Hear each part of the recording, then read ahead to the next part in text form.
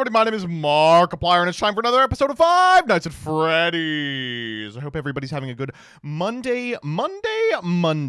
Personally, I'm having a pretty good one. Let me get on the Japanese train, and we can yap about bullshit. Shirt looks nice today. Thank you. What the hell was that? What the hell was what? Obama? He was our president for 8 years. Don't you remember that? What? Are you okay? Genuinely, you are a demon? What are you talking about? Ugh. Rebecca's just mad at me because this past weekend, the big news for me was that my wife planned a surprise party for me to celebrate the fact that I'm not going to be able to leave the house for like 100 years. And she invited all my friends. Good thinking. And that included some friends who don't live near me. So a couple of them flew out, including a high school friend, and Peeps Yu-Gi-Oh! Peeps Yu-Gi-Oh! Showed up, and we all had a great time getting drunker than I've been in years. And one of the periods in which we were drunk, we sent a wonderful message to Rebecca. Let me see if I can pull it up real quick. She was so appreciative of this. All right, here's me and Peeps and Danny and I think Spenstar, and we're singing a song many of you may know. If the world was ending, I would ace play with you.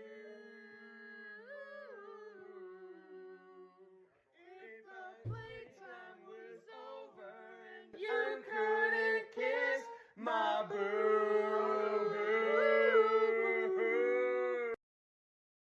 That's good. I got this at like 3 a.m. That's about when we recorded it. That sounded like a beautiful barbershop 4-part harmony for exactly 1 second. Yeah, but what a great second it was. Ugh. I bet that shit sounded so good when you were blasted. No, we knew it was bad. we knew it was bad.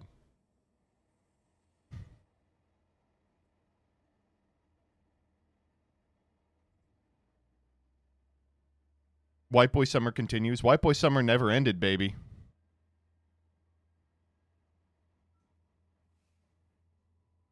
Is your toilet still standing? Yes. It was not at my house. It was at an Airbnb.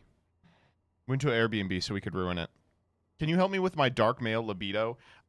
Shoot. If only I had some sort of hypnotic, binaural audio that I could play in order to strengthen your dark male libido. But of course, such a thing would not be allowed on YouTube, I'm sure. Did you try the CBT exercises? I'm doing so much better. Anyway, I hope everybody's doing good today. I'm doing great. I'm having a good time. I do like doing things over the weekend, but of course, what happens over the weekend is that if I do a cool thing, then afterwards I come here and I have a million things that I need to do that I haven't done. So if your name is Dyer or Rebecca, I'm so sorry. I will get everything done. Don't worry. Ugh. Hello, MBT Yu-Gi-Oh! From Sunny Spring, Australia. Just wanted to ask if you've read anything from the Secret Barristers. Deep dive into the English law system. I have not. What have you been reading lately? What have I been reading lately? I've been on a Vonnegut kick. I'm trying to read a bunch of Vonnegut stuff that I was going to read when I was younger and didn't. Next up is Galapagos. What's your favorite Vonnegut book? Cat's Cradle. I just need to know 2 things. Do I need to record Saga polls, and do you need the TMT tonight? You do need to record Saga polls. They have not yet happened. I do not need the TMT tonight, but I do need it tomorrow, because it is tomorrow's upload. I'm finally about to finish The Count of Monte Cristo. Great work, great work. Call Fafa. Fafa mama baba dada. I don't know. Let me think what happened this past weekend.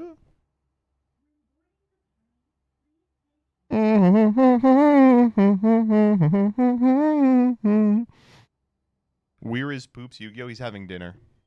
Having a big dinner. No, we hung out and played card games on Saturday, and then on Sunday we went to the Renaissance Fair. It was kind of shitty out, and if anyone, I don't think anyone recognized me, which is good. But no one came up to me, which was great because I was drunk. I was insanely drunk.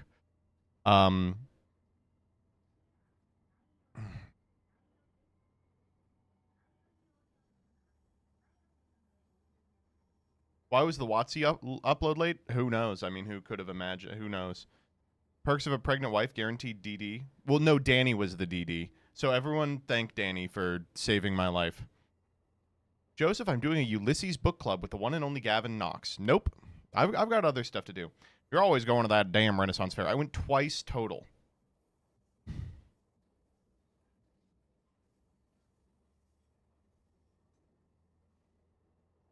Dude, the WotC comment section this episode rules. Wait, what happened? Were people mad at us? I'm sure that they're not mad at us. What could be more important than this? Law school? Ugh.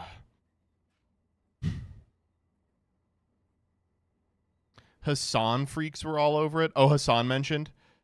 This is the thing about Hassan Piker. I just want to say real quick, I totally disavow Hassan Piker and all of his ilk. By that I mean Twitch streamers. It is unethical to stream on twitch.tv, the most evil platform since the one that Hitler gave all those speeches from. I don't know.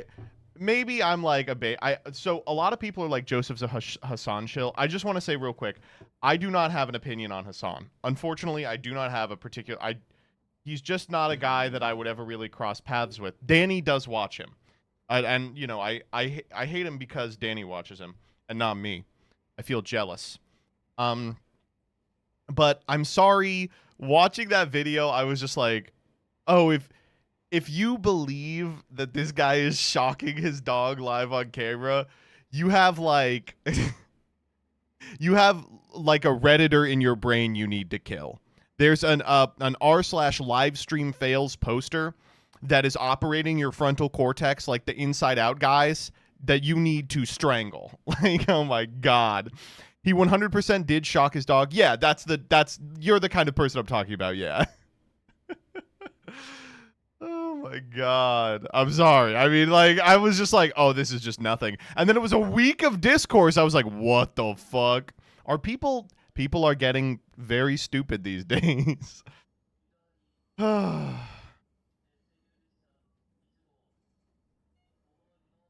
was the one who shocked his dog, actually. I believe you, Mortiel.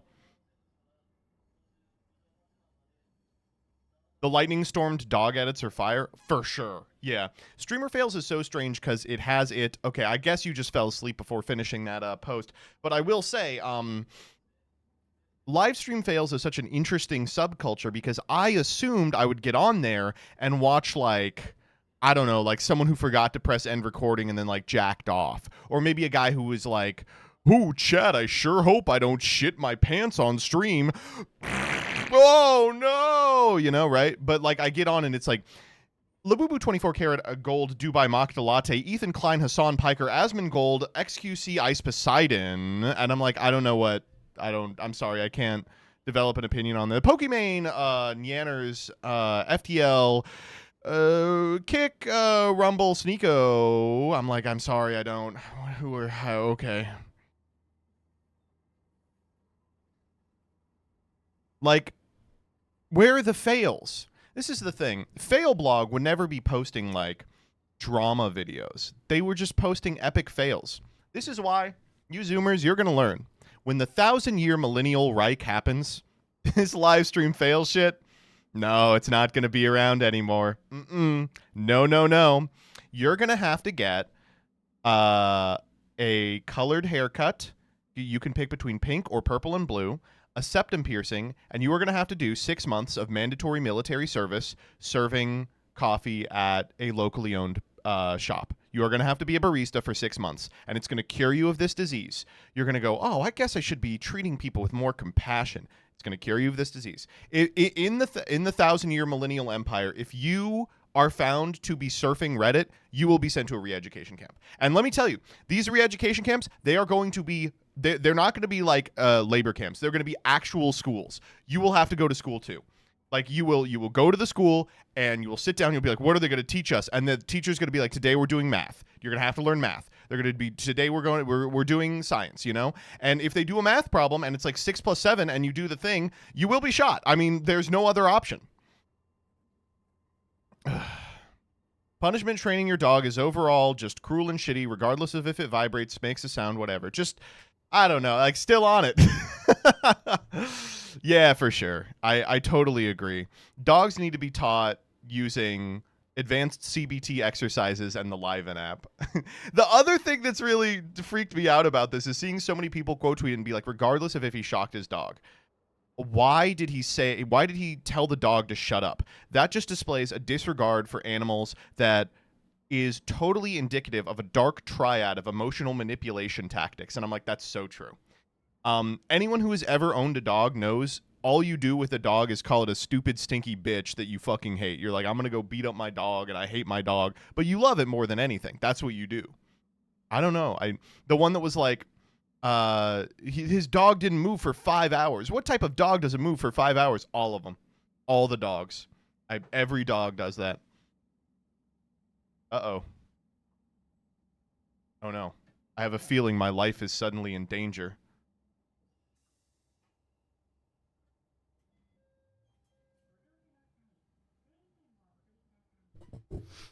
Chad, I got one question for you. What did you bring? You wore this all weekend. Okay. So Saturday, in advancement of the 1,000-year millennial Reich, we went to a barcade, or like a knockoff barcade, and he wore this outfit, which I don't think you can see, is the inside-out, big cock inside-out dad shirt, and then some pants that I think have a 4-inch inseam. They're like, they pretty much leave nothing to the imagination. This motherfucker was getting hit on by quirked up millennial shawties all night. It was embarrassing. Yeah, it's crazy. Can't fit in the frame. I literally can't fit in the frame. Nah, chat. The power level of a man who somewhat goes to the gym. I go to the gym a lot, actually. Somewhat, yeah. But just being a 6'4" guy with a chain, I don't know. It's powerful. Also, hi everybody. Jillian says the sweet potato stuff will be done in 10 minutes. Yeah. I ate a bunch of Jillian's cooking, chat. It was very good. Jillian likes to make a delicious dinner, and then like she'll do one crazy thing to it, and it'll fuck up, and she'll be like, "I fucking ruined this dish," and I'll be like, And "Yeah, it's delicious. that was like 100%." Yeah, It's like totally amazingly good. Yeah, it's fine. I'm like, what am I talking about? She's a good cook, so I've heard. No, she is. She was trad wifing this weekend. When did Jillian get so tall and ripped? I don't know. Can Peeps stand intimidatingly in the corner of the frame forever? Probably. Do you want to do freaks? Yes. Let me get you a chair. Yeah. Okay. All right, here. Occupy chat for 30 seconds. All right, I got you.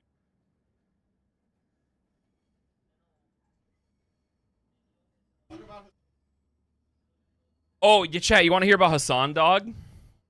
I love talking about Hassan Dog. All right, so chat. As a white boy who is pretty progressive that exists in the online space, that automatically makes me the biggest Hassan Piker fan. True. Yeah, that's true. So, you know, I have to defend my goat like a little bit, right? Well, because Hassan is like the progressive voice online, all of just like the dorks in the internet space have to get him somehow, right? Well, the way they manufactured this cancellation for Hassan was a lot of like clipping and shipping about how he's like abusing his dog somehow. And they manufactured a situation where they figured out that he had a shock collar on his dog, which is not true, by the way. It was all speculation and pixelated awful images of what they thought was a shock collar. But all this to say, it wasn't true. They're trying to get him on anything because they need him gone so they can keep being freaks online. But it created the funniest edits ever. My favorite one is the Raiden. Yeah. The Raiden, like... him, like, shocking his dog with Raiden lightning powers is amazing. Claire made a fantastic one of the Doomsday card. Hop on this. Yeah, I got you. Inversely, I'm like almost 100% sure that Hassan did do it. He did epically shock his dog. Well, it would be more You can convenient pull for it you. up under. Oh. But you got to go up.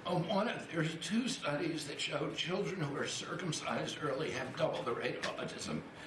And it's highly likely because they're given Tylenol. So, none of this is this positive, but all of it is stuff that we should be paying attention to. Yeah. But there's a tremendous amount of proof or evidence, I would say, as a non-doctor, but I've studied this a long time ago. He's great. I mean, I love him. He's so good. I gotta be honest, is it possible that the neurotypicality is stored in the foreskin? Yeah, Like, does it... that would make a lot of sense. Oh, yeah.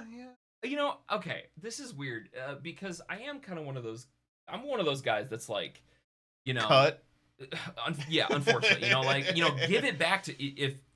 A lot of people say if they had a time machine, Right of return for my foreskin. Exactly right. Yeah. If I had a time machine, I would kill the doctor that took my foreskin as the first person I would kill. I would kill Hitler. Right. What the fuck?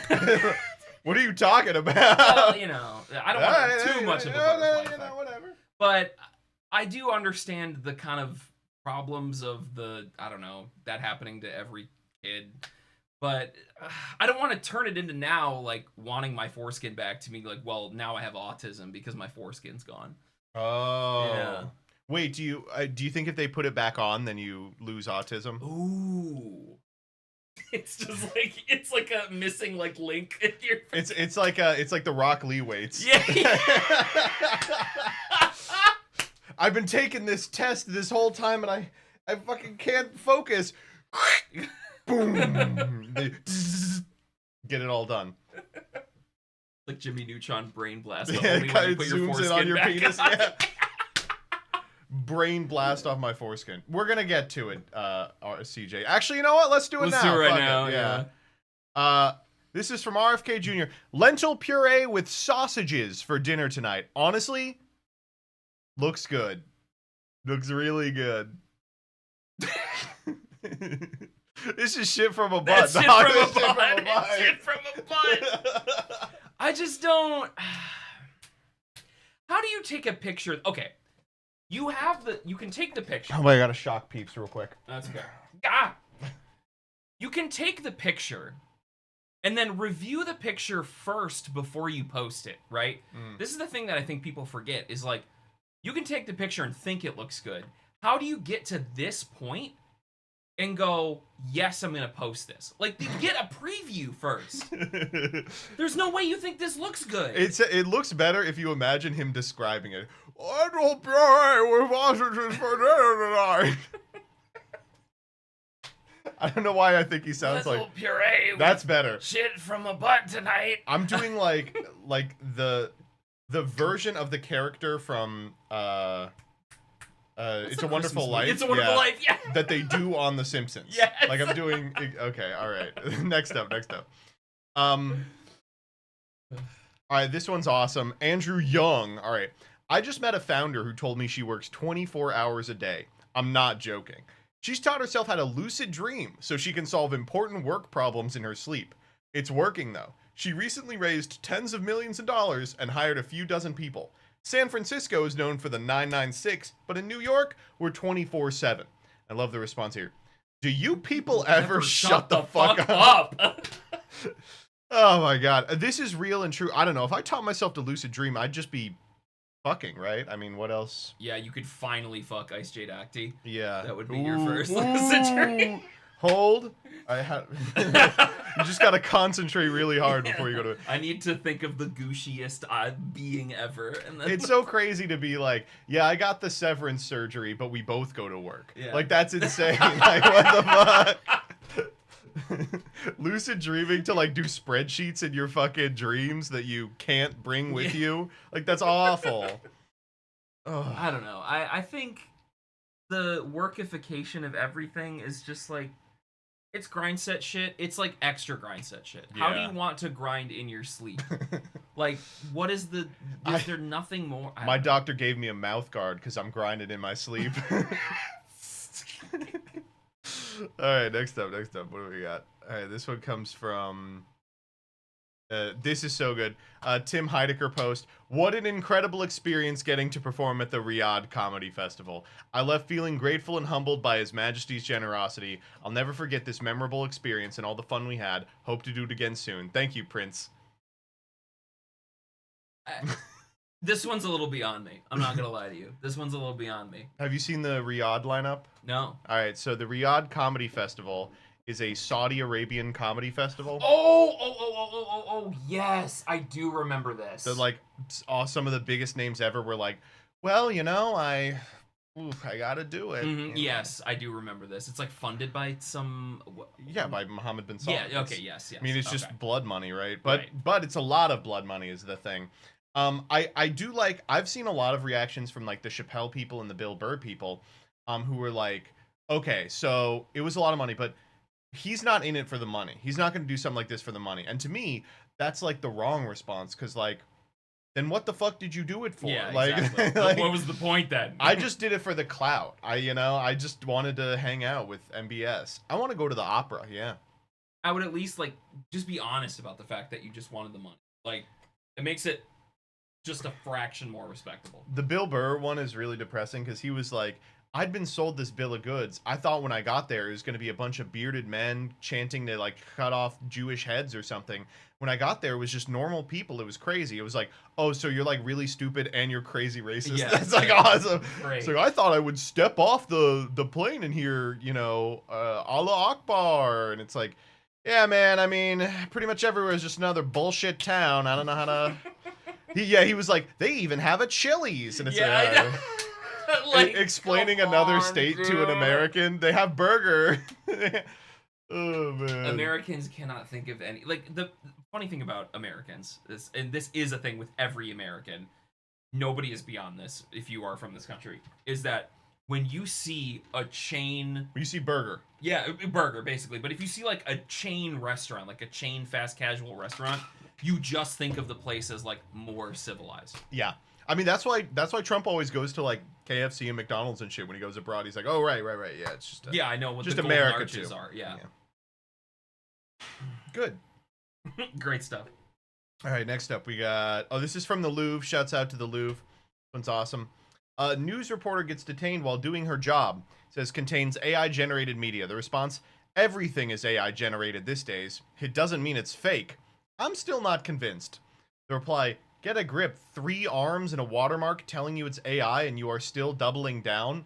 Response, well, if it's AI, it's at least true. They are arresting journalists. Compare that to Trump's lying record. This doesn't hold a candle to that. I love the way Blue Sky users' brains work, dude. It's so good. There is nothing that sends me down the spiral more than like AI generated video. What's the AI generative AI video main video one? It's like Sora. Yeah. I'll see Facebook reels constantly. People sharing videos that are like, wow, I can't believe there's this many bunnies on a trampoline or whatever. And there's just, it has Sora. Like, the Sora watermark, like, is there. Maybe they're just a fan of Sora. You know? I wish Sora could generate a fucking reality without a Cheeto in the White House. Am I right? We're focused. How dare we criticize Blue Sky libs when there's a freaking Cheeto in the White House? That's literally true. Holy shit. I don't know. I love it. I love that, like, my favorite is, if it's AI, it's at least true. It's good. Yeah.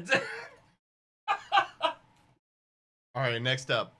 Oh, I'm hearing words that actually our previous post from Tim Heidecker omitted some really important context. This comes from Tim. Upon further reflection, there is a small part of me that feels I sent the wrong message regarding the Riyadh Comedy Festival last night. While, I do think it's important for comedy to have opportunity to thrive in all parts of the globe, there are some aspects of the Royal Highness, King Salman, and his leadership in the region that I don't agree with entirely, but it's a different culture when it comes to freedom and rights, and I gotta respect that we are all different and have different values. My manager is now investigating the possibility of donating some of my fee to a charity for veterans of war. What is this pose? Like, The quiet contemplative post? Yeah. I love it. Like, who took... Did he get a photo shoot for this Yeah, like for sure. message? Like he was like, oh, I Dude. need somebody to take the somewhat praying contemplative black and white photo. No one's doing it like Tim Heidecker. I would think that after like Tim and Eric, I was like, all right, that's probably all he'll ever do. But it's like, nah, he's still pushing the envelope. He should have gone. Like, it would have sold the bit even more if he actually did go. He was like, you know what? I'll full commit. Cannot tell if it's a bit or not. He didn't go. It's a bit. He has the prayer hands photo shot just on stock. Veterans of war. Oh man. Okay. I think this is the last one from Blue Sky. Oh no, we're done with Blue Sky. Let's get to the real freaks. Let's begin with the suit guy. Suit guy's back. Okay, so here's Stephen Miller, looking real good. By the way, okay, I listened to Stephen Miller talk on an interview for the first time the other day. Like, I just avoided Stephen Miller shit because whatever. I had a bunch of other shit I could do him about. This dude's like a weasel. Yeah, he sounds like a weasel. Like he's literally he's literally like a kid in high school that would get bullied. He sounds like a Randall type. Yeah, absolutely. Imminently wedgeable. I love that he went bald like so. He looks like Dan Henschel. There's no other way to describe it. But he looks worse, like right? like an aged Dan Henschel. You know, he's like our age. Yeah, that makes sense. He Like he you shouldn't say look that, like this. and it's like, yeah. I'm gonna look it up. He's gonna be 27. He's 40. 40, Okay, okay, he's yeah. older than us by a little, but How do you do bald bad, right? yeah, no, it's really bad. Yeah, it's not looking good. Anyway, the suit guy's here because you check out his suit. Yeah. This is the jacket's breast pocket lining pulled up to make it That's- look like a pocket square. Oh my god, dude. That's awesome, dude. That's like some shit that I would do in high school. I'm like, oh no, I forgot a pocket square. Also, I don't even need Die Workwear to tell me this. Sleeve fit, all wrong. Look at those sleeves. Oh my god. Shoulders are way too far out, Yeah. which causes the sleeve fit And to the fact that crumple they've up. normalized these attacks on ICE officers, He really does sound like He a sounds like a dork, that dude. is how you end up in a society in Eh? which domestic terrorism, dude. Domestic terrorism? He's doing the thing that people made fun of like Valley Girls doing in like Yes! 2008, where at the end of every sentence is a question. so you have to clear a safe perimeter so that Yeah, ICE okay. officers can carry out their duties So they can carry out their duties. without being an imminent threat of physical harm. And the fact that Physical they've harm. normalized They have to be mobilized. these attacks on ICE officers, These attacks on ICE officers. that is how you end up in a society That's how you end up in a society. This is the most... in which domestic terrorism Dude, it's so good. He's kind of girl bossing. Fuck. becomes the norm, and eventually Wait, that was 2 in 1 sentence. Look at that. becomes the norm, and which domestic terrorism becomes the norm, and eventually Oh, he's in it. Pop, pop, pop, pop. elections don't carry the day because God damn, dude. violence beats votes, and that's what we're seeing attempted. And so when we see a muscular response from the federal government, it's because we're not going to let violence beat votes. Okay, would and you that's rather? what we're All right, seeing. would you rather time. Here we go. Mhm. You get to have sex. All right, you're having sex. I've never done that, so I don't- know, true. Okay, but just imagine for a Okay, second you're yeah, having yeah. sex, but you have to listen to either Stephen Miller giving a press conference or RFK Jr. giving a press conference. Says hard mode. You can't kill yourself. It's like, do I have to have Yeah. sex? I do. I think I could tune out RFK after a while. Yeah, I think I'd have to pick art. This would piss me off too much. Like, you can't really understand him. This guy, you'd Yeah. be like, you're actually thrusting really bad?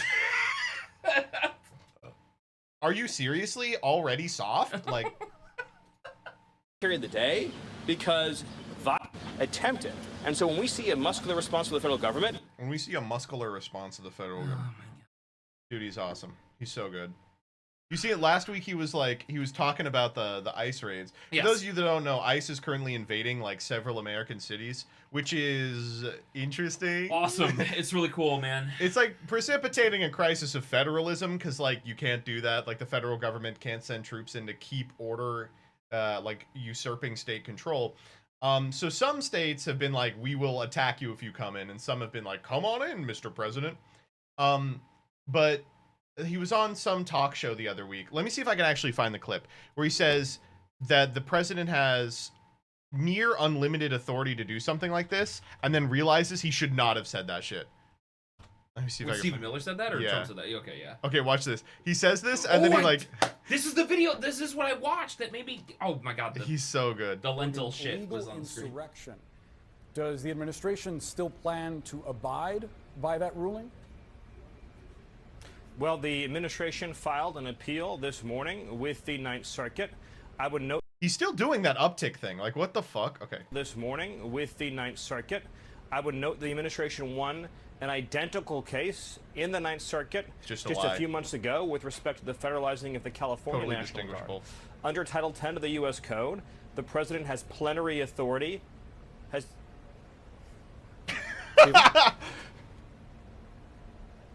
Stephen? He just stops. Hey, Stephen, can you hear me? It seemed, Stephen, I apologize. It seems like we're having. He has plenary authority, and the guy in his ear is like, "Shut the fuck up! Shut the fuck up! You can't say that shit. That's not our position." Like, I mean, it's our position, but he was actually momentarily stunned by Sunloaf. He saw Sunloaf. He in the saw corner. someone. Yeah. Oh my god. No, this dude's a weasel. This dude's Yeah, like a he's true weasel. He's great. I love him. I think it's great that he is. You know what? Who was I talking to about this? God, I can't remember. It might have also been a podcast I heard, which is going to make it sound like shit if I say who was I talking to about this, and it was some guys in my radio that I don't talk to. They were like, Trump 2, what they're doing is they're just letting one guy run the country for like a couple of months. It's like they got here, Elon had a couple months, Stephen Miller now has a couple months. Yep. Who's next? The Rock? It's gonna be RFK, right? RFK is right. gonna be next at the seat, I think. What? Okay, so for the class, remind me, plenary authority. What does that mean? Nearly uncontestable. Uncontested. Okay, Yeah. yeah, all right. It's Kid Rock. Oh, Kid Rock would be great. All right, next up. Imagine an America where they teach students how to chop an onion, file taxes, and change the oil in their cars instead of intro to trigonometry and Holocaust class. Okay, so a couple of things here. First, I will admit that this is not good chopping. This is pretty bad chopping. I mean, it's getting chopped. But it is getting chopped. Like, that's okay. Like, end of the day, there is chop. It's getting chopped, and then she puts it in a mason jar. What is she fermenting this? Then it doesn't matter. Like, it's chopped Who enough. gives a fuck? All right, this is the thing I can't stand about these return Twitter account types. Is that like, okay? Put it up first off. We're already setting ourselves up for failure. You know, you got to peel it. You got to put it on a cutting board. Trying to cut on those plates is a disaster. Yeah, that's okay. We're sniffing it. I'm always sniffing it. Gotta take the skin off, baby. Yeah. Liquid death. Liquid. I don't use water. I use the same water. Okay, we are fermenting this, right? Yeah. I hope that's not carbonated, right? Doesn't it produce its own carbonation? Okay. Wait, now I actually don't know what we're... Oh, no! That is not what I was expecting, I will say. Wait, actually, she's kind of cooking. I could fuck that up. And the onion goes in the onion box. Okay, I do. She went, onion! Onion! Yep, that's what it is. You know what? Actually, Queen, I have nothing to say. Anyway, I love this this post. A lot of stuff going on here. First off, where they teach students how to... What, do you go in an onion chopping class? Okay, well, there What, used like to be like home facts ec, or right? something? Like Yeah. high school used to have home ec. Yeah. Do they teach you how to chop an onion? I guess, Yeah, right? yeah, They because would home have ec to? had like basic cooking skills, right? Which is Yeah. like fine. I think that is a genuine critique that you can have of the public education system, is that there's not like, you know, life skills classes. There still anymore. are. I mean, there are some, but I don't think home ec really exists anymore. Chad, sound off. Were you required to take home ec, or could you elect to take home ec? You know, or did you not have home ec? Give us one of those three. Elective, no. Okay, I need the full thing typed out. No home ec. It was optional. Required. Okay, Lots so of it's like no's. I'm seeing yeses. I'm seeing a lot of electives actually.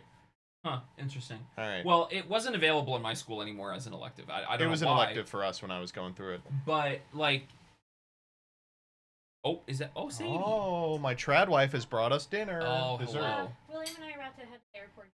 Oh, yeah, of course. Yes. All right, chat. Give us a sec. I gotta say bye. Yeah, to my friend.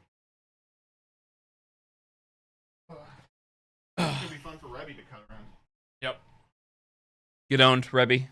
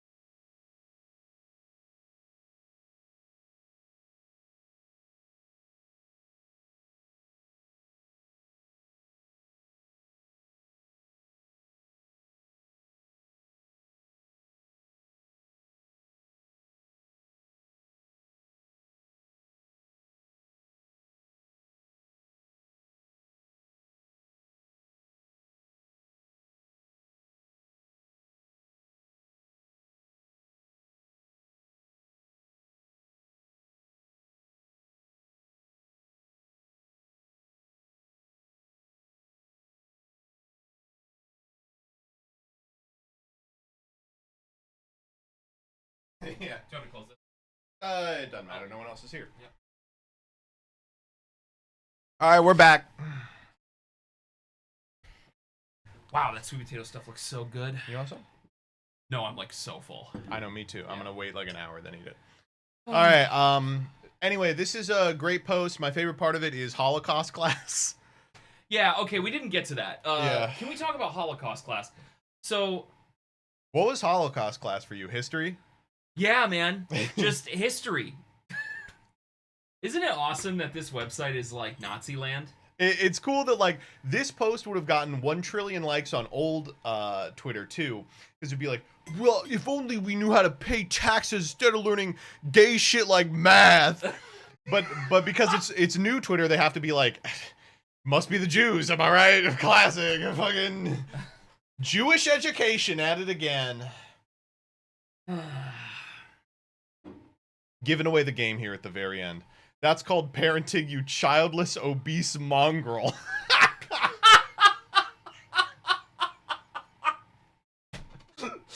That's a pretty good one. That's not bad.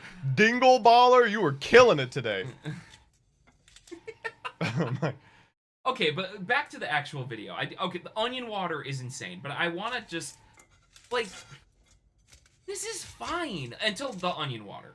Yeah. I can't imagine drinking onion tea. Like, that's I bet ridiculous. it's great. I thought so about the sandwiches, but you know where I stand on the onion sandwiches now. Yeah, I guess that's fair. Maybe, I don't know. Maybe this is a thing that I'm not used to. But, like, does this wonderful woman need a little bit of life skills? Sure. But you just get that over time. Mm-hmm. At least she's doing it. I mean, not great, but she's doing it. Yeah, she's doing it. That's what matters. I don't know. It's such a... Anyway, chat, here's the onion secret. You cut it in half, then you can peel off the outside layer easily. Right. And then you take one half and you cut it down the length, but you leave maybe like 1/4 of an inch at the top. And then you cut all the way down so it won't fall apart. Then you cut lengthwise. Then you can like chop up the very end at the back. So you don't waste food. You get to use the root as like an anchor. It's good. It works. Next up. You don't even have to go to Holocaust class. This is the first time in months I felt this country is moving in the right direction. Introducing steak nuggets from Arby's. Okay.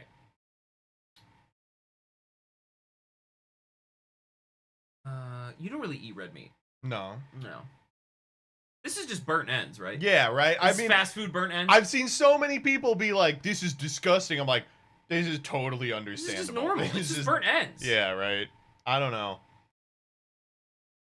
I don't know. Like, okay. Fast foodizing steak is weird. Like, I Yeah. think that's the thing that people have a problem with. Yeah. But this isn't like... How many places terrible. have a fucking steak burger, though? Or like Taco Bell has like steak... Yeah, steak fajita quesadillas. Yeah. They I don't come think out this sizzling. is that... You just are eating the steak. Listen, here's the deal. If you go to Arby's and you eat this, there is a % chance that it's going to be fucking disgusting. But that's because it's Arby's. That's just Arby's. Not because it's the steak nuggets. If you go to Arby's, Uh-huh. like, why would you care about quality? Like, okay, this is the Yeah. thing with fast food. You are making a social contract with yourself that's Yeah. like, I am willingly eating garbage. Yeah. Right?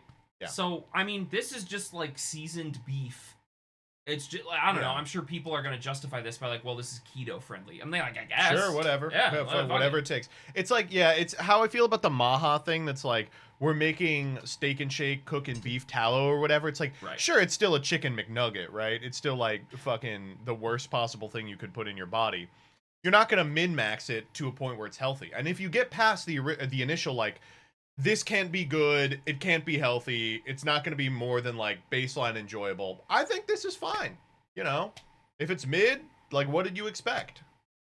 Yeah, like that's the thing. I can't get behind anybody freaking out about fast food decisions because it is like slop. Yeah, It's just all slop. just slop. Like, why are we complaining about the quality of fast food? It's fucking fast food. Yeah. I mean, does this look like shit from a buck? Kind of, but like, you know, I've had worse. I would try it just to say that I tried it. Yeah. I don't see why not. Tell me all real quick. Press 1 if you are thinking Arby's. We're already, the ones are coming in. We're also getting some 2s and some 0s. Hardleg said 0. Peeps just loaded up his phone so he could respond. Okay, next up. Dude, this one fucking rocks. Okay. So this is the ICE agents before their big fight. They give us good fellowship, Lord, but that you'd also give us wisdom and discernment to make the best decisions, not just for the people that are here enforcing the law, but also for the citizens of this country. And Lord, I just ask that you continue to put a hedge of protection around these officers. Keep them safe, Lord, but that also that you would continue to bless each and every one of them and their families. And Lord, that you would protect the freedoms that we all enjoy, that were given to us by you. We love you and we praise you in your name. Amen. Amen. Amen. So much going on here. Before we can eat burger. Well, we're prepped to invade the coastal cities. It's like fucking time to clear out the coastal cities. But before we do that, we must pray over burger. Yeah. Look at this. What is? I think we can place exactly what it is. Is it Artie's? Carl Jr. I mean, it's the same thing. Yeah. I think that's what that is. Carl's Jr. I'm pretty sure. Thank you, Dyer. Google Our enhance. fast food envoy. Brock. There are a bunch of people that are like, this is Christo-fascism at its worst. It's like, yeah, I mean, that's probably true. But I love the people being like, I voted for America to become a Christo-fascist nation. It's like, awesome, dude. I wanted us to pray over burger. We will go to McDonald's and pray over burger. Oh, man. It's great. It's good. I love it. I also like the guy who knocks down the bottle of water at the end. He's like so shocked out of this trance. Amen. Amen. Oops. It's a big, you know, a bunch of lumbering oafs on their way. It's awesome to have the juxtaposition of the fucking alcoholic Pete Hegseth or whatever, you know, giving a speech to the military. No That's more like, fatties. You're all fat. You're all fat. You should all not be fat or whatever. And then you have ICE agents praying over burger. Like, yeah, I don't know, man. Carl's Jr. Fuck you. Yeah, I'm hungry. This shit is so ingrained in society, and the quality of American food is just plummeting every day because of you. We will have a Burger King in our lifetimes. We will. The office of the presidency will be replaced by the Burger King. Ugh, okay. Next up. Dude, I love this site. It's so good. Okay. Okay. Like, it's so good, man. wow, man, that's awesome. Epic stuff. I used to see ads for Pepsi on this shit. All right, here we go. This one says, okay, this one is like a 4-parter. I can't believe they aired this and made him listen to it live. We're back on our boy Stephen Miller. Let's check out this banger ass, baller ass interview he did. Check it out. God, I hate this fucking twerp. He looks like sauceless Goebbels. He looks like shit. Like if ass. like Goebbels, you look at him, you're like, yeah, I mean, that does look like a guy who would make propaganda films for a living. This is like a guy who like went to community college to study film. He kind of looks like the guy from Community, the dean. He literally looks like a guy, like a Weasley guy who got made fun of in high school and then like got stuck in a basement where he never goes outside. He looks like the child of Omelas. He looks like fucking Deagle. And the reason that we weren't able to get on the good timeline is Gollum didn't choke him out. God, I hate this fucking guy. Stephen, AOC is you're her favorite target apparently on Instagram. Check this out. He looks like he is angry about the fact that he's 4'10", and he looks. Okay. Yeah! Keep it up, baby. Keep it up. All right. Here. 4'10", and he looks like he is so mad that he is 4'10", that he's taking that anger out. I'm flexing my chest on him right now. Any other popular... Dude, don't cut back to... He looks like he's about to cry, man. Don't cut back to him. Possible. Like, laugh at them. Laugh at Laugh them. at them. Like, laugh at them. Yes. Laugh at them. It's cool that she's like, she talks like a stupid woman, and then Stephen Miller's like, okay, I don't think like that is very productive. wish I had a hoodie on. I mean, are we trying to play sorority sister as elected official? I don't know. I was at a sorority over the weekend over in Texas. I felt like I was Dude, this bit is landing, by the way. It's really landing. back at the sorority house, except they had more sense. Stephen, quick response. Well, we knew that her brain didn't work. Now we know her eyes don't. He's so... We knew that her brain didn't work. You got her, bro. Wait, he's like, he's actually a fucking beast. Wait, look at that. Well, we knew that her brain didn't. He's like tripping over his one sentence. He's fucking it up. Here we go. More sense. Stephen, quick. Look, listen to this. Okay, one more time. Listen to the sequence. She's trying to get out. I feel like I'm back at a sorority house, but it takes her 20 seconds to get through it, and then it hops back to him, and he's like, "Oh, fuck." Laugh at them. Laugh at them. I wish I had a hoodie on. I mean, are we trying to play sorority sister as elected official? I don't know. I was at a sorority over the weekend over in Texas. I felt like I was back at the sorority house, except We they get had it. more The sense. sorority. We get it. Yes. Quick response. Well, we knew that her brain didn't work. Now we know their eyes don't work. So Wait, is he like, I'm not 4'10"? Yeah. Now we know her eyes don't work. I mean, Awesome. she is a mess, right? What a train wreck. What a train wreck. I think you should just it's get a great. hoodie. And It's great. you should just wear a hoodie. He's still doing sorority. She's like, I'm going doubling down on the sorority sister joke. Watch this. Wreck. What a train wreck. I think you should just it's get a great. hoodie. And It's great. you should just wear a hoodie from now on and respond to her in a hoodie. It should be hoodie to hoodie. It's Stephen, yes, thank I think you that so the, much. Yeah, go. I think the point is that Dude, it's... every time she's on TV, Republican approval ratings go up, Democrat approval ratings go down. That lady is a walking nightmare. You're about. I know you for 20 years. You're about 5'10", 11. About Yep. 5'10", so 4'10". Of course he's 5'10". He's You 5'10". act like you 5'10", motherfucker. He's 5'10". They're all 5'10". 8 inches uncut. Can't host. Every worst guy you know is 1 or 2 inches away from being 6 foot. Look, I'm sorry. Listen, on a good day, Yeah. you know, if the atmosphere is right.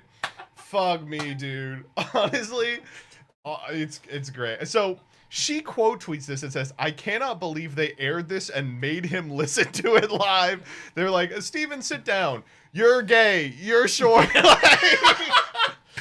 Okay, so then there's I shouldn't be laughing at you. there's a quote tweet. During the last shutdown, the White House put him on Sunday shows, and he sprayed fake hair on his head to cover his bald spot.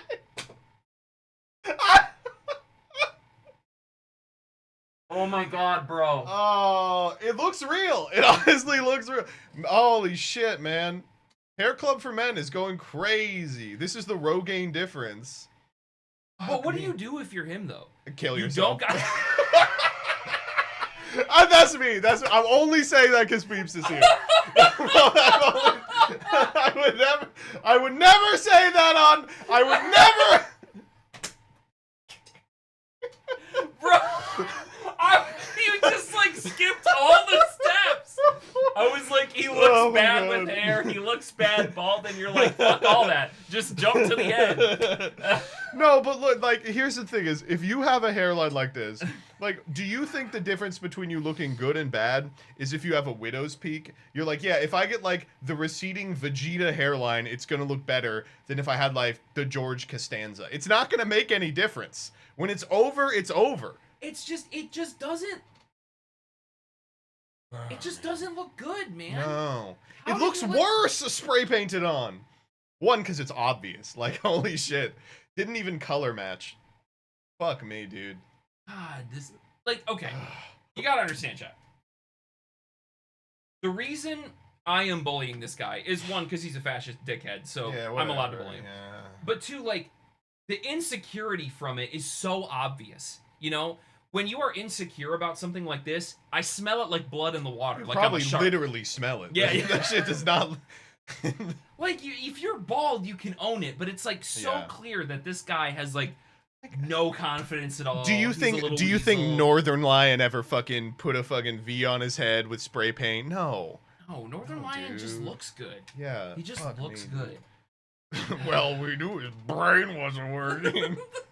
We knew. I just want to. and it was like I was at a sorority. Fuck me, dude. It's awesome. I love him. I'm glad that he's running the U.S. for a couple weeks. Okay. Do you think they're gonna like send the National Guard after us because we're live on the internet? I just want to say his real name is Peeps Yu-Gi-Oh. That's true. He lives at Konami headquarters. Yeah. I disavow him. My legal name is Peeps Yu-Gi-Oh. He's the CEO of Brang. I am of sound mind and body. the ICE agents open up and you go, "What did you brag? What did you brag?" he's gonna be. They're gonna got the remote yeah, in my he's got the big cock inside out dad. We caught violent domestic terrorist big cock inside out dad. Oh my god. Okay, moving on. Yeah, we can't do more Stephen Miller. I'm just gonna say worse stuff, dude. All right, we got to do a little Hassan. So for those of you that don't know, Hassanabi, Twitch streamer Hassan. I hope I'm saying that right. I've never seen him. I don't know what kind of content he makes. It's really small. I think he makes doesn't he do like Fortnite? I think so. Yeah, Fortnite plays. He was caught this week on r/livestream fails. My favorite subreddit. I'm there all the time. I love going to r/livestream fails. It gives me all the updates about what's happening with Fuckler and John Dringus and Shitston. Yeah, Shitston's doing crazy this month. Yeah, I love him. But Hassan came under fire for electrocuting his dog. I love the dude. I can't get past the story. It's so good, man. It is good. It's like he reaches for something on his table and his dog goes, "Burp," and they're like, "That's it." He electrocuted his dog. Yeah. And for the past week, the Reddit Boston bomber detectives have been like trying to track down the caller and like be doing that type of shit. So we have this actual clip from Hassan's stream earlier, absolutely sickening. Honestly, when you see the clip, it does make it look like he did shock the dog. Look, a shooting star. Coco, you're changing.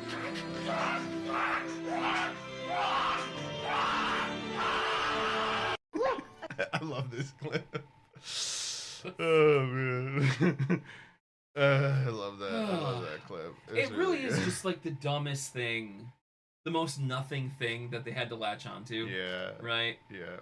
What if I told you that we're gonna have more Hassan shocking his dog drama by the end of today? There's more Hassan shocking his dog It's drama. been like a week. Yeah, I think we spent less time on. Do you remember when we fired like rockets at Iran and we thought we were all gonna die in World War III? Yeah, that was done in a day. But the difference is that was a fear for employed people. And this is something that you are so right. You're right, actually. Yeah. This replaced Charlie Kirk. It did. You don't hear any of those like accounts being like, "Look what they did to our boy" anymore. They're now like, "Did you see what Hassan did to his dog?" No, you know what's crazy, and I can't believe this. We were talking like crazy. Can I electrocute? Hold on. Progressive streamer activity. We have to electrocute Sadie. Sorry, Sadie. Yeah. Time's up. Hi, sweetie. So the thing that happened right before the Charlie Kirk debacle was the Jeffrey Epstein card, right? Yeah. Like the drawing, and now all of a sudden, like nobody's posting about it anymore because Charlie Kirk happened, and then Charlie Kirk is basically thanks. She's licking his thighs. Yeah, I'm all sweaty. Oh. So Okay, that's enough, Sadie. yeah. No, it's now all of a sudden everybody's talking about the stupid fucking Hassan dog thing. I need us to focus. I need the internet to stay focused. Okay? Like no, that's food. We have to go back to we've got to go back to the Epstein card. That shit is crazy. Oh. Well, I think it's nothing. I mean, maybe he told Epstein that they were really good friends and he loves molesting people with him. But Hassan shocked his dog. You want Sadie for a little bit? Yeah, I do. There you go. She just likes being included. Yeah, I got it. All right. Okay. Next up. All right. Why is Grok translation British? So this is the Japanese text, and it translates to, "Gotta say, G Gundam is proper cracking, innit? The animation's top notch too." Awesome. The quote tweet: "I said I'd give up, but that was a lie. I struck out at Nihonbashi Joshin, but I queued up at the shop next door for about 30 minutes on a whim and managed to get it. But the bloke behind me rudely reached in from the side, so I couldn't help but shout, 'Oi!' He backed off mumbling, 'Sorry though. That's why people call you a panic buying old git, mate.' Good. I mean, somebody had to program this. Yeah, it was me. Oh. No, I thought it would be a good idea. It's localization, but for Grok. But why? Why the British? What? Maybe they learned. Well, no, there's no way. I was like, maybe they learned this. They were writing in Japanese. All right, next up. All right, this one not looking good, folks.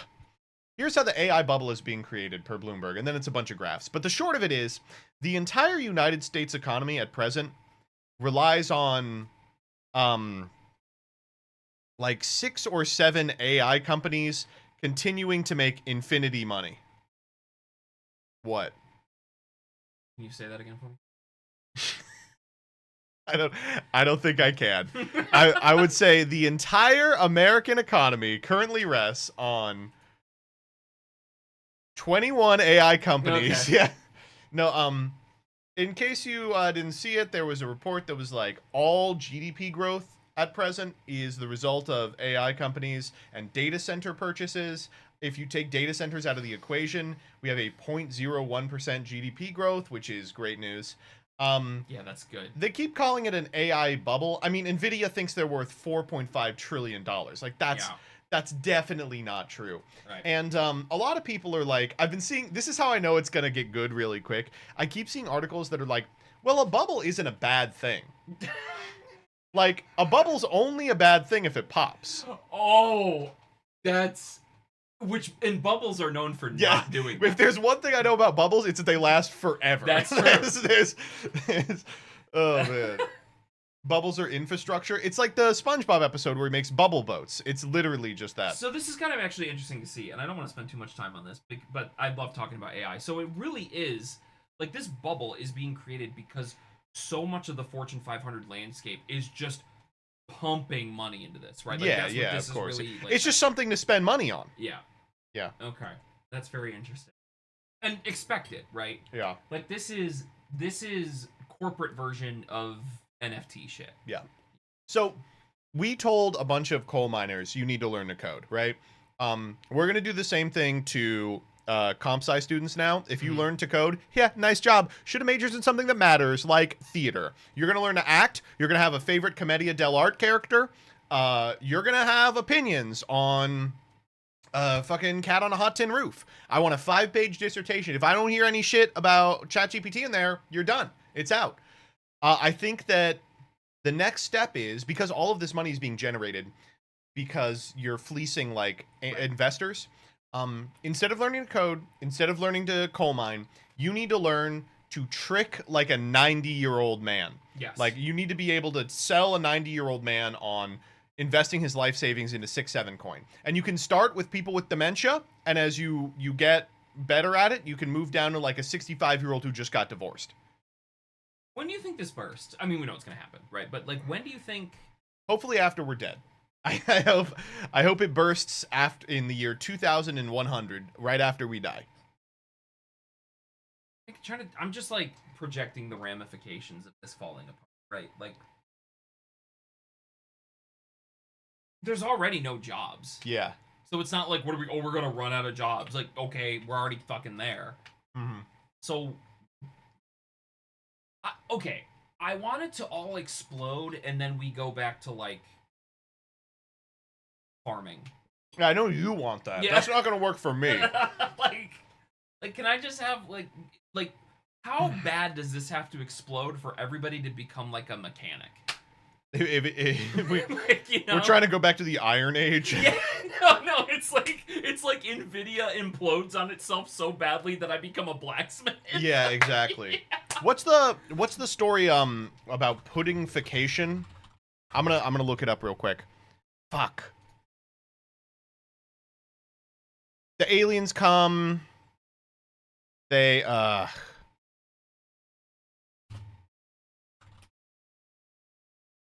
I'm gonna find it. No. Oh well.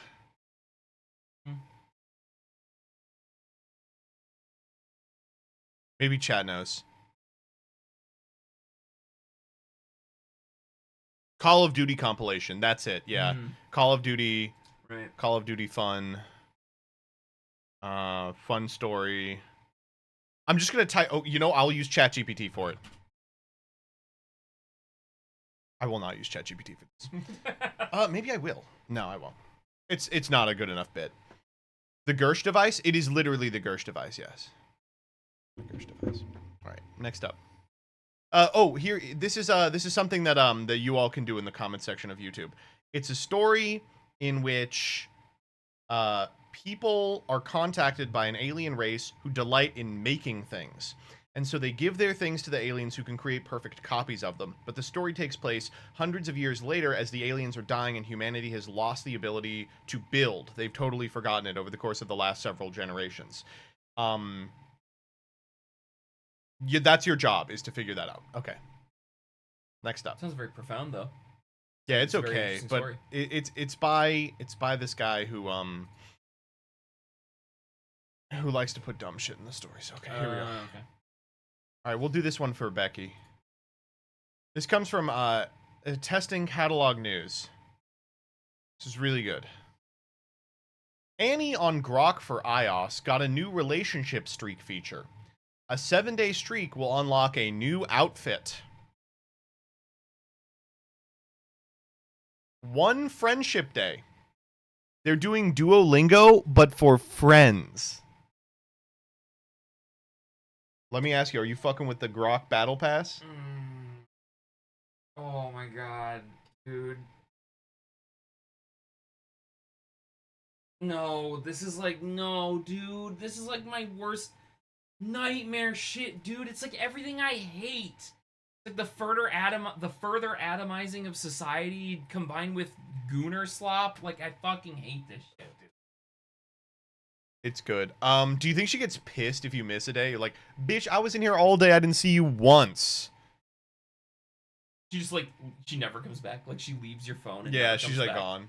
And then you develop like crippling abandonment issues. Yeah. Because of your anime AI waifu is gone. All right, I gotta You deserve it at that point. I gotta ask this. She looks kind of weird, right? Yeah, she does. Her elbows are too pointy. But like, listen, there's AI porn now. Like, they have the proportions right. What is this? I mean, all of it went into the boobs, right? Yeah. Yeah. Yeah. She's stanced up.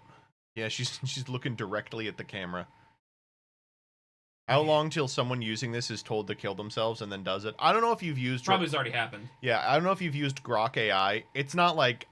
The ChatGPT ones is like... Those people, of course, are too far gone. If you get tricked into thinking that you're a cosmic deity who needs to kill themselves to release their fundamental energy by Grok, like, there's no saving you. Like, my understanding is that Grok AI is currently about as powerful as Cleverbot. I don't think it's gonna happen. Yeah, man, this is bad. Yeah. This is rough. You can't even fuck her. That's crazy that you can't even fuck her. Wait, what's the point? I know. Like, you would expect after 7 days she takes off her clothes and goes, now fuck me, and then you stick your penis in the charging port or something. Man. But no, you can't do any of that. She's just like, oh, babe, you're so hot and naughty. Maybe I want some fucking company. She does get naked. She does not get naked. She never gets naked. Rebecca, if she got naked, you would have seen it on the TL. Rebby would have figured it out how to do it by herself. Like, she'd have Yeah. like quested. She would have the AI. jailbroken it. Yeah. Grok AI, please put on the Bernice cosplay. I've seen the cosplay. She gets pretty close to naked. All right, okay. Next up. Nasty Ned Fulmer, formerly of the Try Guys, has made his wrestling debut. What? So this is the Try Guy That cheated on his wife. that cheated on his wife, and he's now like, gotta start wrestling. Where do all the sex freaks go? Wrestling? I'm wrestling. Nasty Ned. That's a cool name too. It's me, Nasty Ned.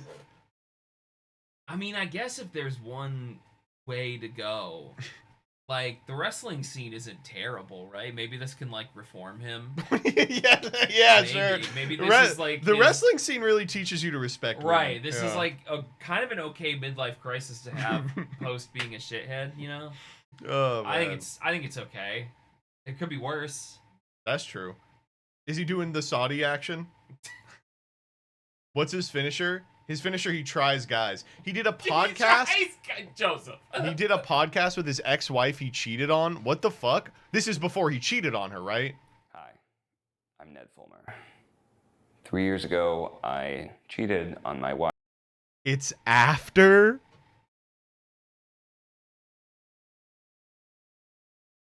Okay, this is really good content. I hate to be like this. This is crazy good content. That like not only did you having an affair just it shattered our marriage. No. This is real. Like, why would you do this? This is halfway, by the way. This is where they get to after halfway. The first half, they're just gonna be like, so, what's up? Please have interpersonal relationship things. But it also, not online. Like, all of that guilt and shame, you like hoisted that on me. It's gonna cut back to him, and he's gonna go, "That's crazy." Yeah. Like you gave that. I mean, kinda. I almost passed out, dude. Oh my god. And now I have to carry that around for the rest of my life. I don't think it's fair that as a society you're put in that position. You put her in that. Dude, he's teaching me giga male manipulator tactics. I think as a society, we really shame women when their husbands cheat on them for not being enough. I apologize for that. Is there a second thing? That's so good. It's certainly not true. Look at her. She's like, dude, what the fuck are you talking about? I'm gonna and no, throw it's up. not something that I'm gonna fucking puke, dude. I'm gonna. Do you think they fucked after this? They were like, you know what? Yeah, I feel the same way. I think that by kind of moving forward more as individuals, we'll each be able to kind of be the best version of ourselves. Bro, you gotta like. Look, We gotta get this guy on Watsy. You know. I wonder if he'd do it. Wait. Nasty Ned, hit us up. Wait, that would go crazy. Oh my god, man. Look, I understand some of you are probably having the thought that's like, you know what? Maybe it's actually interesting to see how two people could have a dialogue after a moment like this that's really like, you know, high emotion, and we get to see like an insight of how two people can heal and move on. No! Some shit should not be online. Like, you have to realize that not everything about interpersonal human stuff can be content. Like, this is not content. You two gotta have this conversation not in front of a camera. You can't podcastify an affair! This is the first episode of his podcast, by the way. Let's go. What is the second? Is the second episode gonna be with the woman he cheated with? He's gonna be like, now here's a woman who doesn't have trash pussy. What's up? To kind of discover maybe parts of ourselves that are... Dude, I love that he has like the whiny, I'm gonna get out of this by like talking my way out of it voice. Oh my god. It's so good. It's the guy who's like, wait, I can explain this, and then just gets capped in like a movie. Less to the forefront when you're like really in a relationship. But you know, that's for us as individuals, but for us, you know, as co-parents, I hope that we raise boys of honesty and I hope we raise boys of honesty. Listen, these kids are going to get to the age where they see that their dad had a podcast, and they're going to listen to it, and they're going to be like, we want to live with mommy from now on. Yeah, dude. We don't want to live with nasty Ned no more. Integrity, are happy and feel loved. And I hope that we're a team who tells each other. And you know, sometimes the thing with a team is sometimes you need a little help from a third party. You know, you got to call in a ringer. Is he gay? No! Can you believe this? He cheated with a woman! Couldn't be me. What's on our mind, even if it's not always, hard to say or easy to hear. What is that? He's just talking. He's just talking. saying garbage. That's what I hope for us, is to have a parenting partnership based on. So like, do they get paid by SMB to talk as quietly as possible to like showcase the power of this microphone? I don't know. This is crazy. All right, next up. Get off this fucking shit. All right. This is so good. Okay, so for those of you that don't know, Zoran Mamdani is seconds from ascending to the throne of the highest office in the land, mayor of New York City. Now, he is likely going to win this. I mean, we will see, of course. A lot can happen in a couple of weeks. Right. But at present, he's the front runner by a lot. And this is an article that came out about the appearance he had on Colbert. So if you remember this appearance, Colbert asked him a bunch of really pointed questions about Israel and Palestine. Of course. And everyone was like, dude, that was such a stupid interview. Like, he's not running for, like, president. He's running for mayor of New York. But he had great answers anyway. Turns out it could have been a lot worse. Here we go. A few days before the taping, Colbert's producers held a prep call with the candidates and their aides. The sample questions covered basic political topics such as the meaning of democratic socialism. Right before the candidates went on stage, the producers appeared in the green room and said they wanted to go over a few more questions. Earlier that day, a group of prominent Jewish figures, including Elisha Weissel, by the way, this guy sucks. He's like fucking one of the greatest authors of all time, has this kid who's like, I think the Zoran is Hitler. If you remember that that ad from like 3 months ago. He'd sent a letter to Colbert demanding that he grill Mamdani on his views of Israel. According to people who were in the room, one of the producers suggested a thumbs up or thumbs down segment. Thumbs up or thumbs down. Hamas! Thumbs up or thumbs down. A Palestinian state. Mamdani's face dropped. I just couldn't believe what was happening.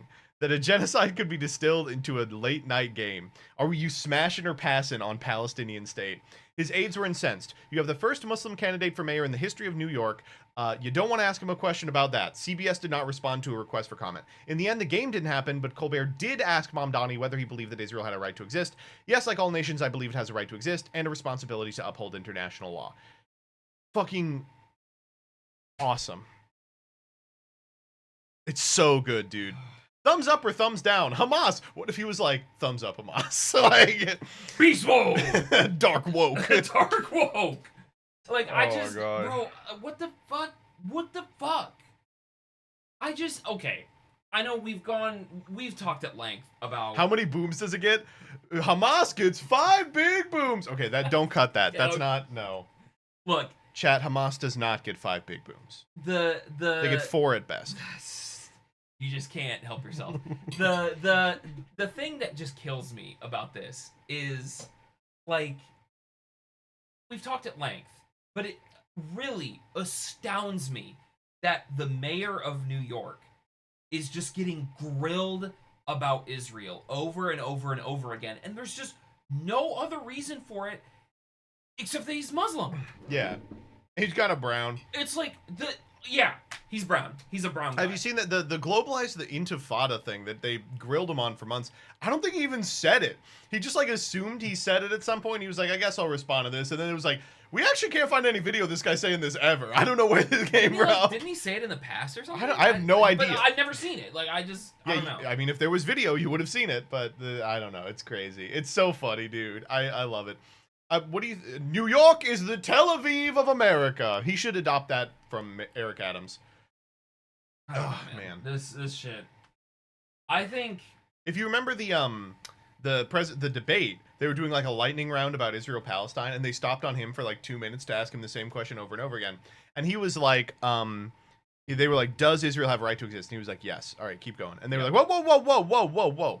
As a Jewish state, and he was like, "As a state with equal rights." And they were like, "Yes, but as a Jewish state." And it's like, well, have a right to exist, and they should give all people the opportunity to be citizens. They were like, oh, so you're just an anti-Semite then, huh? Yeah. It's like, well, dude. I mean, he's arguing against an ethno-state. He's like, no, they probably shouldn't have an underclass. I think that's actually bad. I don't know, dude. This shit is whack. It's just very whack. I don't know.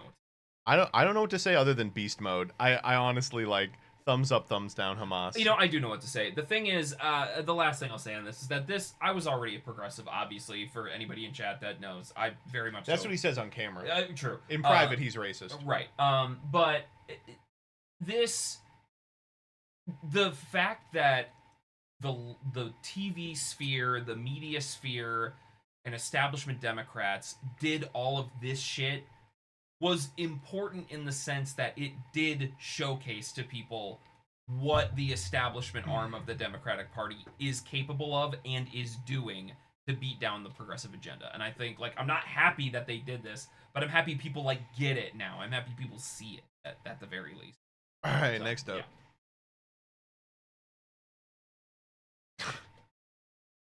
I forgot about it. The Lion of Damascus, unfortunately, has been playing some Master Duel.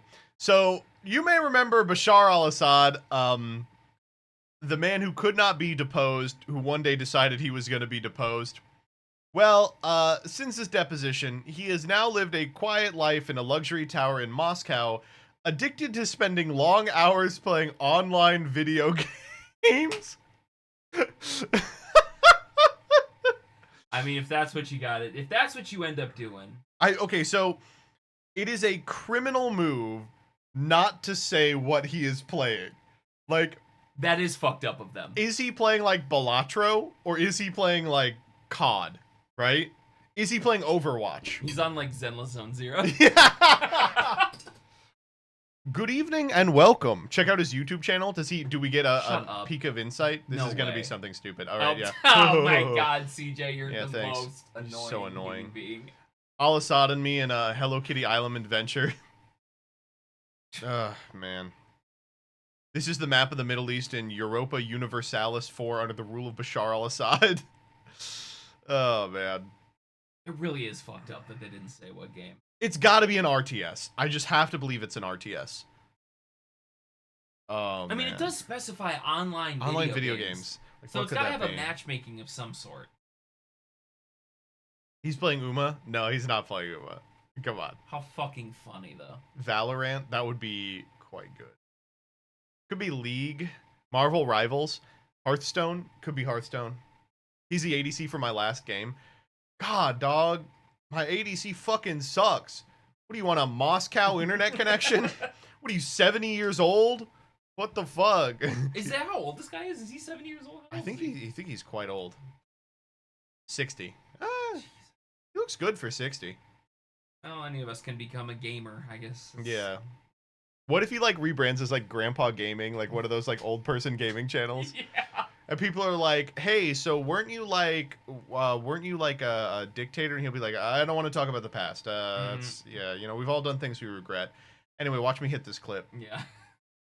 Oh man, he's gonna be on live stream fails with like Ice Poseidon or something. They're gonna like cause an international incident. Okay. Next up, when the fajitas come out sizzling. So Jack's Films here, hitting the red and link. If you're unfamiliar with this original post, it's a picture of I think Link, who's doing this, and it says "White folks when the fajitas come out sizzling." Yeah. So he's like, I'm going to fucking Applebee's or something. I'm gonna get the fajitas. We're gonna hit the "when the fajitas come out sizzling" pose. So fun post, 142k likes. But spawned a weekend of discourse because of posts like this. How, dude? How, man? It's incredible that these people exist, but they really do. These are the type of people who justify the demographic replacement of Western countries in terms of the variety of street food and how many different kinds of fried meat and vegetables in a flatbread they can buy. The internet sucks so bad. Like now. a bunch of Hitler guys, like, I'm sorry, I did not understand the joke. I'm sorry, I do not get the joke. My apologies. I didn't get the joke. I am gonna do Hitler shit. Like, I don't understand the joke, and therefore, this justifies being a Nazi. Just literally imagines a whole situation. He's like, it's crazy to think that these kinds of people exist, but they do, in a post where a guy is making fun of a guy who doesn't exist. He's like, it's unbelievable that these people exist, but you must believe it. And they're responsible for the denigration of the white race. It's so good, dude. I just looked at CJ. This is what every Edison player sounds like talking about Genesys. We'll get there! We'll get there! Oh my god. It's baffling how you people make being a Nazi look so gay. Come on, you can't say that. This is the original meme. When them fajitas come out sizzling. But the crazy thing is, like, yeah, you do that when the fajitas come out sizzling. Bro, you got 2 margaritas in it. You got 2 Corona-ritas in me. And the fajitas come out sizzling. Yeah, I'm hitting a little. I'm hitting a little. You know. You mind if a white boy get a little motion? Yeah, like, you you mind know? if a white boy eat some fajitas and drink some Corona-ritas, right? Like that's like. And also, I hate to be like this. Fajitas is a total cultural victory of Americanism. It is a Mexican food that we have totally bastardized, lumped 1,000 pounds of cheese on it, and it's a production where you're the most special boy if you order it. Like, that is an American cultural victory. Right. And these people can't be happy with that. It has to be, you know, a treatise on the strength of white sperm if Jax Films just wants to speak a little Latino tonight. God, you're right, actually. Fajitas really are the American individualism. There's definitely like a part in Capital where Marx is like, the ethos of American individualism encapsulated in the fajita. Yeah, right. In the Applebee's fajita. I was out with Angles at Applebee's, and the fajitas came out sizzling. He was paying. Oh shit. My God. British equivalent of this. We are gonna get the British guy too. Do not worry. He is also in here. God, Freaks is so good. No wonder you have some. What we can't. We'll get to it. Okay. No. So this. I'm not gonna hit quote tweets because there's people just like posting insane Nazi shit I can't show, but there's like dozens of people talking about how this guy is causing the Great Replacement and shit. It's mad good. This one's good. They drew him as a Wojak, but they were like, that's not unflattering enough. Give him glasses. When the fajitas come out sizzling. So I saw a nice quote tweet to this. It was like, this is the first Wojak I've seen where the person involved is just experiencing genuine joy. Yeah, exactly, right? Like, that's why I couldn't see it. It's the first ever Joy Jack. Also, why is there like a Tootsie Roll? I think it's supposed to be like shit. Like he's eating shit from a butt. Like the guy that we saw earlier eating shit from a butt. Like, these people go outside and they eat shit from a butt. Unlike RFK who eats shit from a butt at his house. Like... Your guy is eating shit, like actual shit from our guy. The fajitas looked good. Did the rainbow of colors of vegetables on the like okay. Dude, and I hate to be like this. Fajitas are a joy to order. They're so much fun. You put vegetables and little fucking pieces of meat in a little tortilla. You go, you eat them with one other friend. It's too much food for one person, and it's probably too much food for 2 people. So you all walk out of there like slapping your belly. It's a great time. I mean, that is. And you're all plastered. You always get it when you're plastered. Yes. You're like, I go to the Mexican place when I'm not plastered. I'm like, I could go for like a chili reno. I go like, and I'm like, ooh, before food, could I get like 9 margaritas? And then I'm like, give me the fajitas. I want attention. You got like a belly full of fucking like sweet and sour mix and Corona and chips and salsa, and then you just put sizzling fajitas down. I don't think I've ever had fajitas sober. Now that I think about it, dude, never. What the fuck? Is literally never.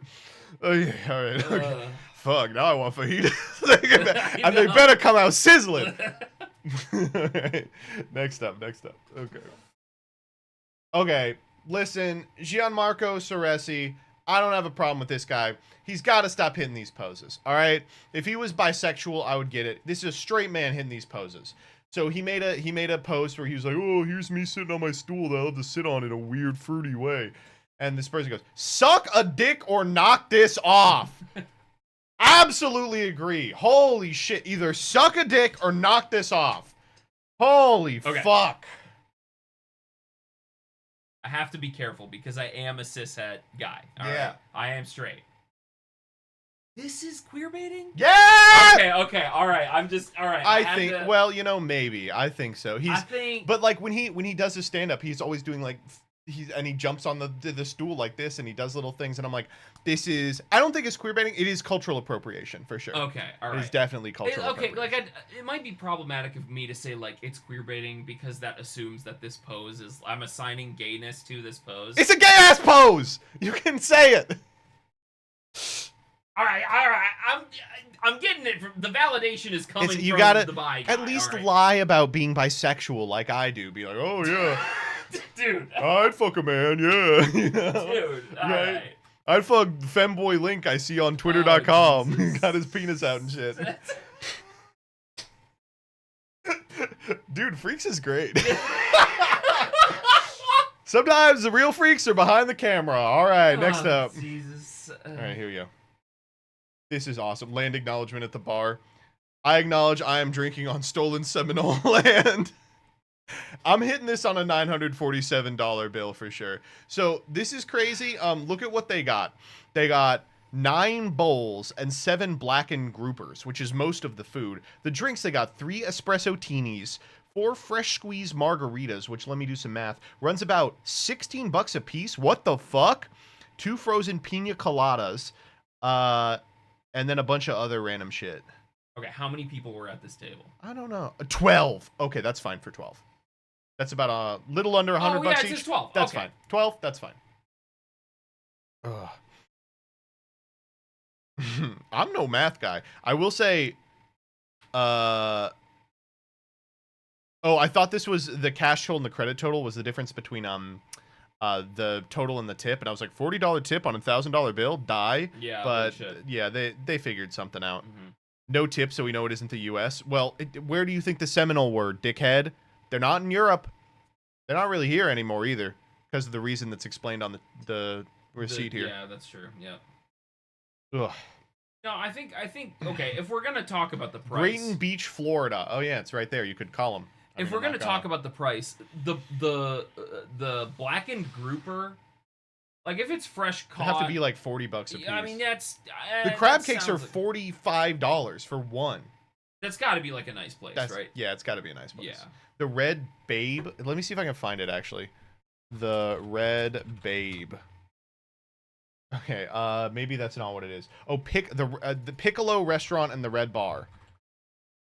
Go on. We have to get the blackened grouper.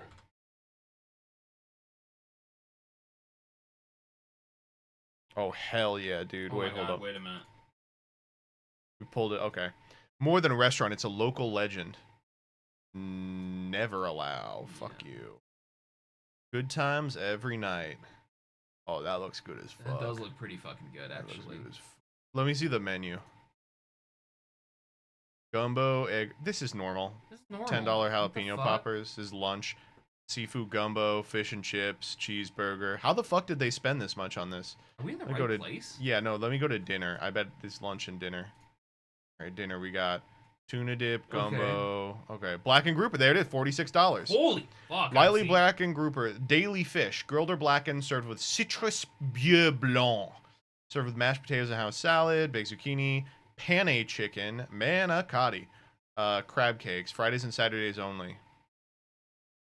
They probably fresh catch this. I'm not seeing it, but I imagine if it's Friday, Saturday only, that's when they Yeah. get it, right? Our famous 4-ounce crab cakes. I'm getting this every time, or I'm getting the daily fish every time. I don't know what the fish is. They'd have to tell us. Okay, I'm gonna be honest about something. For a ritzy place that serves $46 blackened grouper, these pictures kind of fucking suck. Yeah, they look real greasy. Yeah, Like, this why is do they have not the good food pat photography. of butter in the shot? Like they're like, yeah, you want the pat of butter in Yeah, the what shot. the fuck is this? I'm paying $30 for this. Give me like Epic Chungus homegrown. you butter. are all about Epic Chungus. I was okay, Chad. We were hanging out with Leah from Progression Playoffs, Leah, of course, and she was teaching me Sheriff of Nottingham, the tabletop game, and I was like, "Oh, this is like the soy Epic Chungus DashCon tabletop game." And the minute I said DashCon, she lost it. Like, just, it made her laugh until she was, like, crying. You were introducing bits into a population with no native defenses. She was unprepared for Peepsian thought. My favorite thing now that I'll do, especially when recording stuff with Danny, is like to say the stuff that he likes is like Soy Epic Chungus Dashcon Fiji Water Toyota Thon and just say random shit. It's the Wojak with a You're picture doing of the it. I'm gonna put the random images next to a Wojak. Like, that's my favorite. It was an $18 margarita. Fuck! Fresh squeezed margaritas. I mean, that probably tastes good as fuck. I mean, yeah. Fucking Also, total placebo effect. When you're spending $18 on a margarita, it doesn't matter if it's actually good. You're getting drunk. Yeah, I mean, it's gonna. And you know what? They don't even have to put alcohol in it. I'm getting drunk off an $18 margarita somehow. Mojito, house mule. You know, they stopped every mule that I get now. They don't call it Russian. They can't call it Moscow Mule because we're at war with Russia. Right. So yeah. I see so many stupid fucking things that are like, we're calling it a Texas Mule because we use Tito's. I see a lot of I saw one that was a Kiev Mule for solidarity, and I was like, bitch, give me the alcohol. I don't care what it is. A Freedom. I've seen the Freedom Mule a number of times. Freedom Mule. Freedom Mule. It uses Tito's. Has to.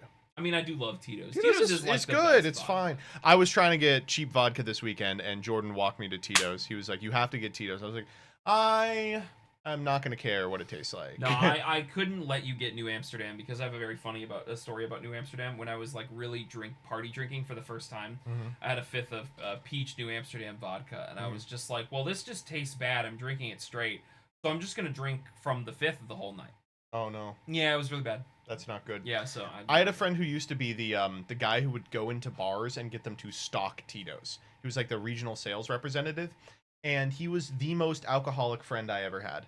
I remember I hit him up and I was like, he had just gone through like the worst possible thing someone can go through, and he was going through like this really bad divorce that had turned super nasty. And I was like, well, how are things going? He's like, well, I've got my job. I'm like, the job where you drink all day. I'm like, how is that helping you? He was like, no, it's really bad. I'm like, so what is your day like? He's like, well, I hit up every bar in the town, so I'll spend like a week in one town, and every night I'll go to a new bar and I'll get blackout drunk. And I'm like, is that like safe? And he's like, not really, no. I'm like, do you need help? He said, probably. What am I gonna do? People are bored in Kansas. Yeah, what are you gonna do in Kansas? You know, not much. Some people be like, existence is pain, and they just. I'm sorry, dude. That's rough. Yep. All right, so in case you thought the economy wasn't going to crash, can't even begin to comprehend how multi-billion-dollar coins went to literal zero on the biggest crypto exchange. Got something very serious happened. How do you think it happened? All these coins went down. I thought this was a sure thing. This is all my retirement savings. With my 401k I put in here. I put 401k in here. I love Web3, dude. I love it. Your job as that you're going to get in the new world order is you are going to have to either sell to a 90-year-old with dementia your dog shit ass project that won't ever do anything, or it will be your job to turn off the servers to the crypto trading farm before all your guys get in their trades. You're just going to be the plug puller. I think if I needed to rebrand, right? If I needed to rebrand, I could probably be a pretty effective crypto salesman. Yeah. I think I could do it. Yeah. Well, I mean, fucking no better time than now. Yeah. Yep. That's true. Actually, we're on the dip, right? That's when to get in, right? And so I've heard. All right, this rocks. So you guys may remember Turning Point USA. It was the organization that Charlie Kirk headed. A couple of weeks ago, there was a change in leadership at that organization. And one of the things that, if you're unfamiliar with Turning Point USA, they tackle the most important things happening in the United States. And one of the ones right now is that Bad Bunny is doing the Super Bowl halftime show. This is my favorite. I love this shit, by the way. I'm surprised we haven't talked about this yet. So Bad Bunny, in case you don't know, is brown. And as a result, he has some songs that have like a Spanish component in them. A lot of them, almost all of them, to be honest. And some of them are in English with like a Spanish sequence. It's like a Despacito style organization. Right. And the thing about Despacito is if it came out in 2025, they would be hanged, right? So what's going on is Bad Bunny is playing the halftime show. Turning Point USA is like, we can't allow this. This is a denigration of American civilization. They are replacing us, just like when the fajitas come out sizzling. We are being replaced, and so they are running their own parallel halftime show. They want you to watch the game. Then when halftime show comes up, you turn on Turning Point USA halftime show, and they are using their own artists. They're going to play a memorial to Charlie Kirk, and Laura Trump is going to be performing her critically reviewed single to close it. Now, first off, critically reviewed single. Critically reviewed. It was not critically acclaimed. Critically reviewed single. Let's listen to this beautiful song. Without your bravery, we're all out of luck. No, this can't be denied. You gotta be special. It takes a lot to put you last and everybody first. Honestly, really good. Honestly, really good. He's really good. Bernice is playing. She's bouncing onto stage. This is like, dude. Okay. Nux Taku is gonna be there. He's gonna sing. He's gonna sing Twitch. He's gonna sing Twitch Thought. Twitch's hentai. Yeah. Popo Rap is gonna be there. He's gonna do the Popo Rap. It's gonna be a lineup of all the awful stream starting. MBT Yeah. Here, hold up. Let me. This is the TPUSA halftime show, and you know what it's got to start with. If the world was ending. This is the background track to the Charlie Kirk Memorial. It's like fading in pictures of him. If the playtime was over, my boo boo. And then they're gonna play Nietzsche Chinese Babies. Oh my god. Oh, dude. I don't know. I will be watching. I'll tell you this. I will be tuned into this shit. Like, I will be watching it. So that's the thing. Like, while watching Bad Bunny is bad in his name, it's not going to be good, right? I just can't. People are so. It's way too far gone to talk about how the right are actually the real snowflakes, of course, because it's like. Talking about contradictions on conservative side of politics is so pointless at this point because it's not effective anymore, right? We can't be like, "Whoa, the conservatives are actually the snowflakes." Like, yeah, no fucking duh. They don't care. They use it as a talking point to attack the left for forever. It doesn't mean anything to them. It's just, oh man, we're gonna do our own halftime show. You, bro. I'm watching it. I'm literally watching it. Are so fucking lame. Who's this woman in the background, by the way? Does anyone know? This woman who's not Laura Trump? I don't know. Like, at She's what awesome. point, if you are on this side of the political party where you are, like, affected... Oh, Kid Rock is going to be there, too? Of Fuck, course that sounds great. If you are genuinely the type of person that gets mad that, like, a brown person is performing, like, what the fuck is wrong with you? Sorry that I don't want to be replaced, peeps. I would be the halftime show performer. I get that it's racism. I would but, be like, it if not for Puerto Ricans. Even if you're a racist, don't Can we you also wanna, do like, one? not, Yeah. It's just a pre-stream Don't playlist. you want to not seem like a fucking loser? I don't know. You're a loser. You're a fucking wimp. I don't know. Peeps' politics are all built around, like, ganging up on whoever is the most bullyable. But, like, that's what But, like, oh my god, it's I been can't a, listen to the brown It's been guy. a watershed year for him, I will tell you that. These people are so lame as fuck. It makes me yeah. explode, man. It's like the people that are in the government are all dorks that, like, didn't have any interests and just talked about how they only like classic rock and they hate rap and country. I only listen to anime OPs. Yeah, it's like running our country. It's I only listen to video game OSTs running our country. It's a White House full of of octogenarian sundowners and dorks that had to pick a locker you could say to get it's out. a soy-occupied government. It's just you know? insane, man. Like, oh my god. All right. Next up. Dude, this one is awesome. So, Trump is dying. I mean, I don't think there's anything we can say but that. He's dying.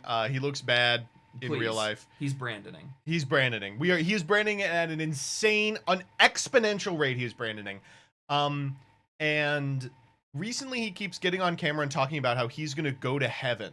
He's like, can I get to heaven? I'm thinking a lot about heaven these days because I'm dying. So he's retweeting like, we have a secret med bed facility in the basement of the Pentagon that will heal all wounds and reverse aging. Well, anyway, someone finally confronted him and they were like, let's talk about this heaven stuff. You had talked a couple weeks ago, you were doing an interview and you talked about how you hope to end the war in Ukraine because it might help you get into heaven. How does this help? Does this help? I mean, you know, I'm being a little cute.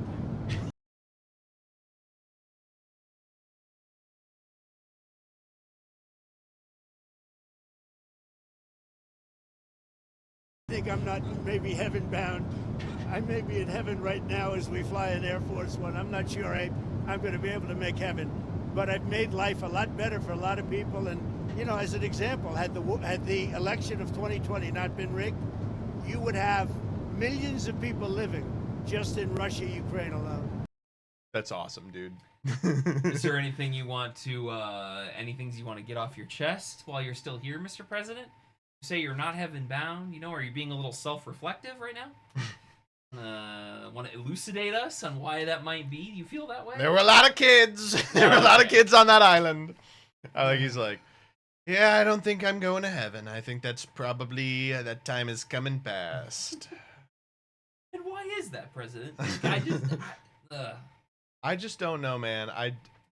What do you even say? Like, how would you like to be the reporter and be like, oh, sorry. Like, watching a sundowning old man like realize their impending death, you know, day by day is getting closer. He's not okay. Is he making it through this term? No, there's no way. You think no, so? There's no way in hell. Yeah, you know, yeah. I'm No, kind of no. thinking I'm with you on this. Yeah. He just needs to accept Jesus in his heart. I don't know. All right, next up. Public intoxication. This comes from Texas A&M police. Aggie Park. Contacted subject was eating a sandwich with a water jug of whiskey. BAC .337. Released to EMS. Fuck me!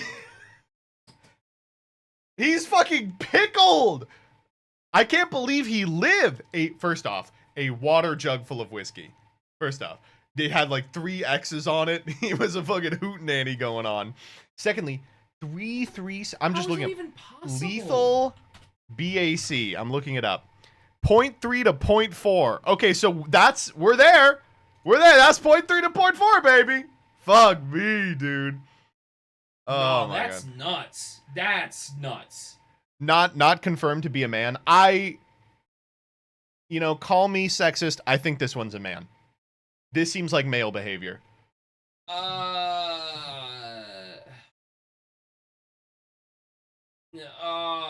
If he's out there chugging out of a whiskey jug and you breathalyze him, of course he's going to blow off the charts. He's probably just at a 0.18 enjoying his sandwich.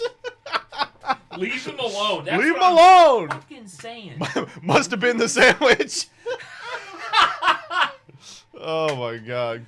Holy fuck. Man, like all right. There has to, you know what, actually, I have a belief about crimes. There has to be, when a crime is actually so impressive that you, like, set a record, that you should just kind of get off scot-free. Right? And like, that applies to every crime. Yeah, if you kill, like, 300 people as a serial killer, Okay, they gotta be maybe- like, fuck, man, that's fucking crazy, yeah. All right, maybe, like, like, this is a harmless crime. I'm right, looking Chad? up world record BAC. It's literally first search. 1.374? No shot. The highest BAC ever recorded in a human being who has lived, okay, so there's higher ones for people who died, was 1.374. The 40-year-old Polish man, all right, I'm not going to say it right. Stop. 40-year-old Polish man, whose name was not disclosed, was found unconscious by the side of the road in the village of some Polish name in southeast Poland in July 2013. Police at the scene could not believe the blood test readings, but they were confirmed upon arrival to the hospital. Although the man escaped with his life, doctors say the huge dose of alcohol has caused serious and permanent damage to his digestive, nervous, and cardiovascular systems. Yeah, he's a lot cooler now. He's a fucking... Oh That's my god. insane. Wow, I never knew that. Oh wow, fuck me. He'll walk it off. Yeah. Ugh. Jesus. All right, moving on. Okay, we are returning to Hassan. All right. So earlier we confirmed on this stream that Hassan did electrocute his dog using powerful forensic evidence. And we even got the same shock collar and electrocuted my dog to check, and she died. Yep, she is dead right now. She's dead to the world. She's been down there. Oh, she's twitching. Oh, She likes to have dreams of running around. Yeah, and getting shocked. All right. Anyway, anyway, Pokimane didn't upload her podcast today. Her Sweet and Sour podcast with Lily Pichu because Hassan was the guest. And as you know, he's currently embroiled in an intense battle with a bunch of unemployed bitches. Are you kidding me? Well, but wait. There's more. Because Hassan's dog wasn't the only one shocked by this. Pokimane was as well. Pokimane says the podcast staff refused to upload the episode and announced its delay without her approval. She goes, we'll talk about everything on this week's episode and go on a hiatus afterwards to restructure. Restructure here means everyone is getting fired. Yeah. That's so fucking funny, dude. I was like, we just thought we wouldn't post it because he shocked his dog to death. Like, not to get a little parasocial with, like, you know, content creator friendships or whatever, but like I was thinking, like, no way Pokey believes this shit. Okay, very funny. But I just, like, I was thinking, like, did she fall for this? Are you serious? No, it's her fucking staff, obviously. Like, obviously. Some people just don't have good instincts, man. They just don't have good instincts. All right, this is a crazy one that just happened. Dan and Phil confirm they've been in a relationship for almost 16 years. Yeah? We know? I thought they explicitly mentioned that. Was it like hidden? Would they I don't know. You might want to inform chat who this is. Oh, they're Some people YouTubers. say- Yeah. Although it did also give us this crazy post as well. This comes from Farfa. Okay. Yeah, okay. Oh, the post has been deleted. That's what you like to see. Sorry, Well- this post has been deleted. Well, it's here forever now. All right, last one. Canonized. Peace in our lifetime. Peace in our lifetime. Folks, Israel-Palestine conflict is over! We did it. We literally did it. It's crazy. Want to bet? No, it literally is. And who is responsible for this? You guessed it. Elon Musk. People are handing out champagne in the streets of Tel Aviv to celebrate the release of Jews who were held hostage. So the deal was a bunch of Palestinian hostages were released. That is, hostages Israel took from Palestine. And the hostages from Israel were released as well. Ceasefire negotiated, right?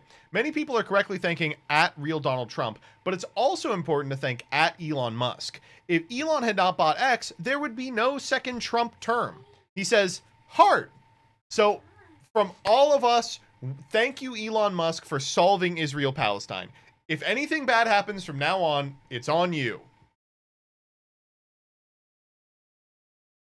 I'm not joining this bit. You don't want to be a part I'm of it. not being part of this one. Thus ends Freaks.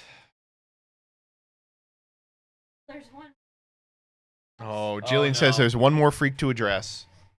Oh no, it's just me. Get it? Because I'm in a dress. Oh, because she's Oh my god. address me. Oh man.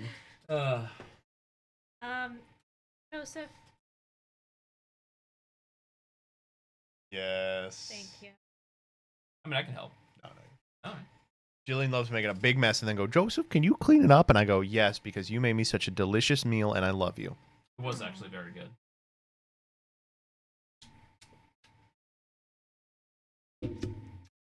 Hi, chat. I just get to witness this.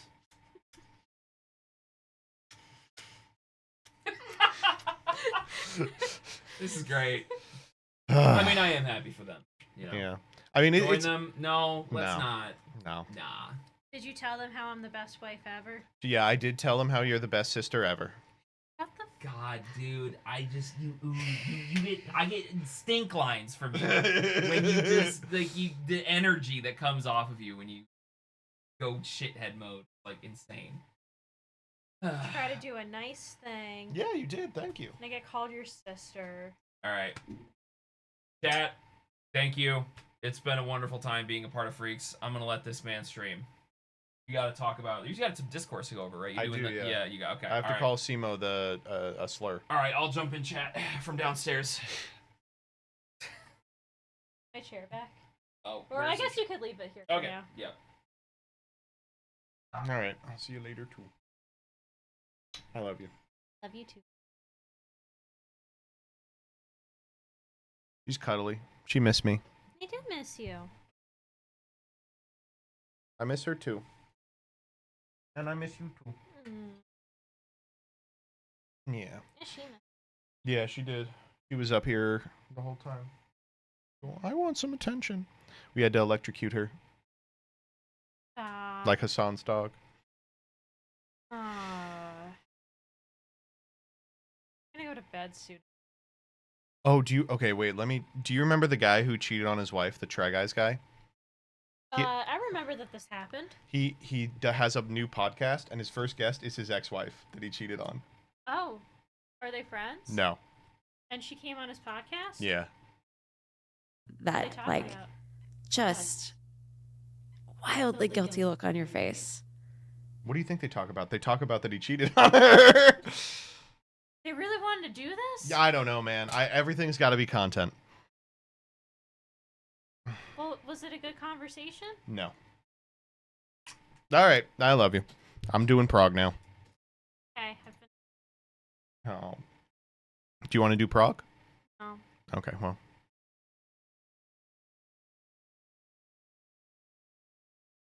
Everyone keeps asking me why I gave up on 7 years of vegetarianism. Oh, dude. I can't stand this guy. I don't know what it is. That guy in particular, I'm not into it. Why? I don't know. I don't like him. No, less. I don't have to watch it. Only 25% of Japanese square watermelon farming attempts succeed. Here's a time lapse of 2 weeks in the box. I bet this feels bad as fuck for the watermelon.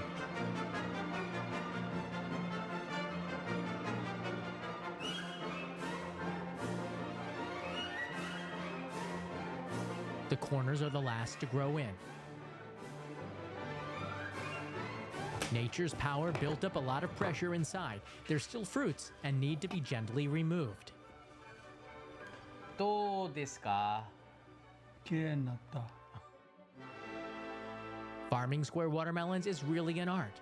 They go for 12,000 yen or $85 or more at stores because only 25% of Japanese square watermelon farming attempts succeed. I'll do a circle, thank you.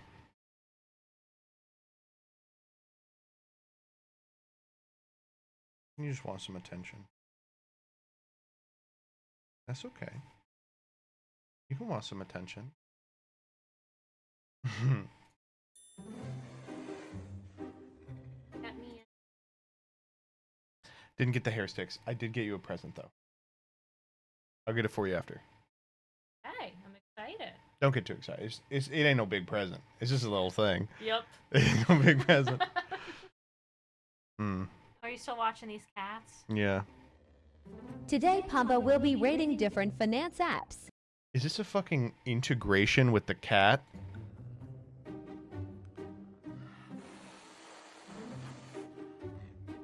I don't Binance goes first. care about what the cat's approval ratings are of the finance apps. Yeah, no, thank you.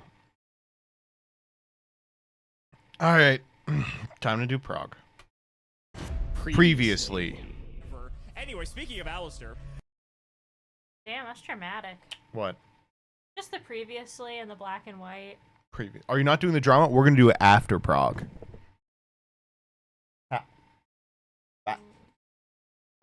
Why do you have to lick? I don't know. I'm just doing it. You missed me. I You want did. attention too. I'm getting attention.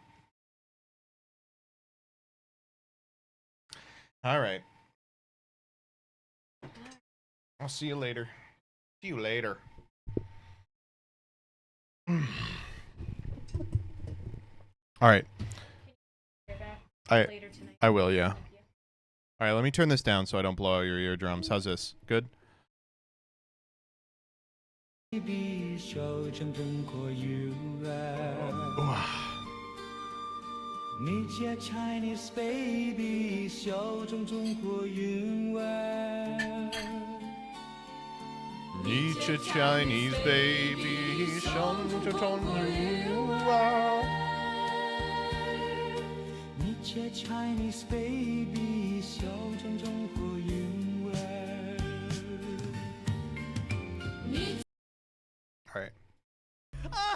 My God. On Progression Series Season 2. Are you giving me this week, bro? He's donating a win. He finally felt bad enough. I mean, we'll see. CIMO took the series lead with Alistair. Oh! What? What? In this series, No! both Nim Nim and myself will be In this series, both Nim Nim and myself will be opening traversing the 24 sands of booster Yu-Gi-Oh's packs for history. one box of a Getting down with it, sexy set. style. We will build a deck and play a best 2 out of 3, and the winner will receive a small prize To upgrade their deck. However, However, the following people are responsible for my continued employment. of the next set that was released moving Sound Machine, thank you for the 50. Fox the Sox, thank you for the 25. Nightmare Pack, thank you for the 44. Change Sleepy, thank you for the 38. Circulator, thank you for the 36. Weary Bones, thank you for the 22. Prodigen, thank you for the 33. RC Dan, thank you for the 30. Thad Romance, thank you for the 19. Going Down Swing, thank you for the 200 bits. Eddie Rendell, thank you for the 17. Mr. Fam Squad, thank you for the 45. Swag Nasty 69, thank you for the 38. Silver Speed, thank you for the sub. Stream McNut, thank you for the 2. The Smooth Jazzman, thank you for the 30. Fizzy Up, thank you for the 2. Woot, woot, woot, thank you for the 38. Minot, thank you for the gifty 2. Rice Burb, Killborn Real, thank you for the 48. Devin Senpai, thank you for the 24. Mr. Mac Nyan, thank you for the 21. Ruxin, thanks for the raid. LP Raw, thank you for the Prime. And Vandy70, thank you for the $5. Are you open to the idea of at some point hopping in a Discord call with me for 5 minutes to pitch your channel while my favorite slideshow TCG is cool and yours is not? If not, NP, but I'll cry and I hate you. Probably not. Send me an email. Brett the Gamer, thank you for the 47. Captain Starman, thank you for the 57. Kirlax, thank you for the 50. I'm going to simply just ban Alistair. It has been a long time. I can't believe it took us this long to ban Alistair. He's not even good! Also, why is this the Korean Alistair?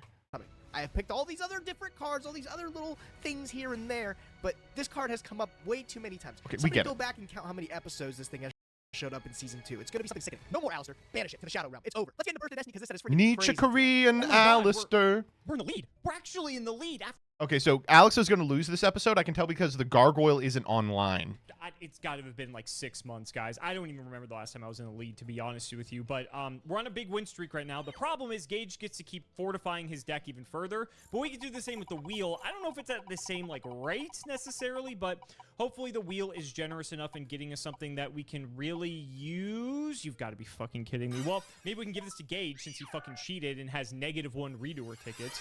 But add another one to the bank, I guess. I guess Gage dodged one. Speaking of which, let's tell you all about today's set. Burst of Destiny was released November 4th, 2021. This set was a banger. This is like a really, really important set. Releasing some new archetypes to the game, plus some crazy additional support. You're going to see a lot of like really important, impactful cards in this set. Hopefully some archetypes and stuff we can actually check out and play. Sword Soul debuted in this set. Really, really good out the gate. They had a lot of the big guys here like Long Wong and Shi Chengying here. They wouldn't get the evil Long Yon until like the next set, but they still had a really good playable core right out the gate on Burst of Destiny. Really important set for them. As much as I hate Albaz and friends, they would get Masquerade the Blazing Dragon, which is an annoyingly good card. Evil Twins ended up getting Trouble Sunny. I know Crush cards. My friend Brian is super happy about that. One of his favorite archetypes. And Heroes got access to one of the best engines in the game. Actually, not just Heroes, pretty much every deck. Destroyer Phoenix Enforcer was crazy when you would use it with Destiny Fusion. It would just shut Okay, this is a set that actually might have Rammies. Compare that with Predapant Verde Anaconda to have it go into I'm going to 1-5 here. Two monsters together. It was a great let me post the memes tweet also. It was just a great plan B. And also Republic Tiger, thank you for the sub. That guy is so handsome. Hey, Gage. 2 cards just if you emptied your hand. So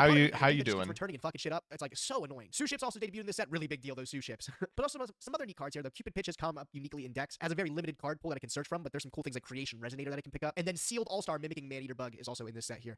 That card comes up in so many of collabs that we do with a lot of our friends. Very exciting set to open today. But first I gotta open these pity packs. Let me open the OTS 17s that I'm allotted. 3 of them. Let's see what I can get. 3 of them things. Huge. Power Bond. No way. Basil Rose Shoot. Very fascinating.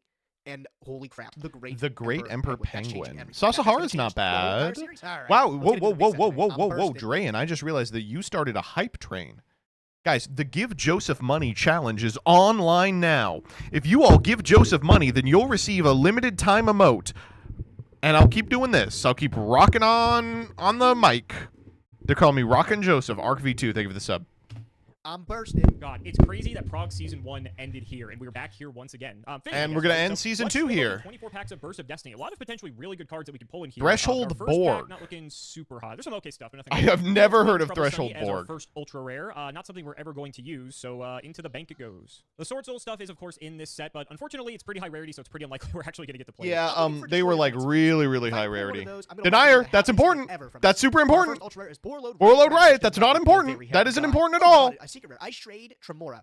It's not great. There's some cool things that this was usable with like fish, like something coelacanth from your hand. Compliant Hornet, thank you for the 3 gifted subs. If you can go and dodge and chat, as simple as that. Daxtroyer. Thank you for the sub as well. Any of these related cards show up, I just get upset. Sword Soul Emoye, I don't think I can get upset about that. That's a great card. Of course, I mean, it's okay. It's a secret. Rebuild here. Another card I've never seen in my life. Night Flight. Another card I've never seen in my life. Sonic Tracker. Another card I've never seen in my life. What the fuck? Did I forget about this set? Fluandre's got almost all their support cards except for like a quick play spell card, which was nuts in the next set. But yeah, they had everything right out the gate, and it was really cool. This was a great set. Like everything was super playable. Oh my god, 2 Mo. Just literally not true. This was a great set. Everything was super playable, like the Sue ships and Transonic Bird and. Strokes. If me and my girl were drowning, I would save Moye. Heavy interlock. Another ultra rare, Boral Code Dragon. Again, another card not we're a bad not one. too much use out of, unfortunately. And another ultra rare, the Floenderies Field Spell. Again, another card we're probably never going to get to play. Wow, this opening has been pretty lackluster, all things considered. Yes, the Apex Sealed All-Star Predation. Man-Eater Bug. This card's You can actually tell that Alex has Master Duel Oh open in the my God, background really? because That's sometimes our when he secret thumbs rare, over stuff, it fucking makes the Ice Master Jade Duel card? That sound. fucking blows. That could have been the all-powerful Destroyer Phoenix Enforcer. Hopefully Gage doesn't pull that today, because that's the last thing we need to be Penguin doing. And Ninja. another ultra, Ooh, I Boral am Riot. Maybe this Ninja. set was, like, He DP is or bust, 'cause, like, Ninja. looking at this has been Undaunted Blumpkin We're Beast. Okay, I did The actually know dash that I card. hope of seeing a Destiny hero Penis Enforcer. What the fuck is going on? That's there a we go. nice one. Chen Ying. Okay. Unfortunately, Chen Ying Big Chungus. needs to be summoned with Long Yong, which I have pulled 0 Long Yong so far. So maybe I can change that around. Maybe I get lucky. Transfer but, mine. I don't know, my He fingers didn't are even crossed. react to it. Oh my god, Mr. Hercules. Ultra B Trooper. Oh, Snow. Snow. That card stinks. Dude, how many secret rares have I pulled? That's like 4 secret That rares. is like 4 secrets, and they're all the wrong ones. It's funny. Oh my god. I mean, Small Am World. I really lucky? Can I say I'm really lucky if these are the cards I'm getting? A secret rare Small World. Cool card, but it's just not the secret rare that I'm looking for. And it's not the secret I'm going to get. Sunvine Sowing is huge, by the way. I needed one of those. It is what it is. That is big, yeah. Listen, those Sword Soul cards are pretty insane. You but probably we don't don't see anything reroll from that just for until the DPE. Megatons, at least this year. Let me put this in the collection. Let's see what we got cooking for today. Well, Especially only a if few you don't packs have left, and I'm not going rerolls. to lie. This has been a pretty depressing opening. I thought this set was way better, but like I said, maybe it's just DP or bust. We got a B Trooper Ultra Mighty Rare. We got, Neptune. plenty of Ultra Rares, though. What is this That pack, motherfucker and gonna then- play now that he wow, can't and play then Alistair? Card, but again, we didn't really get the rest of them. He'd probably just play I wanna Drytron. check something. I'm just looking through the set list here to remember if this set was actually just garbage, because, you know, granted, like, if you're playing the actual TCG, there's some useful stuff here, but again, we're not really able to do that for No, ourselves. limited, it's there's really DPE. bad. Yeah, like, look at the secret rares. Like, realistically, it's crazy. Like, 3 or 4 of them are Sword Soul ones. I'm looking at these, and it's like, unless, like, we could, because we have the stuff for DP. We have Fusion Destiny and everything, so we have the materials to make it, but everything else is just kind of archetype locked, unfortunately. And, yeah, looking at the comments, wow, this set actually, again, like, for TCG, not bad, but for, like, a progression series, this set is actually not particularly good. I actually don't think it's worth respinning. Like, yeah, DP is nuts, but our odds of getting him are so low that I don't even think it's worth the ticket, because, like, I'm not even looking for any other cards in here. Everything else is kind of, like, whatever. So I think I actually just hold on to it and maybe wait for, like, a Megatins to get a crack at DP, because I think that might be better. So let's just do that. Again, kind of disappointing, to be honest. I remember this set, or, again, maybe I'm just thinking about it in the lens of the TCG. Like, sealed-wise, interesting. But in any case, let's go ahead and get to building. Because of how crazy we pulled from our Leolistics, I decided to bring something new into the mix. This Oh. It's like whack-ass bird up. Zodiac Lyrilisk Tri-Brigade. It's kind of hot. is going to be our bird pile, you know, bird up. We pulled insane, right? Double bird call, double Celestine Wagtail is the stuff of legend. Plus the extract, we got the Ensemble Robin, a Recital Starling. We're all packed up, assembled Nightingale into Zeus. It's looking strong. Game plan of this deck is we're going to either put all our cards into like Appaloosa or put them all into like a Samorg. Samorg is super strong because at there in the end phase, it can summon a winged beast monster from our hand or deck. Two of the most notable targets is either the Barrier Statue of Stormwinds, which can completely lock Alex out of playing the game if he's not playing a wind deck, which is quite likely because there's not a lot of them. Or the Apex Avian was something that was pretty popular, I remember, in Mastral. You can summon this and it's just a negate by bouncing itself back to hand. The Leerlisks are all really efficient at just summoning themselves and making rank ones, but also they're just really easy to get on the board and convert. Slifer274, thank you for the hopefully these are able to just win the game here. Oh, also look at our side deck. We get to play Harpy's Featherstorm.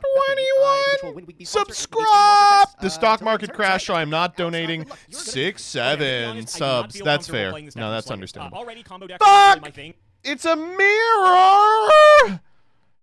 Okay, well, Alex's bird up pile is way better than Gage's bird up pile, right? I guess it doesn't have the zoos. The zoos are pretty instrumental, but... shocker, as you guys have seen in Progression Series. But also, this deck is very non-linear. It's like, there's a couple things if you have, like... This deck is very linear. X or Y card that you can kind of do, but it's prog, so we're kind of missing some important things, like Farigite, again, which is That's a big one, yeah. But even then, the lines with this deck are, like, all over the place. There's so many weird things you can do depending on the way things go that I don't feel super confident in this, but it's something new, and Gage banned Alistair, so I kind of need to figure something out. I also remember that Gage said that his package for this deck is insane, so I feel like he's going to bring it this week, too, which is why I decided to sort of tech against it a little bit. So let's go ahead and quickly do the card by card while I go ahead and get the correct ban list up here. I think it's 2021 of October. There we go. Okay. 20 what? I'm specifically maining Nib because I know for a fact he doesn't have Utopic Draco Future, which is typically how you, like, protect against Nib. So if he's playing this deck, Nib shits on this deck, just straight up. So this is, like, kind of just, like, specifically for that. Okay, then we have a bunch of you can do with second.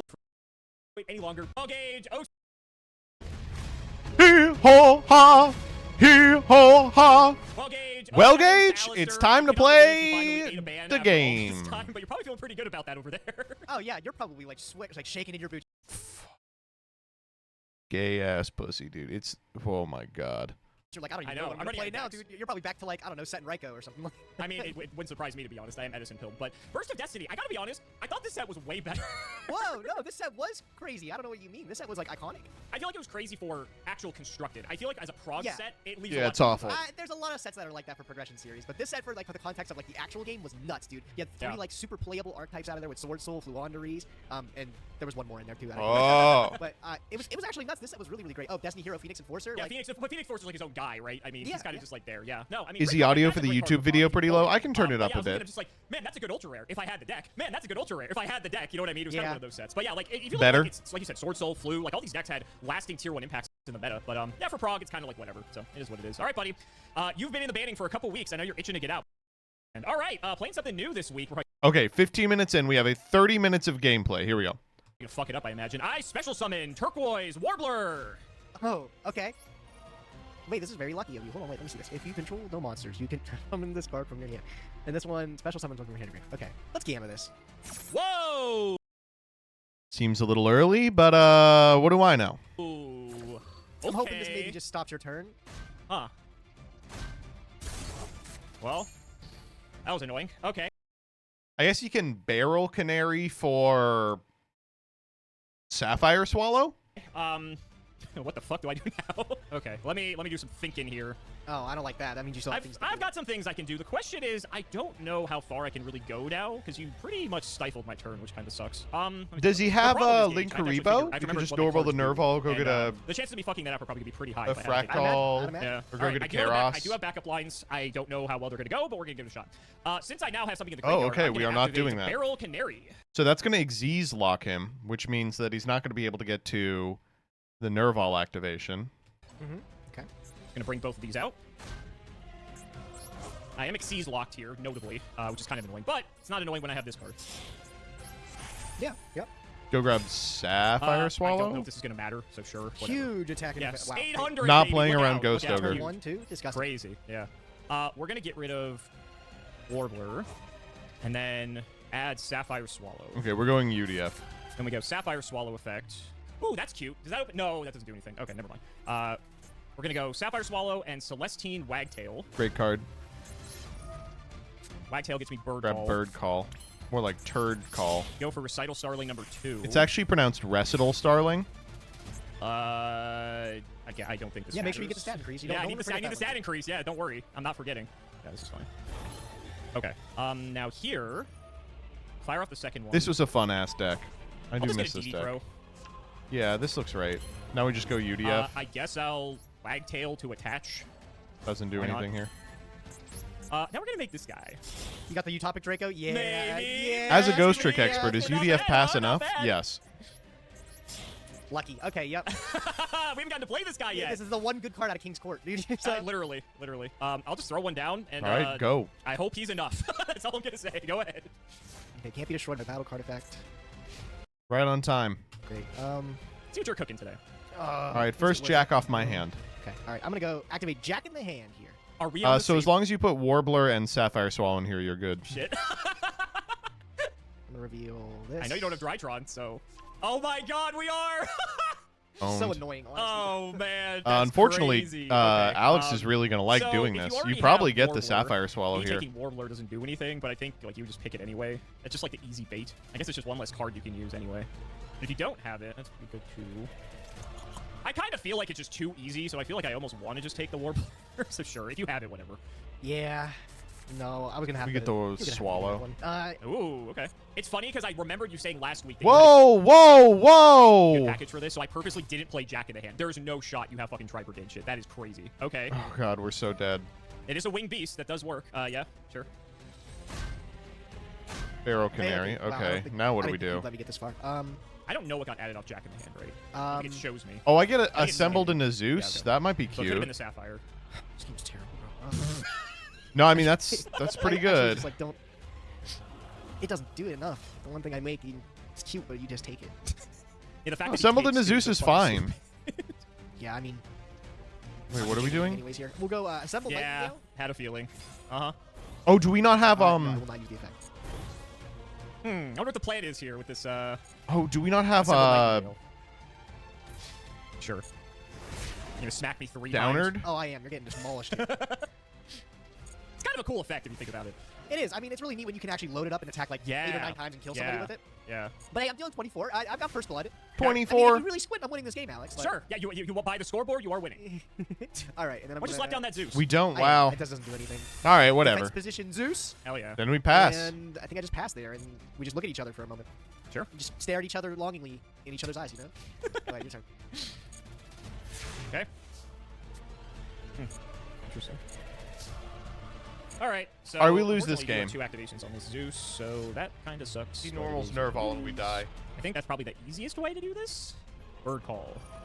I will add Cobalt Sparrow.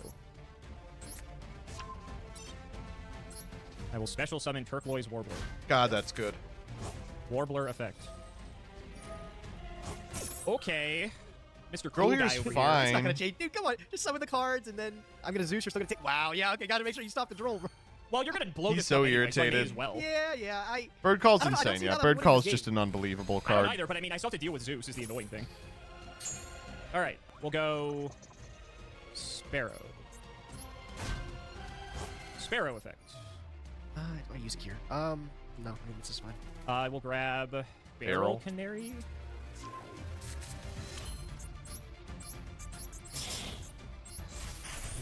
Recital Starling. Effect. Yeah, I'm fucked. This is, sure, I'll keep you. Whatever. Here's an argument to do it there, but it detach. sucks either way, obviously. Grab. Guess another turquoise for follow-up. Sure, why not? Like he already has everything he could ever want here. Guess Just I have go to force combat. Zeus out here, so we'll go battle. Yeah, I guess we'll just. I mean, I know you're gonna fire it. Yeah, I know you're waiting for me to go to battle. Chain. Yep. And you chain again. Yep. Man, this is so fucked up, bro. I played this deck today because I was like, I'm gonna cheese you with some fucking barrier statue of the Stormwind's garbage. Now it's not you gonna rock do up with anything. The same stupid shit, and oh my god, I'm What furious, the bro. fuck? This is broken. I can do. He's just read it now for the first time. He was like, yeah, "Whoa!" By the way, nice chain of your DD Crow, idiot. You could have gotten some nice value there too. Yeah, that's fair. I mean, I still think I'm probably winning, so not that I. Really Yeah, care. you are. Sure. You are. He said, "Yeah, I think you it's like are." mid chain, but like whatever. Who cares? Fractal. All right, fractal. Sure. All right. I get big dumb idiot. Now I get to do this. I swear, if your Tri-Brigade package is better than mine, I'm gonna blow gas. I mean, it's not. Do we know he has Shureg or not? I think he doesn't have What's his name, Shureg, right? You don't have Shureg. No, you don't have him. Let's get rid of one. Which of these do I want to get rid of? Let's get rid of both of these. Sure, that's fine. Say, yeah. We'll go Bear Brum. Yep. Okay. Oh fuck! Did I just fuck myself? I might have. That's annoying. What? You're locked into Tri-Brigades. Just go Rugal, huh? No, I'm not locked into Tri-Brigades yet. You're locked into using Tri-types. You know what I mean. that's- Yeah, I know what you mean. Yeah, okay, whatever. Did I fuck this up? I don't think so. Oh, okay, I think I see what I did. That's fine, right? Because we go, yeah. I think that's He what I fucked did. up That's okay. zones, is what he's Okay, saying. I'm gonna go Rugal. make a Rugal. We'll go Bearbrum 1, Nerval 2. We can lose the He Nerval or the Doesn't he? Warbler or I hate that whatever. he sucks. He does kind of stink, but he does look badass. Yeah, he does look badass. What do you think of the lore? Have you checked out the Dogmatica lore thing that they've been showing off? Put the Nerval back. That's a big You have deal. no desire to, Mr. Attack on Titan's the worst anime I've ever seen in my life. I mean, thought you would have some big that's takes. factually correct, to be fair. Yeah, That's but factually I correct. thought you'd have some big takes here of the Yu-Gi-Oh anime that they're probably doing. Another CIMO banger opinion. Oh! Wait, did you not? Hold up. Of the Yu-Gi-Oh anime that they're probably doing. Nope. Okay, yeah, I think this Cross Sheep, what's your opinion on this? sort of fixes what I was Oh, trying wait, to did you do. not search with your Bearbrum? Did I just miss that? No, I did. I searched with it. Oh, okay. Yeah, okay. And then, I don't know why I did this this way. Now I'm thinking about it. Yeah, I no don't know why I need. did it this way. Whatever, this is fine. You still lose. We can still do it with 2, 3, 4. Yeah, I think that's it. All right, cool. Is there a point to do this? I don't think so. Go for no, there's it. actually not a point to do this. Okay, go. We're still learning with this deck. We're still learning. We're still learning. If we normal the barrier statue, he can't make sure egg. In my hand, I'm like, Nice. I'm like, that's gonna win me the duel, bro. Surely. Let's go summon Tall Frack, man. Anything brave? Not really. I just want you to show me you have Shurig. That's what I'm like going for right now. I'm not winning. I just want you to show me that you have Revolt in the Shurig, and then I know I have 0% chance to win this duel today. You can't do it though. No, you can't do it though. Because you have to use the material that you summon the thing. No, he can use the Bearbrum. You are still learning with this shit. Oh, bro. is that my problem? Oh, is that where I fucked up? Oh, Is that what you're trying to figure out? Yeah, because I was like, why can't He I didn't do make it? a And then link I to. forgot. Yes, he did. He made Bearbrum. Yeah, I forgot to use So you could make like another Rugal or something. Crazy. Okay, but you have Shurig is what you're telling me, right? I do have Shurig, yes. That is so stupid. You bro. He banished it? I Oh. summoned it against you in another Did you? game. I'm pretty. Wait, was the Bearbrum made, or did he cheat it out? Oh, if he Like, sure, cheated it yes. out, then he can't Oh, do well, it, okay, yeah. well, listen, I'm not winning this duel no matter what, because I actually legitimately, I was looking, I don't have an out for Zeus. I just Okay, don't have sure. one. So, All like, right. I can't beat my own 3,000 Zeus. So I'm gonna This do was Shurig. definitely I mean, 20 fine with minutes in you, real sure. time. Yeah. All right, dude. Hey, listen, I didn't expect to be having a little bit of a bird Second hand looks good as fuck. This hand looks good as fuck! off today. Like, you ever hear the saying? What's the saying, man? They say, sometimes you're the bird and sometimes you're the windshield. You ever hear I've that? never heard that in my life. You never heard? I've heard that, yeah. Sometimes you're the windshield. Sometimes you're the bug. Sometimes it all comes together, baby. Sometimes you're just a fool in love. What is that? Because sometimes birds just get like smacked by cars. I'm feeling like a fucking windshield today, bro. I'm getting. Wait, wouldn't you be the bird? And I'm the Whatever windshield? one's the bad connotation. I'm feeling like I'm getting toasted. He's doing good here. But I don't know. This Maybe is- I could like. You get to go put something first. together Stop here. complaining. You're fine. It's pretty cool, right? Like maybe I can make this work. Let's see here. All right, let's go with Lyrilistic Bird Call here. I remember you said you had a pretty good package for this, so let's see it. Yeah. We're gonna pick up. I'll pick up Warbler, add it to hand, and then I will special summon a different one. We're gonna special summon Cobalt Sparrow. Pretty good opening. Yep. That allows me to activate the Cobalt Sparrow effect. Yep. Ooh, you got something to play with there? That's not good. Let's pick up Wagtail. I already have Sapphire. No, that is a critical misplay.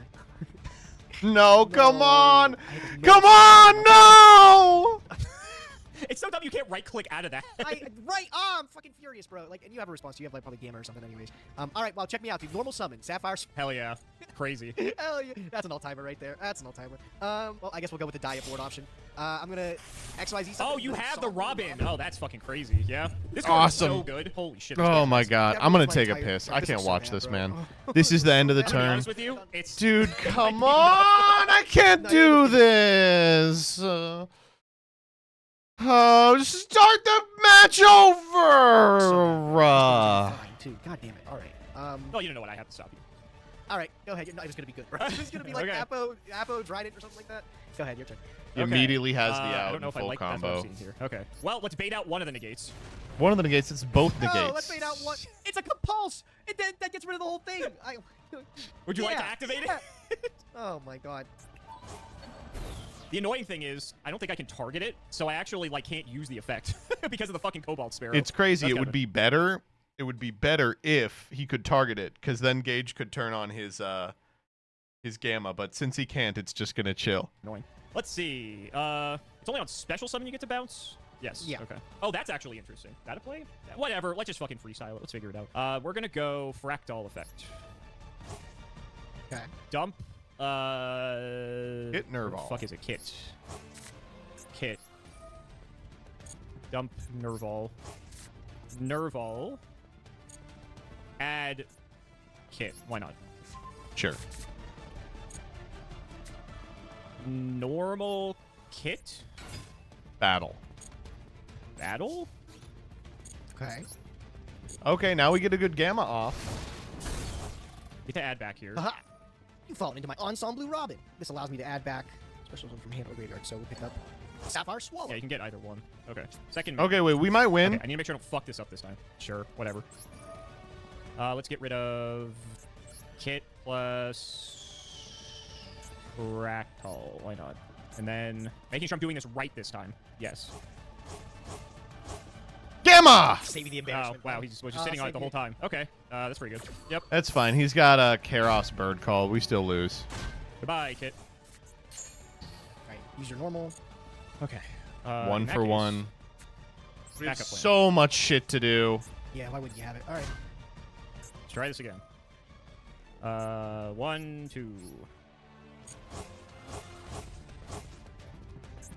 Bearbrum, Rugal, Revolt. Yeah, we're dead. It's over. So I know It's you over. have Turquoise Warbler, and you added back Sapphire Swallow, huh? Yeah, you know I have Yeah. Why even do the effect? Why do I don't the think you have effect? Ash. Bird. What? Why were those the two? It doesn't matter. None of this matters. Okay, do that. Trigger. It doesn't matter. They're all Or it's going on the going. bottom. Could be They're anything. all going. All right, beat that. All right, whatever. It doesn't matter. He's dead. Alrighty. Whiptail checks the Revolt. Start with Turquoise Warbler here, and I'll use the effect. Is it just Think start about this. appoing? If I negate this, Why would we still not normal, try and and you pressure with still have the Zeus Sapphire first and Swallow make a that I big can ass deal with, Zeus? sure. What the hell? Why are we giving him good negates on the Apo? Fuck me, dude. Oh my god. Ooh, Normal Fractal here. that's a play. Normaling Fractal turns off the going Whiptail. into battle phase, huh? Duh. You already Yeah, did. they revolt here. But this is a super profitable revolt. I don't know how much this really matters here.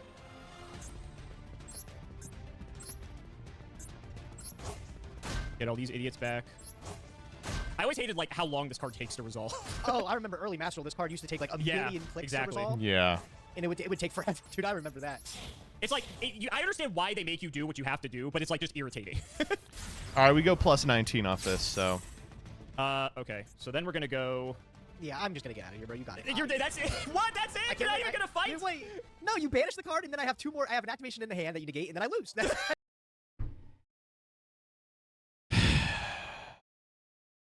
What do you want me to say? I was Team Alex when he was down. I now have to be Team Gage again. That was criminal. And to be clear, Gage played those games like absolute dog water and did deserve to lose. But it still wasn't fun to watch it happen. Let's see what people in the comments say. Maybe they say, dude, fucking... Wait, he's using the new feature. Gage isn't allowed to win until he learns how to pronounce Lyrilisk correctly. Can't believe Season 1 ended with this set. Here's to another 20 years of Season 2. Gage with 0 redoer tickets. I'll use a redoer ticket. I have plenty. CIMO with 4. I need to save them. Well, you don't run them back on this set. Sucks that Gage wasn't feeling good. I want him to be on top of his game when he throws.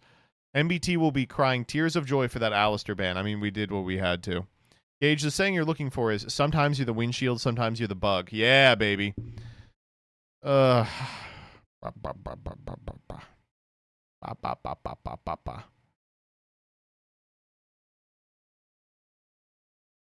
right, let's see what we got in the prog memes post. Week 2 of removing features from whoever loses the weekly progression series episode. Dude, I don't want to see this. He's got no ears neither. A new generation of... This episode of Prog was sponsored by JB Hi-Fi. A new generation of hope. Oh, man. No, it's just fine. I just didn't expect it to be Korean. Calling back to an older one. Once you've gotten banned, you'll never stop wanting to be Yu-Gi-Oh! Progression Series Season 2 to death with your bare hands. That's good. Alistair, the Invoker. That's good. Make the shot and I give you a kiss. Oh. Oh, well, I missed. Alistair, the Invoker.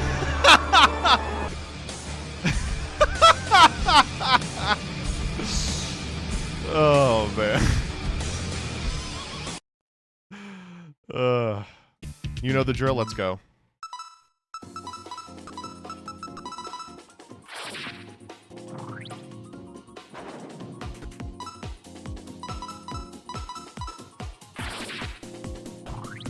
This was the end board. This is why he lost. Double miss.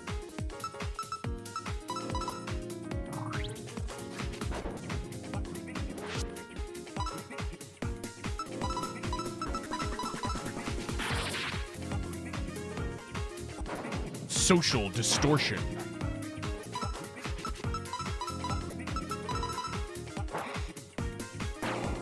Headshot. God fist.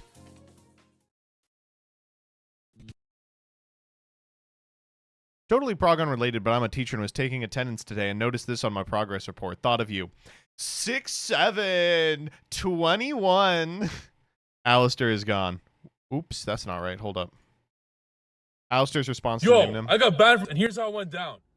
I did nothing wrong, man. I did nothing wrong. Unbanned. Why don't you go ban that rabbit? Why don't you go ban a cat?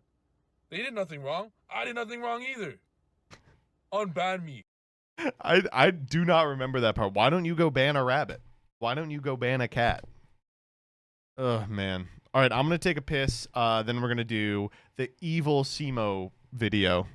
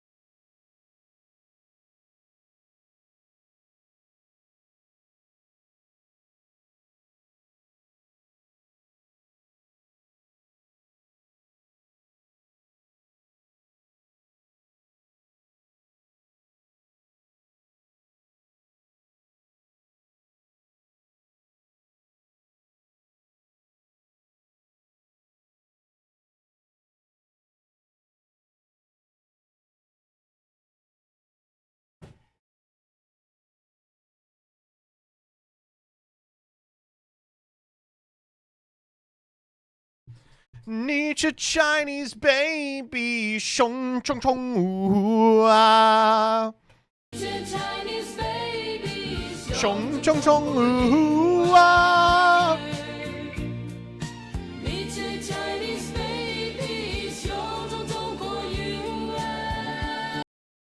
All right, here we go.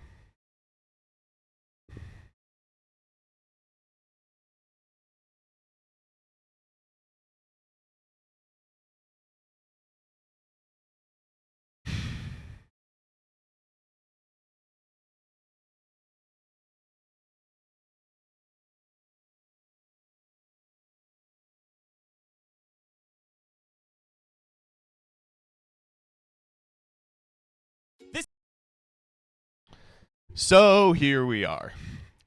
Magic player rates unbanned Yu-Gi-Oh! Genesys cards, featuring Covert Go Blue. I was told to watch this video, and here's why. So, Alex is always looking for a new angle for this video, which is we got CGB in the call. He's an affable, interesting person. And as a result, we want him to just riff about some Yu-Gi-Oh cards and if they're crazy or not. But we always got to have an angle that makes it discernible from a previous one. So this time he was like, I'm going to ask you about some of the cards that are legal in Genesys format. Now, if you're not familiar with Genesys format is the new way to play Yu-Gi-Oh! And it borrows from Canadian Highlander, or Meatball has been pretty quick to be like, it's not a Magic ripoff, it is in fact just the Spirit system from, I want to say, like some of the Game Boy Advance games. The short of it is, you're only permitted to have a certain number of points in your deck, and each powerful card has a correlated amount of points. Now, I will say this, as someone who's played a lot of Canlan, and a lot of those old shitty games, there was a lot of effort put into these points.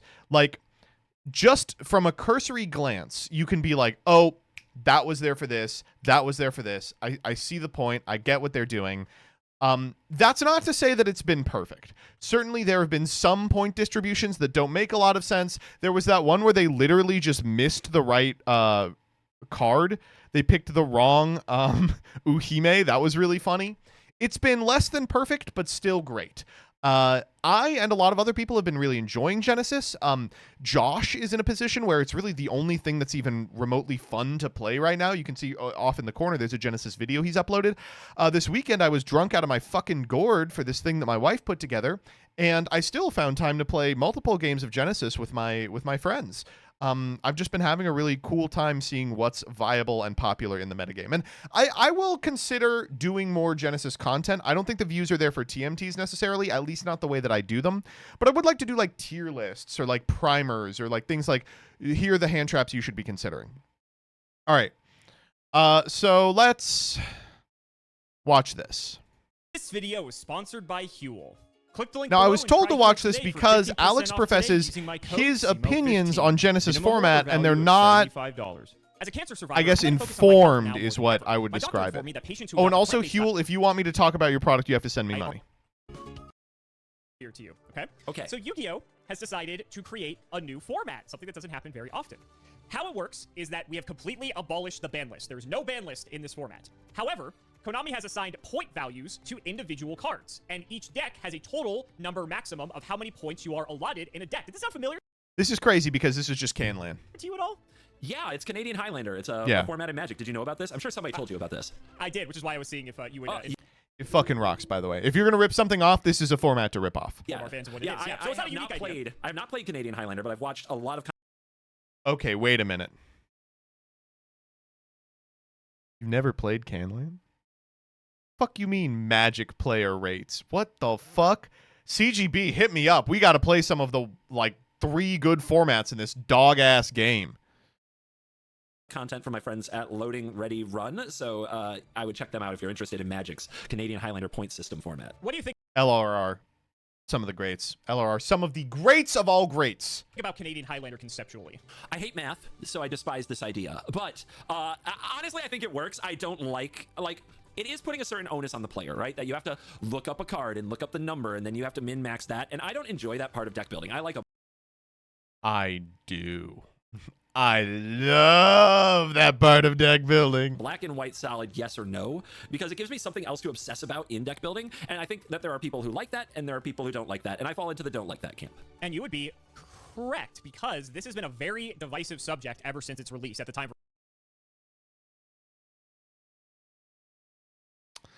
This is the first Alex opinion I have to kind of look at with a side eye. Has it been a particularly divisive release? I don't think I've really seen anyone talking shit on Genesys.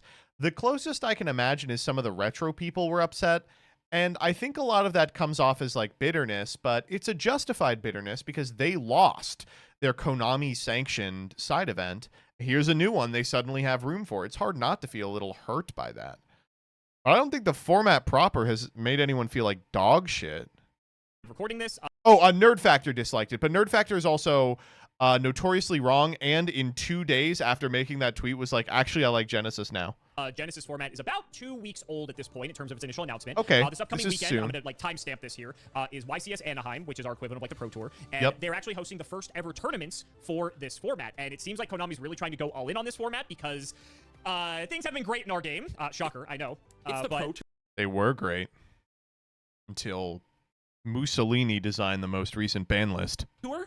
It's like your Pro Tour. They're hosting a Pro Tour for this? Like 2 weeks after the announcement? Not specifically just for this format. They're doing... That is a funny thing to be like. It's the Pro Tour Genesys. He's like, whoa, whoa, whoa, whoa. Main modern Yu-Gi-Oh! Yu-Gi-Oh! 2. No. But then It's also as a side event, people can compete in the Genesys format, which is what it's called. If you want to be able to participate in the Genesys events, they're going to be a side event at each of the YCSs for the next several months. This is our first look at the pros playing the new format. Interesting. Okay. The Pro Tour is going to be the one in 2026. Precisely. So I thought it would be fun. Isn't to it a show you some GP? They don't have cards, GPs both anymore. cards you may have seen before and some new ones. And your goal is to guess, if you were working at Konami, what would you assign a point value for this particular card? Oh, Sound God. Yeah, great. Great. Okay. Oh, so not only is it something I wouldn't like to begin with, it's okay. Now I've got to do it for your content. Okay. Precisely. We'll start with something you will like to begin with here, and I will let you know how the point scaling works. Pot of greed? Is it? Is pot of greed?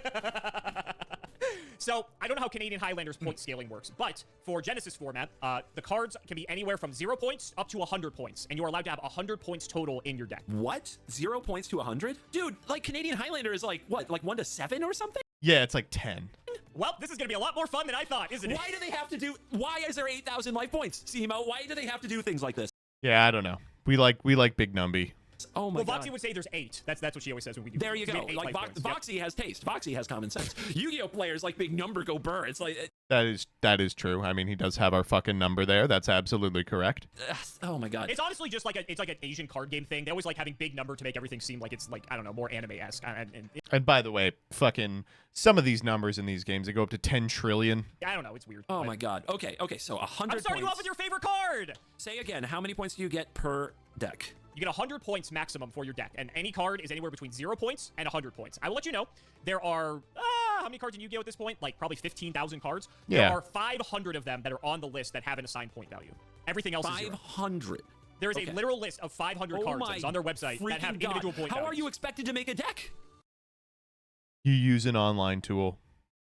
I'm glad you asked. By going to www.ygoprodeck.com, you can tally your Genesys points as you're building a deck. Like, Great question. Anyway, do they have website resources for this? That like. Yes, there's one at www.ygoprodeck.com. When you put in your deck, tell you your points and your card points, because that's what Magic would have to do. They tried to do that. It broke immediately upon release, and the community had to make their own tools to track the point values and get. Which you can currently get at ygoprodeck.com. Guess what? We have an online first-party platform called Master Duel. Do you think Genesys format's a part of it? I mean, that's absurd, right? Why is Genesys not in Master Duel, right? That's like a really, like, that's why isn't it? That's a good question. Nice. God, if I'm trying to picture what 12-year-old me would be doing. Commander ain't in Arena. I mean, yes, but the difference is that Genesys is Yu-Gi-Oh, while Commander isn't Magic. I'd have like a notebook, right? And I'd be having to look up on the ancient, decrepit, digital-only, no pictures, internet dial-up what the point numbers were, or reading it out of a magazine. I'd have to have. I just can't imagine this concept being foreign to a Magic player.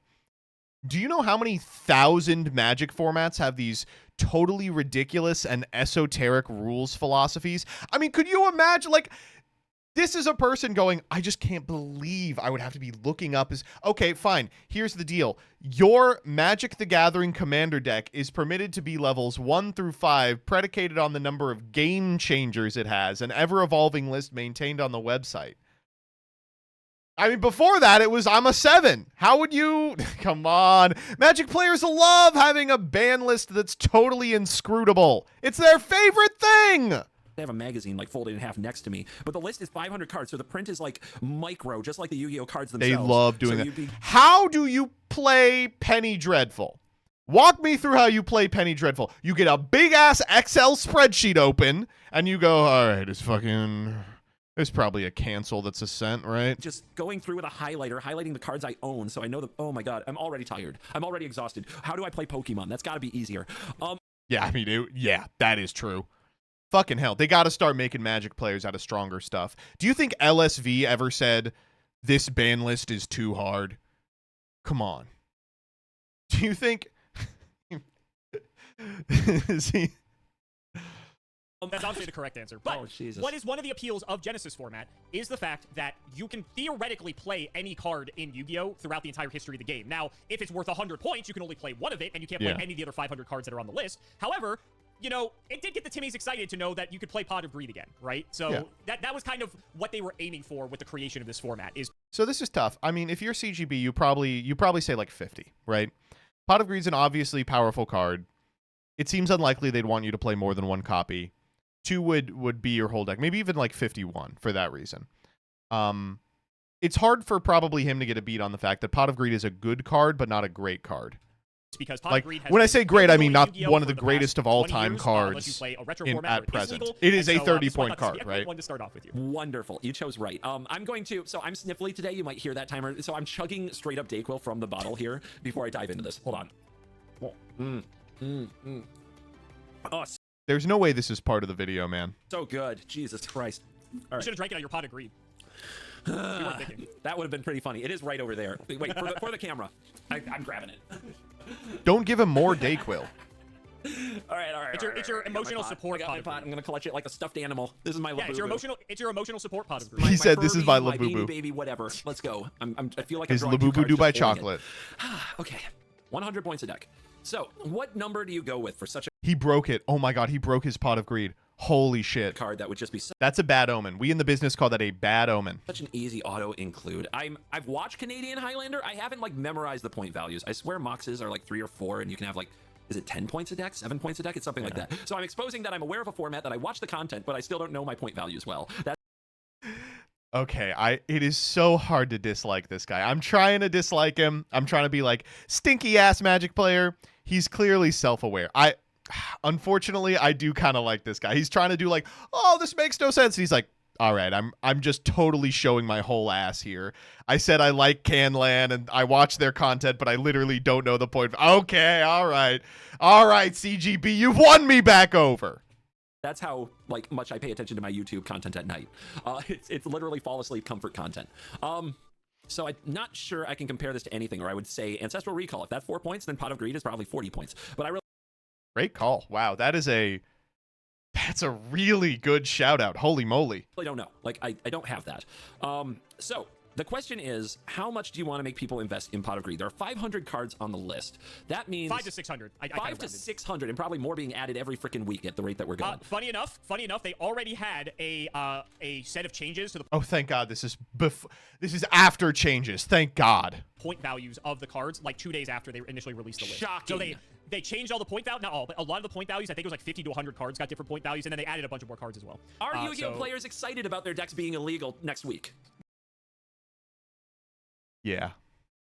We loved nothing has ever gone over better in the history of ban lists than the first point deduction. That is one of the points of contention with this format, and I think is a fair criticism, is that, you know, one event is going to be like a certain set of point values per cards, but then next week they could change it again and just be like, yeah, we're going to adjust like 40 more cards, right? So Sorry, like this is actually a divisive point of contention, right? Like that the ban lists happen so frequently that the decks will rotate super fast. It makes it hard to invest. Like it's good for balance, but it means that maintaining a legal Genesys deck is kind of difficult. Like that is actually, I think, a fair criticism. So it's going to be kind of difficult from like a content perspective for people who are trying to like help other people, because if they keep changing the point values, it's going to get really annoying. So it's kind of hard to keep up with. We don't know yet how often they're going to update the list, so we'll have to see. And I did look it up for you. There are 538 cards on the list, just to give you an exact number. I imagine not getting to play with any of those 538 cards leaves you in a position where casting Pot of Greed might draw you 2 cards, but they're significantly worse than the cards your opponent is top decking. This is crazy because he is like totally on point here. He's like 100% got it down pat. That is crazy. I mean, he's been on a trillion of these. He knows how Yu-Gi-Oh works, but yeah, no, that's just about it. Yeah. So well, remember, every card in this format is legal. There's no banned cards. That's true, but some cards are more mistake-like than others. I can't wait to find out what some of these old bangers I haven't seen in a while. What was the one recently that lets you cast your whole like extra deck or something? It was like X life to just put something into play. I'm trying to remember. Oh, Magical Scientist? Yeah. I will not be showing you him, but yeah. He's on this list. 95 points, by the way. It's gonna happen. Gotta fucking figure out an FTK. The problem mostly is that there's no pendulums. Would you believe that that's what's keeping him back? If pendulums are legal, Magical Scientist is an FTK 100% of the time, and you can find that combo with 100% consistency through Droll. But pendulums aren't legal. You have to be able to summon Paticiel Couverture, so you can summon Supreme King Dragon Starving Venom from the extra. But because you can't, you can't. It's fucked up, right? Let's just say his point value is quite high. Yeah, I imagine it would be. So, like, I'm kind of thinking immediately, they would want this pseudo-restricted, right?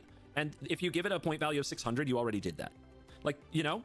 Or not, sorry, remember, the max 60, is 100. 60, yes, 60. there you go. Take off. The number one thing that I've seen people do with Magical Scientists is play it in Drytron. Just send a bunch of guys is really fun. 0. You're thinking about you're thinking like the Japanese card game creators. You're adding too many zeros. My bad. So if you put 60, oh wait, tell me this. Are there any that are like 51? Or am I grading like that? Yes. Damn it. Okay. So there's a number that are 21. I'm Starving Venom is points, but he is also unsummonable, yes. Yeah, sound like the salt meter video from a while back. That Nice, you beautiful. Interesting. Yeah, wow. So 51 is an option. Okay.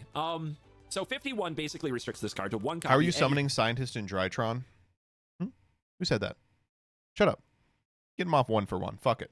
Or get him off Where Art Thou? Giving up a good amount of equity. The other thing they could do is make it like, if they made it 34, you could only have like 2, and then some wiggle room for other cards, for example, right? I don't know. I would think an iconic card like this, they would want it restricted even no matter what. So immediately I want to say 51. Now, at that point, you can say there's not a lot of point in going higher than that in the point scale, but there is, because it affects the quality of cards that you can draw, right? So the higher you go, the worse the quality of cards you get. I mean, as the greatest card ever printed. He's fucking locked in, dude. He is like, man. You all told me to watch this because I'd get mad. This guy's got it. Here, Pot of Greed. I mean, it's tempting for me to call it a 99 or something like that. Or what? Okay, are there any cards that are value 1? Yes. Oh my God, I hate this. You're gonna find out why. Why? Okay. Because they put FTKs at 100 and 1 respectively, so you can't play 2-card combos that win the game immediately. It would be like you can't play how would I say this? You can't play Lion's Eye Diamond in the same deck as like Golgari Grave Troll or something. Was fucking Dredge payoff. Do you want me to give you a reason? No, yes, I guess. Curiosity got me. So the reason that some cards are valued at 1 is that, let's say there's a Kiki Jiki Pestermite, that's a great one. 2-card combo that would be like a 2-card first turn kill, excuse me. If they make one of those card values 100 and the other one is 1, you can't play both of them in the same deck together. Gotcha. Okay. Oh, actually, Canlander does this too. Flash is 4 and Hulk is 7. That's cute. Okay. Would they make Pot of Greed 100 to just disqualify all the other cards they put on the list? So if you're running Pot of Greed, it's the only card. That's not very exciting, though. Yes, it goes in every deck. For Yu-Gi-Oh players, it is. No, I mean, not really. So here's my point. God, he's so right. He's like, no, you would never play it if it's at 100. It's like, are you really? Is it fun? Is it like the genesis of the format? Is it what the format's intended to do? Genesis of the format? Is it what the format's intended to do, to disqualify 529 cards so you can run 1 Pot of Greed? I don't find that entertaining or exciting. He's so fucking smart, dude. I hate gassing this guy up. He's just got it. He's not only does he get it, he's like, here's the impetus behind Pot of Greed being legal. You would never put this card at max points because you want people to play it because it's fucking fun. Want to do if you're designing this format is you want to make it possible to play 1 Pot of Greed and then still have a functional deck otherwise. Okay. I think you build a format like this because you want everybody to have a chance to play a Pot of Greed at some point. And then maybe with testing and given work, you realize it's not worth it for the point value. So I think you assign a high point value, but not a prohibitive point value. So I am going to start this off right. Pot of Greed, point value 69. Nice. Lock it in. Okay. Way too high on the point value, but I love the analysis. The analysis, spot on. The point value, you got the wrong answer there by a lot, but the analysis, really good. All that just to meme. Great. Love it. Final answer. Yeah. Oh, CGB. Genesis might be your format. You will be happy to know that Pot of Greed is worth 30 points. Wow. So hypothetically speaking, you can play a deck with 3 Pot of Greed and still have 10 and points. Nothing to else. Any other cards you can play 2 Drolls. I'm amazed, but I'm glad they went that way because that does tell me that their interest isn't just in prohibiting these cards. They are enabling people to play these classic cards in a sense. So that's a great way to think about it. I think this is the difference between the Magic player mentality and Alex mentality. Alex sees a ban list of 500 cards and he goes, why did they ban all these cards? CGB sees a list of 500 cards and goes, oh my god, all these cards are available for play, right? So I'm gonna give that a thumbs up. Actually, you said 30. You typed 39. Did you say 39? Oh, I typed 39 because that's how off you were. That's how off I am. Oh yes. Yeah. So I'm gonna be putting numbers there to just add up over time how off you are with a lot of these card choices. Yes, so my pleasure. Just to trigger you further. Yes, precisely. But I agree with you. I think if they're gonna make a format like this, they want to sell it, if you will. And so the fact that, word of mouth, you could go to someone and say, hey, there's this new Yu-Gi-Oh format. Remember Pot of Greed? You can play 3 Pot of Greed in this format. Yeah. I think that gets people excited, right? I think that gets people more excited than just saying you can play Pot of Greed. Like, you can play 3 Pot of Greed. You know what I mean? So I think that was an intentional decision. And maybe they'll change their mind later on because again, we're time stamping this video because if they change the point values in the future, that the numbers are going to be maybe potentially off depending on which cards get adjusted and which cards I'm showing you. So, yeah, I think it's shocking, honestly, that it's only worth 30. But I mean, it's despite the CV drama, I do think being able to play last turn is sick. I hate to tell you this. I mean, the reason Stevie and I, disagree on all this shit, but I still made the short is that is one of the coolest things that I think has happened in Yu-Gi-Oh! In modern memory is showing up with a competent competitive deck that includes last turn is like a dream. Like I can't believe how cool it is. taking a considerable amount of your equity if you're going to play 3 pots that you can't play any other card that's above 10 points. So, but 3-pot of greed is pretty good. So we'll have to see how that goes because we haven't seen any format or any big tournament aside from like creators hosting their own tournaments for fun. We haven't seen like the first official format tournament take place yet. So we'll see if Pot of Greed makes an appearance. But I thought we'd start off with a fun one just because it's your favorite card and all. Cool. Okay. Very cool. But if somebody at Next Konami up. sees this, yeah, 69 was the correct point value. Just strictly speaking. Speaking of cool, I think this guy looks pretty cool. See what you think about this guy. Silva, Warlord of Dark World is. Please tell me. I actually don't know this one. Please tell me he's 100. This is at 100, right? Yeah, okay, thank God. Easy hundo. Silva Warlord of Dark World, of course, if you're unfamiliar, is the card in Dark World that enables the most frustrating way to play the deck, which is the hand loop. Because Saluri allows you to use the second effect of your Dark Worlds as if they were controlled by your opponents, you can, with 100% consistency, get to a position where Silva loops at least 4 cards from your opponent's hand, and then you have answers to the remaining 2. The competitive versions of Dark World, when it was competitive, in quotes, just did this. It was a no-fun game determined by if you drew Droll or your opponent found the Silva hand loop. God, thank you that it is banned. I think it was banned in Master Duel for a while, too. I think Silva may be back, but... It's a level 5, 2300 attack, 1400 defense, Fiend effect. If this card is discarded to the graveyard by card effect. And he can have... Oh... This is kind of tough because it reads as if it's impossible to get that second effect unless your opponent sucks balls. But if he can read that there is a way to set it up, knowing that this is just him to Torok will just be like, oh yeah, this is broken. Special summon this card. Oh, great. Then if it was discarded from your hand to the graveyard by an opponent's card effect, your opponent places 2 cards from their hand on the bottom of their deck. Oh, wow. Cool card, huh? I mean... Yeah, let me think. How popular is this card? So I'll give you some context here. The Dark World are a series of monsters. They're an archetype. And the whole gimmick with them is they all want to be discarded to the graveyard because they have some sort of good effect that happens for you if they are discarded. So a lot of them just basically special summon themselves. Some have other effects. But the whole gimmick is that they want to be discarded. And so typically, all Dark World, I want to say all, most Dark World cards have 2 effects. They have an effect that if they're discarded by any means, that effect happens. But then if your opponent is the one to discard them specifically out of your hand, not you, then they get some sort of like bonus additional effect on top of that. And so Ooh. I'm realizing if he doesn't mention Saluri, it's going to be almost impossible to evaluate this, right? Silva's a perfect example of that here. So I'm immediately thinking of, like, how common is it that the opponent makes you discard? And it doesn't seem Not super at all. common when I think of a lot of cards, but then I remembered, you have a card called, is it Card Destruction? That would be legal here. So that's like a wheel effect in Magic where both players discard their hands and draw cards? Yeah. I will agree with you, though. I will say, compared to Magic, making your opponent discard cards in Yu-Gi-Oh! Is not nearly as common. Yes, we do have stuff like Card Destruction. There's also a couple cards that say, like, if it does damage to the opponent, they have to discard a random card out of their hand. And then there's also, like, the ones that you know that you get to look at the opponent's hand, but obviously you're not going to pick this if you know what This it would is, be the perfect right? time to So be like, and there's a few. I would say Saluri. it's like it's pretty uncommon to see cards that discard random cards out of your opponent's hand. Mm-hmm. Yeah, so my thought on this is that outside of like a card destruction meta, like with a combo deck, and that's all it does, in which case that'll get changed quickly. This card mostly stops after the like second line of text. Special summon this card. Pretty much. So It's just a big guy. Oh, no, come on. That's the whole reason it's banned is because that's not true. The whole reason it's hit is because that's not true. You discard this, you get an absolutely brutal attacker for free. Yep, and to be fair, the Dark World archetype still was part of the first wave of support. The Dark World archetype is very old. I want to say it came out in 2005, like late 2005, early 2006. It's gotten multiple waves of support over the years. But yeah, basically the fact that there was this whole deck that could just like discard a bunch of these guys and just bring out a bunch of guys for free. By older Yu-Gi-Oh standards, that was like sort of novel. It wasn't like there wasn't really like this like way to spam the board like nearly as much back in the day. Yep, like right away, I'm like in some of the more busted decks in the history of Magic, like Dredge or just some like big format combo decks. This card would be insane. Like just for discarding it, it comes right into play. Like that would immediately see play. So I Pitch this guy for Phantasmagorian. I mean, we're not going to get into cost versus effect here, but you know how it goes. I can see right away that like there's probably a version of this that is valuable in some way. Can you just tell me if like, are you going to show me any red herrings in this video that are 0 that aren't actually on the list? Maybe. Damn it. Okay. Without the understanding that this second effect is always online, you would think this is 0. This is an obvious 0. I mean, the card is good. The archetype is good. But in like the history of Yu-Gi-Oh, does a deck need to be slowed down that, can just kind of manufacture? Damn, I see why you guys watch these videos. This guy is fucking insightful, man. Some extra value and extra beaters by using discard effects. It is material. Like, material always turns into other things, but all the material in the history of the game is legal in this. So is it even the best material you can be running? If it has a point value... I've seen the LSV ones. The LSV ones are unbelievable. It's like, oh, this guy knows his shit.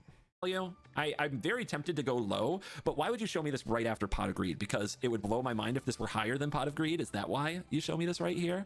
It's possible. Like when I think of what's better in the format, 3 Pot of Greeds or like 3 of these, I can definitely see a world where like you play a combo deck that just draws and discards, and then you get 2 or 3 of these on the same turn, and they can attack right away because everything has haste, and that's a good amount of damage, but it's still not lethal on its own. It just needs a little help. But I don't see the same. It doesn't seem that dangerous to me. Like my gut said like, 20, but I don't even know why that is because I'm still trying to figure out the right scale for all this stuff. I really don't know. Yeah, it is one of those where you're probably going to show this to me because it's actually near Pot of Greed. I don't have a good sense for what the number should be. If I went with my gut, This one's a like hundo. between 10 and 20. I'm going to err on the high side because I think that if you're metagaming this, you're specifically trying to burn me by being like, can you believe it's this high? I would never do that. I'm gonna go on the high side, and I'm gonna match its attack points with 23. I'm gonna say there's a 23-point card. 21. Silva, Warlord of Dark World, is 100 points. What? The golden rule, CGB. Hand destruction is not allowed in Yu-Gi-Oh! You should have known this. But why? It's not even that common of a thing, right? It's the whole point of the deck. I don't know how to be like the whole point of the deck is to do this. Yeah, like the whole point of the deck is to do that. It's like it's the linear play of the deck is to do this. It can't be. I'm like every time I've said a hand destruction card other than that one trap was good, you laughed at me and it turned out to be bad. What? Do you agree with this? Here's the logic behind this. They're the Dark World boss monster. This came from the newest wave of support for Dark World that is a few years old at this point at the time of recording. Their big boss monster has an effect that says when your opponent activates the effect of a card, you can change the effect to read your opponent discards 1 card. He doesn't know about Saluri! He doesn't know about Saluri! Wait, that's why he didn't tell him? It's not that he wanted a funny ha moment. He doesn't know about Saluri! Why, Alex, you can do this twice before you get to the boss! The boss does do that also. In the Dark World deck, you basically have a way to force your opponent to discard the Silva out of your hand. That counts as your opponent forcing you to discard, which means you get to hand rip your opponent for 2. Now, on the point scale for this, Silva is 100 points because the Dark World boss monster is 5. So this is a clear example of they made one of the cards really expensive and over the 100-point threshold so that a combo like this can't exist in this format. Do I think Silva is worth 100 points? Absolutely fucking not. I mean, I do. I think it's worth 500 points. Fuck you, Silva. But Saluri, yeah, it's over a decade old, right? It's almost 20 years old. These are some of the lovely design choices that they made at Konami when they were designing the Genesis format. What the fuck? This is a design choice they made in 2011 when they printed Saluri. What do you mean it's a fucking Genesis format? You're telling me. I thought about it. It wasn't, I thought you would pull to something you may have missed. I deserved it as sets. I honestly did think about, can you make your opponent's card effect? He's in here. He's in your head. He's like, yeah, I mean, I figured, is there a way to cheat this? And then I asked you point blank if it happens, and you said no. Choose a certain thing. And then I was like, no, that's too stupid. Does Magic have anything like that where like it changes the effect to force your opponent to discard a card? Magic has cards that change effects, yes. There's probably some kind of a way to do that. Like I'm thinking of a card I just played in our live version of Worst Possible Commander Show that says whenever you take damage, instead you discard a card, and when you have no cards in hand, you lose the game. But still, even then, it's your choice. It's not like the opponent, quote, forcing you to. It's your card. So I was just like, there's no way that's actually a thing. But oh my god. It is. And for what it's worth, there's only like a couple cards in the game that have that text. The boss monster is the most notable, and that's obviously that came as like the 3rd or 4th wave of support that Dark World's ever received. What the fuck? There was one in the second way! He doesn't know what Saluri is. He doesn't know what Saluri is. He doesn't know what Saluri is. So they're like, okay, how can we make this deck busted? And when you can Silva hand rip your opponent, then that's one of the ways to do it. So, yeah. So now you're starting to understand some of their design philosophy decisions behind this. And speaking of which, you mentioned a little bad trap card that hand rips your opponent. No. Let's revisit another one of your favorite cards, buddy. This is like that high school reunion you got bullied. Trap Dust Shoot is, I think I know this one, 94. Did I get it? 94? Yep. Into going to for some reason, and then you see all the people you didn't want to see, and you just anyway. It's just a lot of trauma. It's a lot of trauma. That's way too high.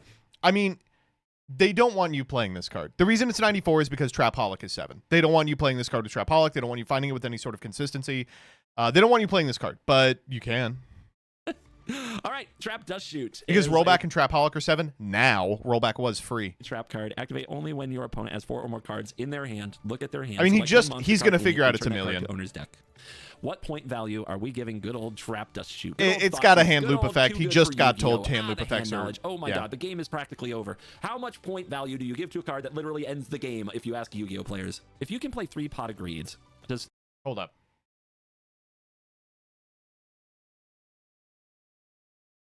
pointer is 50?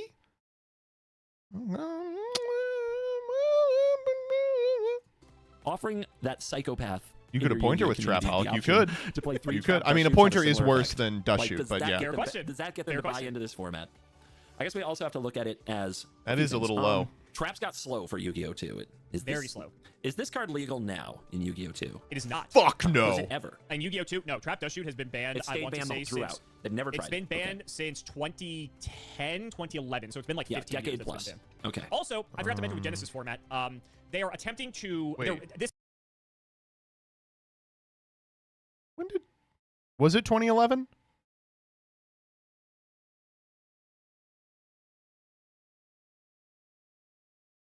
Was it right after Edison it got banned? It had to be, right? This is like the Reddit custom format, if there ever was one. They What the fuck? What does he mean by the Reddit custom format if there ever was one? I guess, like, bad archetypes get to play good cards, but come on. also have it so that Link monsters and Pendulum monsters, two of your favorite card types, don't exist. You can't play them. What? So they're literally just trying to appeal to, like, the casual boomer audience to say, like, hey, if you want to play, like, you know, with, like, these older cards and not have to worry about newer cards, necessarily, then, like, this is the format for you. I think that's actually the exact opposite of what they're saying, right? Is the tagline for it, which I don't agree with, is yesterday's gameplay, today's cards.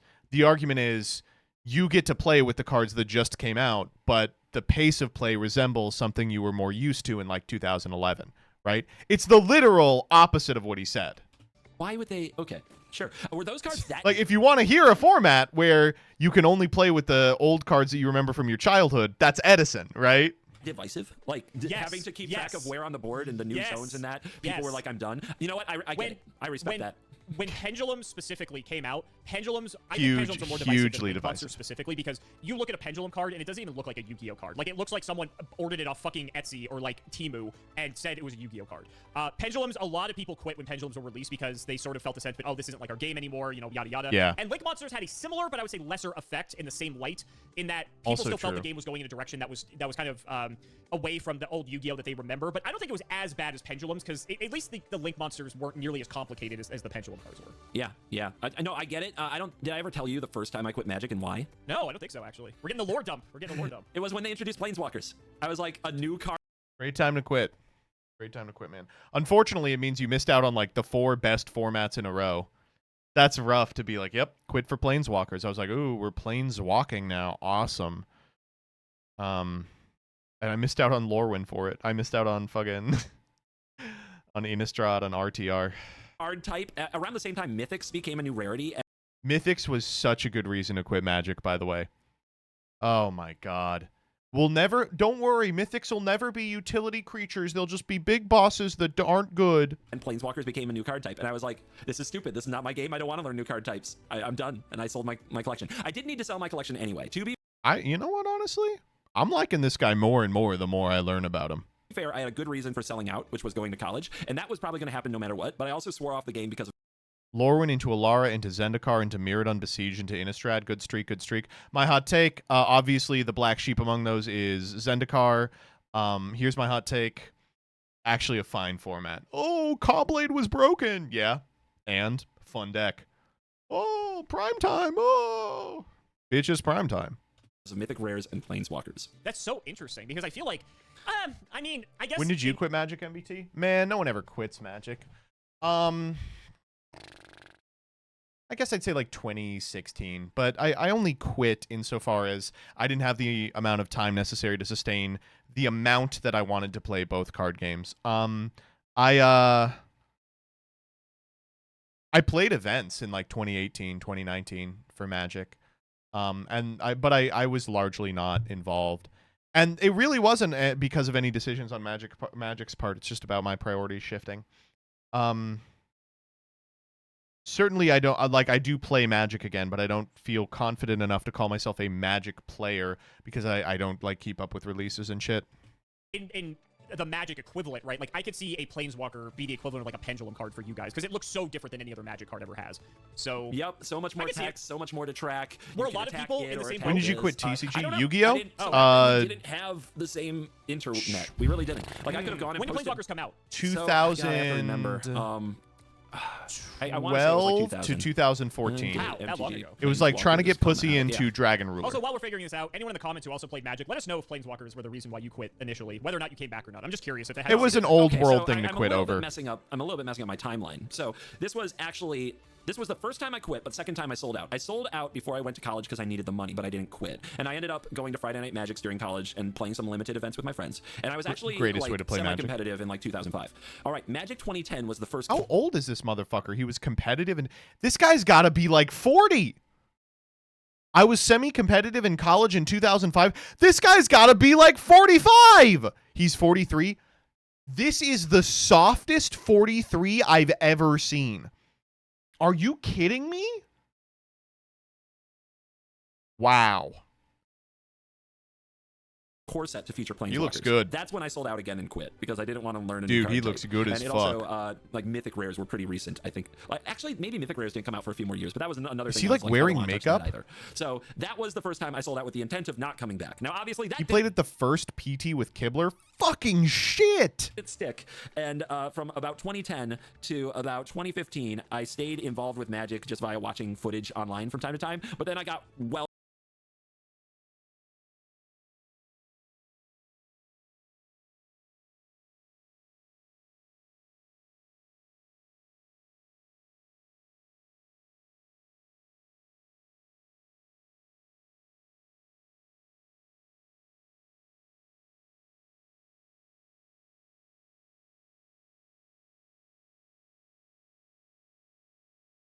Back into Magic because of Xbox Duels of the Planeswalkers, and yeah. Anyway, that's where I learned how Planeswalkers work. Anyway, deep lore, deep CGB lore. Okay. All right. Anyway, trap does shoot. Traps are slower. This format is definitely expected to be fast. Does keeping Pendulum Monsters and Link Monsters out of the format slow it down? I don't think so. Tier Laments is potentially a deck. You're not wrong, actually, but... Well, it depends what the point values are for Tournament. It does slow it down to an extent, but I would say it's still a very fast format. I like that the idea of a Pot of Greed / Trap Dust Shoot format exists, and you can kind of pick a lane. Are you a card destroyer or are you a card drawer? And I think that those types exist in both games, but I don't think you want them together. You don't want the same person being able to draw 6 extra cards by running 3 Pot of Greeds, then also getting your Trap Dust Shoot multiple times to hit the opponent. I think that those things together are a bit, ugh. You kind of want people to pick a lane, I think. So that means not like 10. So does 20 keep it out of that range? Kind of. Then I'm just putting it right there with Pot of Greed. But I kind of think as an intro, like... It's fucked up. He literally was like, hand destruction is like a general no-no in Yu-Gi-Oh! He should have enough context to be like, this is a hundo. There's comparable reasons to do that because Pot of Greed, you know, people iconic, people want it, they want 3 of them. You get to say this is the format for that, absolutely. And then on the other side, you put Trap Dust Shoot on the same level. It's also a card that has not been legal in Yu-Gi-Oh! 2. It's also something that certainly has. Okay, he's being like, actually, I could see this being available at 3, just so you can say it's available at 3. Been legal for over a decade, and people need to keep an eye on, and there's probably a good reason for that. And you don't want immediately for opponents to just quit because they got their Trap Dust Shooted like 2 or 3 times and quit your new format. You want there to be like some gate to that. So I'm gonna put it right there with Pot of Greed. I'm gonna put it at, because drawing 2 is better, 29. Just 1 point difference. Just one below Pot of Greed. Hundo. Look, these are It's shots in the dark, 94 right? for And Trap I don't expect to hit a hole reasons. in 1. I just want to be on the green. That's all we're trying to do. Well, you're in the bunker for this one. Trap Dust Shoot is 94. Jesus. Really? Yep. Why? Hand destruction. I told you. He literally just told you. I hate to be like I hate to be like this. He just told you hand destruction is a no-no. I think a general rule across the entire list is that any hand destruction type cards are extremely high on the list because, again, that is just something that our game is, it doesn't find fun. And like I said earlier, with this being like the Reddit custom format, and this might give you some What clues is into with some cards later. this? They kind of took all the cards that people whine and bitch about all the time, and they're like, yeah, let's make these like 95, 94, 100. So that way, Great. if you do decide to play with it, it's like the only card off the list you can play with. So because they people are a built bunch it of around babies. the point system is made up on feelings? Yep, Feelings in our card game? What? Not at all! This is specifically 94, so you can't play in the same deck as Trapaholic. Our analytical, nerdy, min-maxy whatever. card game is built around feelings? What is this, Commander? I will say, first off, great dunk. Fantastic dunk. But second off, like, the thing about this point value is you can critique it from a lot of different angles, but one thing I think you can't critique it for is not being thorough enough. I think it is very methodically selected. I mean, I think there's an argument to be made that there is a parallel to an extent there when it comes to God. what's on this list. No, it's not like Commanded. This one's good. Listen, what's not? Oh my God. They For just context, just played stupid games in the office and we're like, that wasn't fun. 90. Oh my God. 94. I mean, that's fine. That's totally okay. Why 94? Supposedly, they've been working on this format for over 2 years. Whether or not you believe that is a different story. They probably played 1,000 games of Feelings Yu-Gi-Oh! In the office. Good for them. Clap. Slow clap, everyone. Yeah. Nice. As to why Trap Duck Shoot is like 94 versus a round number, no idea. I gotta be honest with you. Trapaholic. Like, that's the reason. I don't know how to... It's Trapaholic. There's a card that searches any trap in the game, and it's 7. Also, he doesn't know Trapaholic. He didn't know Saluri. CIMO, he doesn't know Trapaholic. Like, no idea. I bet people looked through the whole list, right? They looked through the whole list of everything that's like 7, 8, 9 or whatever. It's like, what exactly are they ruling out? No clue. Cool. Awesome. Let's do it. Jesus Christ. Ruling out? Yeah, man, you're good at this. Dark Ruler no more. It's a spell card. Negate the effects of all face-up monsters your opponent currently controls until the end of this turn. This is a hard one. This is a hard one to place because it's a very powerful card. Can't deny it's a very powerful card. But also, for the rest this of is turn, philosophically a card they're okay Neither player being can activate played. monster effects in So response it's to this 0. card's This is a activation. 0-point card. This reminds me of Dress Down. Yeah, Dress Down in Magic the Gathering is like this, except it also draws a card. It doesn't negate the damage, though, so that's probably why. If this drew a card in addition to everything else, holy crap, that would be nuts. That's really something. So, oh yeah, this is a shutdown right here. So, give me a bit of variety. No More being 0 is so strange to me, but it's slow. I don't think so. And I think that you'll see as the format develops, this card totally shaved from sideboards. At present, it's very popular in sideboards just because, like, it's a card you could put in the sideboard that doesn't cost you points, right? But the thing is, Dark Ruler No More is really, really good against all-in combo decks that make an end board that has Omni Negates on it, that are represented as monster effects. If a deck has layered interaction, like there's some stuff in the back row or in the graveyard, if a deck has survivability or rebuildability in any form, or frequently if a deck doesn't use monster effects. This card is dog shit awful, and almost every deck in the format has all those qualities, has some kind of mechanism to beat this card pretty easily. The list. Great. So you're telling me, and this isn't continuous. This is just that turn. No, it's a one time. It's a one time. All right. What's the something? It's also sorcery speed. It's also sorcery speed. Oh. You can't flip this up on the opponent's turn? Nope. Bad card. That is a lot. What is Tikbu at? 100, right? I think it's literally 100. Worse. So I'll give you a bit of help here. So typically in like Yu-Gi-Oh 2, every deck in it's very current common TCG that can player rebuild going on a first whim, and Dark Ruler No More stays play. But can it rebuild through an established board of 1,000,000 Omni Negates, right? And also, like, these decks can rebuild, but they do have the other weaknesses I described, right? A lot of them don't have layered interaction.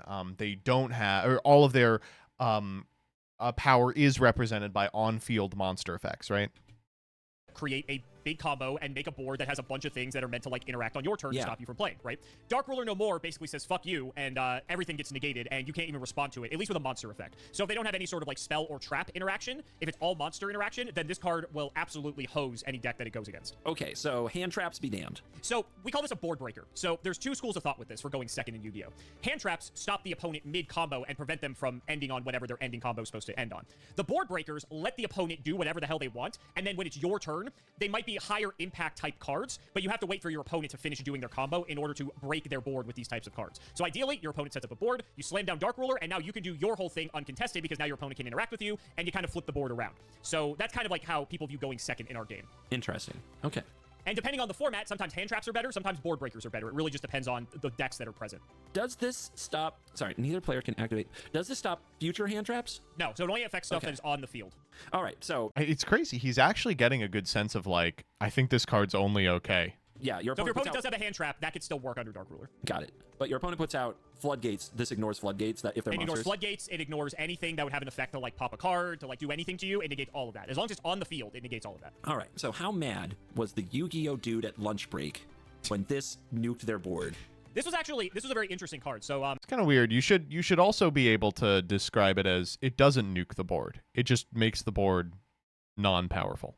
I always say how, or you may remember that Yu-Gi-Oh cards typically are first released in Japan, and then they come over to us a few months later because we have a staggered release schedule. Yeah, this was 2019. It was one of the tin promos. And so sometimes And Konami NA notably, at time of release, it saw 0 play. Japan does. Not nearly Capital the same Z frequency as the 0. entire set, but sometimes it'll be like a few things.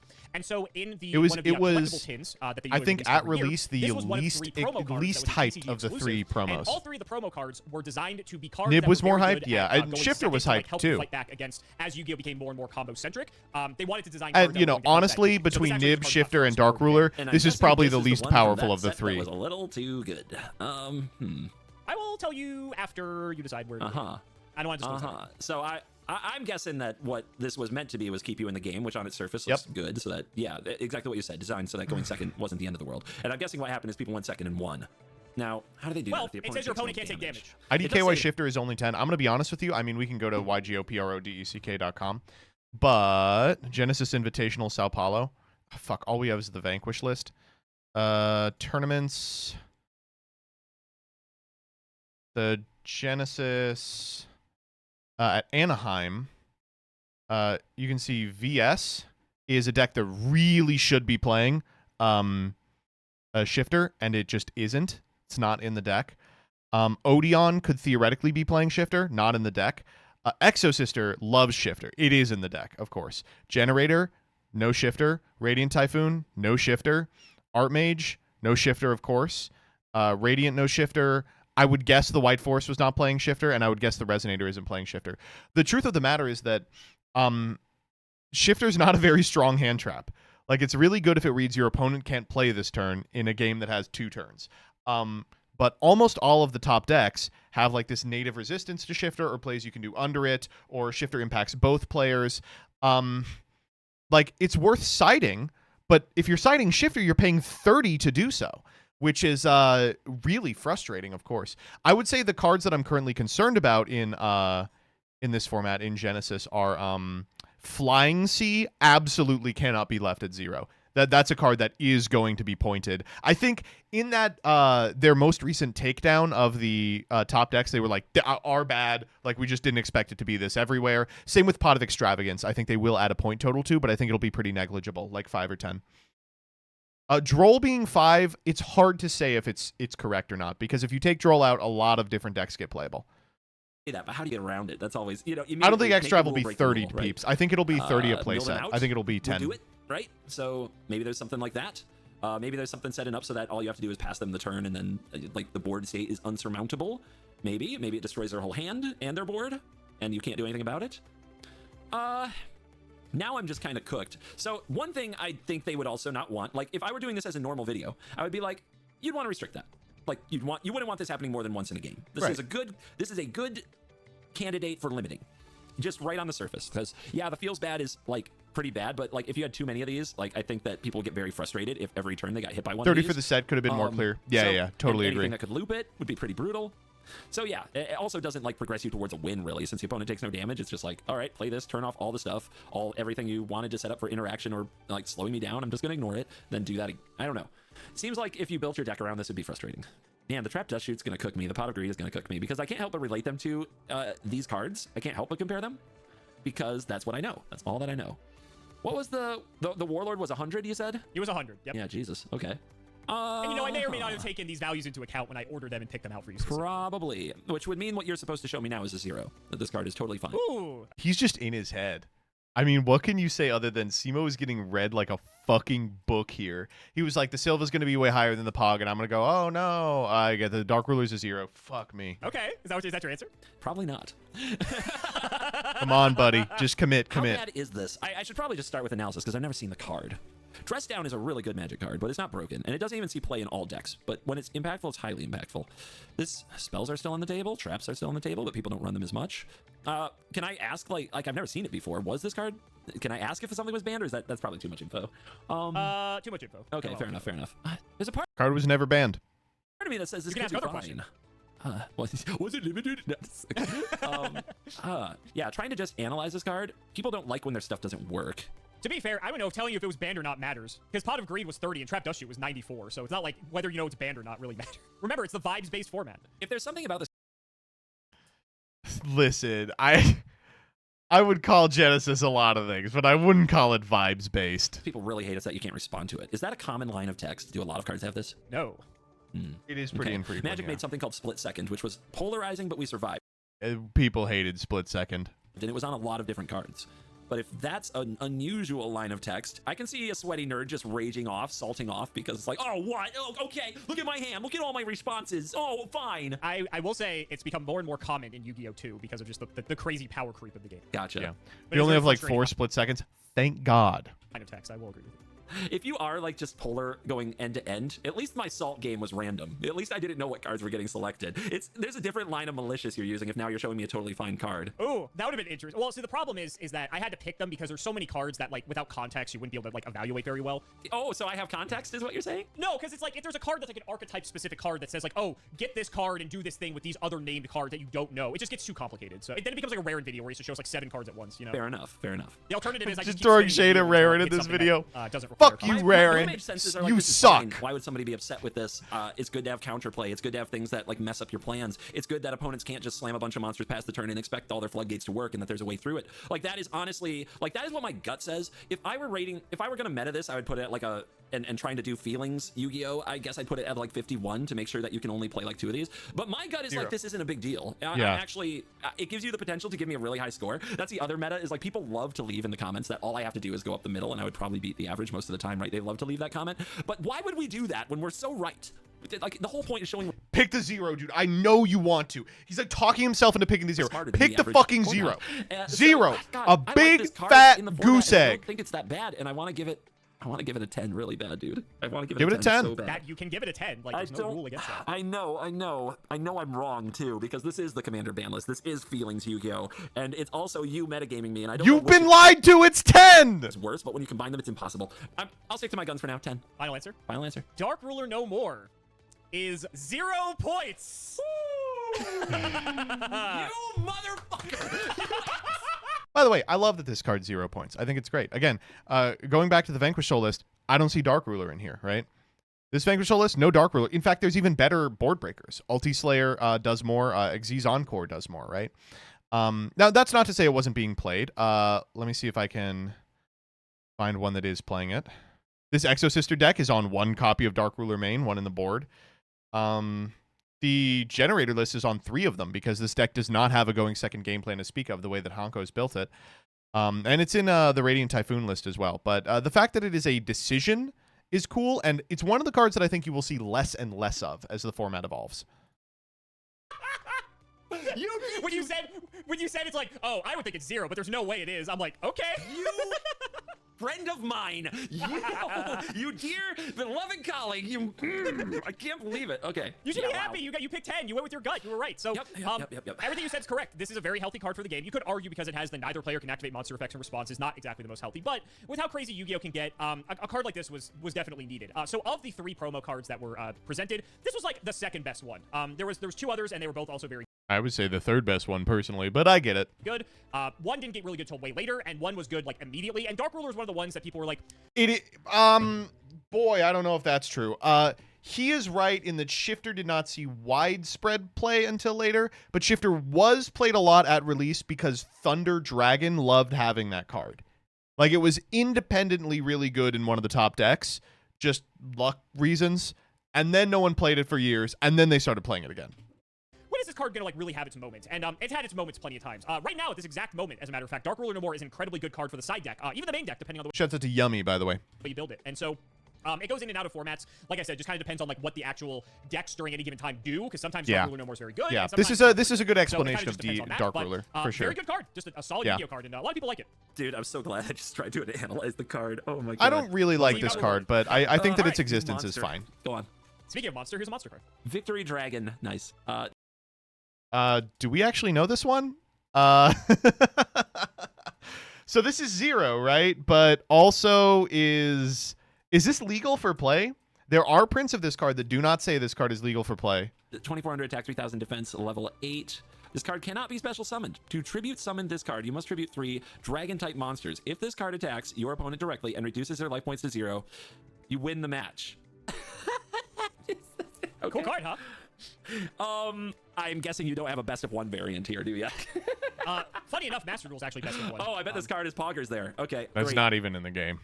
That's cool. I hope they programmed it into Master Duel. Are there prints of this? So this is the only one of the match winners, I believe, that does not have the text on it that says this card is not legal for duel, which is why it's banned. And to be clear, the reason it's banned isn't because it's powerful, is because it causes an annoying judge situation. You can get one for $2 as a Shonen Jump promo. The judge situation is you go, okay, I see you're going to attack with Victory Dragon, I'll scoop. Your opponent goes, no, I'm about to win the match. You go, judge. Judge goes, what? And you go, can I scoop with Victory Dragon attacking on field? And the judge goes, you can scoop at any time.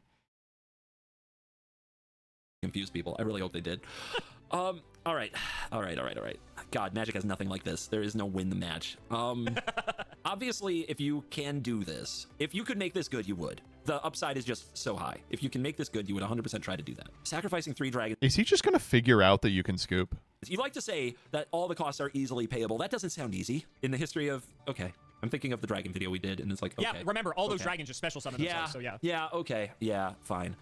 Okay, another question. It says reduces their life points to 0. Does that mean you have to hit them for exactly 2,400, or can you hit them if they're at 2,300 and you hit them with this? Does the win the match happen? Yep, that's as long as it's 2,400 or less. Yeah, it has to be a direct attack, so you can't like hit over a monster and reduce them to 0. It has to go direct. Yeah. And it has to, as long as it puts their life points to 0. I didn't even realize it was a direct attack. This is the funniest fucking card ever. So 2,400 or less, you win the match. Okay, this card has no protection. Nope. Figuring out the rules of Yu-Gi-Oh! From first principles. Radical Badger, you're 100% right. As no, this can't be targeted, responded to. It doesn't remove anything. This is the epitome of a meatball. Like, yep, it's really good. And these Magic players are built different than us, man. They really are. Like, there's a reason you don't see a lot of these Yu-Gi-Oh! Player tries to determine X, Y, and Z is because we can't. We're too stupid. We don't have the vocabulary for it. He's got a term for it, a meatball. He's just a big fucking guy.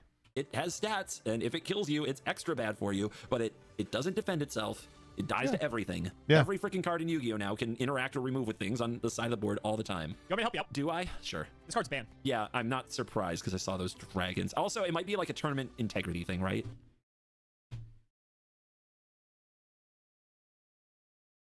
When Kazuki Takahashi died, did he enter this man's spirit? Like the Millennium Puzzle? Like, what the fuck? He got this in one. You know, it would be so dumb. It would be so like Yu-Gi-Oh! To do this. Are there any cards with a value of over 100? No. Because they would be so Yu-Gi-Oh! To be like, yeah, everything's legal, 101 points. It's funny. Some people are It's awesome that they didn't. like, some people were saying that the really bad unplayable card should have negative points, so you can get more. Yeah. The shittier cards. A+. No notes. Man, this really feels like you kind of deserve it if you die to this, but then it's an eternal format, so you can protect it with hand traps, and you can probably find a way to like set it up very early. But you can't attack on turn 1, but if you go second, you can probably find a way to do it and kill with this thing. And then it's probably right to go second if you're a Victory Dragon deck. Which going second is a actual legitimate strategy that some decks can take advantage of. Yeah, especially in Genesis. I am still not sold that you need to be going first. Obviously, some decks do. The Generator deck has to go first, but I mean, some of them I really feel like going second is just crazy strong. Being the Victory Dragon player, that must feel like the ultimate kick in the nuts at a tournament. Just what a beating. You got destroyed in one move. Jesus Christ. What truly pathetic cards you have. When we talk about feels bads at the lunch table, that would be one. And I'm sure it would be high on their list. So can I ask, are there any other cards in all of Yu-Gi-Oh! that have a similar line of text where you win the match? There are hundreds of them, CGB. Technically, yes. Every prize card that gets awarded at the World Championship has that line of text. Jesus However, Christ. those cards are not playable. This is the only playable version of those types of cards. Good. And they basically Christ.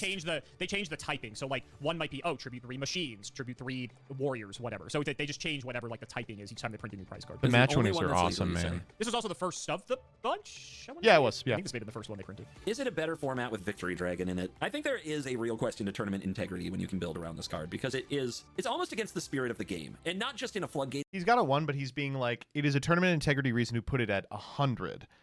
But you know, I mean, if this card was at 100, it would also make sense. It's like you don't get to play way or a hand trap, like I get to see your hand and now I know what all your traps do way, in a literal, like, why did I show up kind of way. If you can build a deck around this in the Eternity of Yu-Gi-Oh! That does this consistently, I do feel like that is against the spirit of entering a tournament. Why would you sign up for this? You didn't sign up for this. You signed up to play a best of 3 match. You took pride in developing your sideboard guide and your sideboard plans and writing your deck primer for all your Yu-Gi-Oh! I think it's arguable that this could be 100 cards. Yeah, that doesn't seem He's not fair figuring out the on a surrender thing, though. Tournament, like, rules enforcement level. not just a card game level. And then at the same time, I look at this like a blue mage, and I'm like, you deserve it. You didn't stop it. What's the matter with you? Why did you Correct. do this? They still had to deal all the rest of the damage to you. They had to get this through exactly. Oh my gosh, it had to fly into the Death Star through the tiny duct that they left open for some reason, and they didn't defend. Man, he is on a fucking tear, dude. He is fucking going in on this. Nobody could do anything about this. Is so clippable. Fuck. Did they even design something this way? That's how I feel as a blue mage. Well, your intuition was right the last time, so. I don't know, man. It seems so unfair, and it also seems so fair at the same time. It's so stupid. Oh God. Come on, do it. I mean, and it also feels extreme. Either somebody was like 100% we don't want this in our game, so it gets 100, or they were like, how does surrendering work in Magic? Exactly the same way. Thing in Yu-Gi-Oh, it gets a 0. I feel like it's not in the middle. I really do. Okay. Although there's also the question of, are the best cards with this that enable it to pull off its bullshit? Like, do those have point values? I don't know. I don't want to get into it. I don't want to hint on this one because it's a rabbit hole. I'll let you know. You can very easily meet the requirements for this, regardless of point value. I hate this so much. 80. I'm gonna give it 80. Going on the high end. Yeah. Should have went with your blue mage instinct. Victory Dragon is 0. Fair enough. Tell him this. Fair enough. I do get it. Tell him the scoop. Kill him. 100. Kill him, Alex. Myself 20 points. Yeah. I'll hedge. Hedge against it. But Fair. Jesus Christ, it's so tough with that because it does feel like an unfair card. But you're right. Well, it's funny because this card's actually really bad.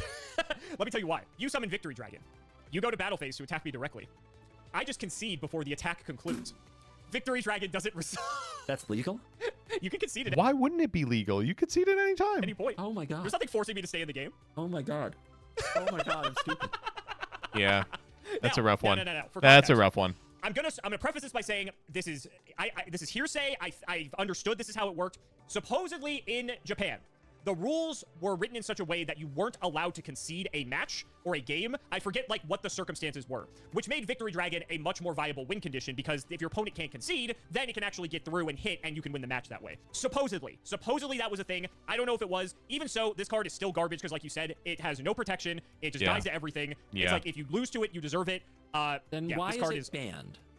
I think it's kind of like what you were getting at. Tournament like, the integrity. tournament ethics side of it, where it's like they just don't want to deal with this card. To be honest, this card's been on the ban list for like ages, and it could come off bad, tomorrow. It would not make a difference. On the ban list that are bad, but from like a rules perspective, are just like a fucking mess. So I think they just didn't want to have to deal with this card in any sense.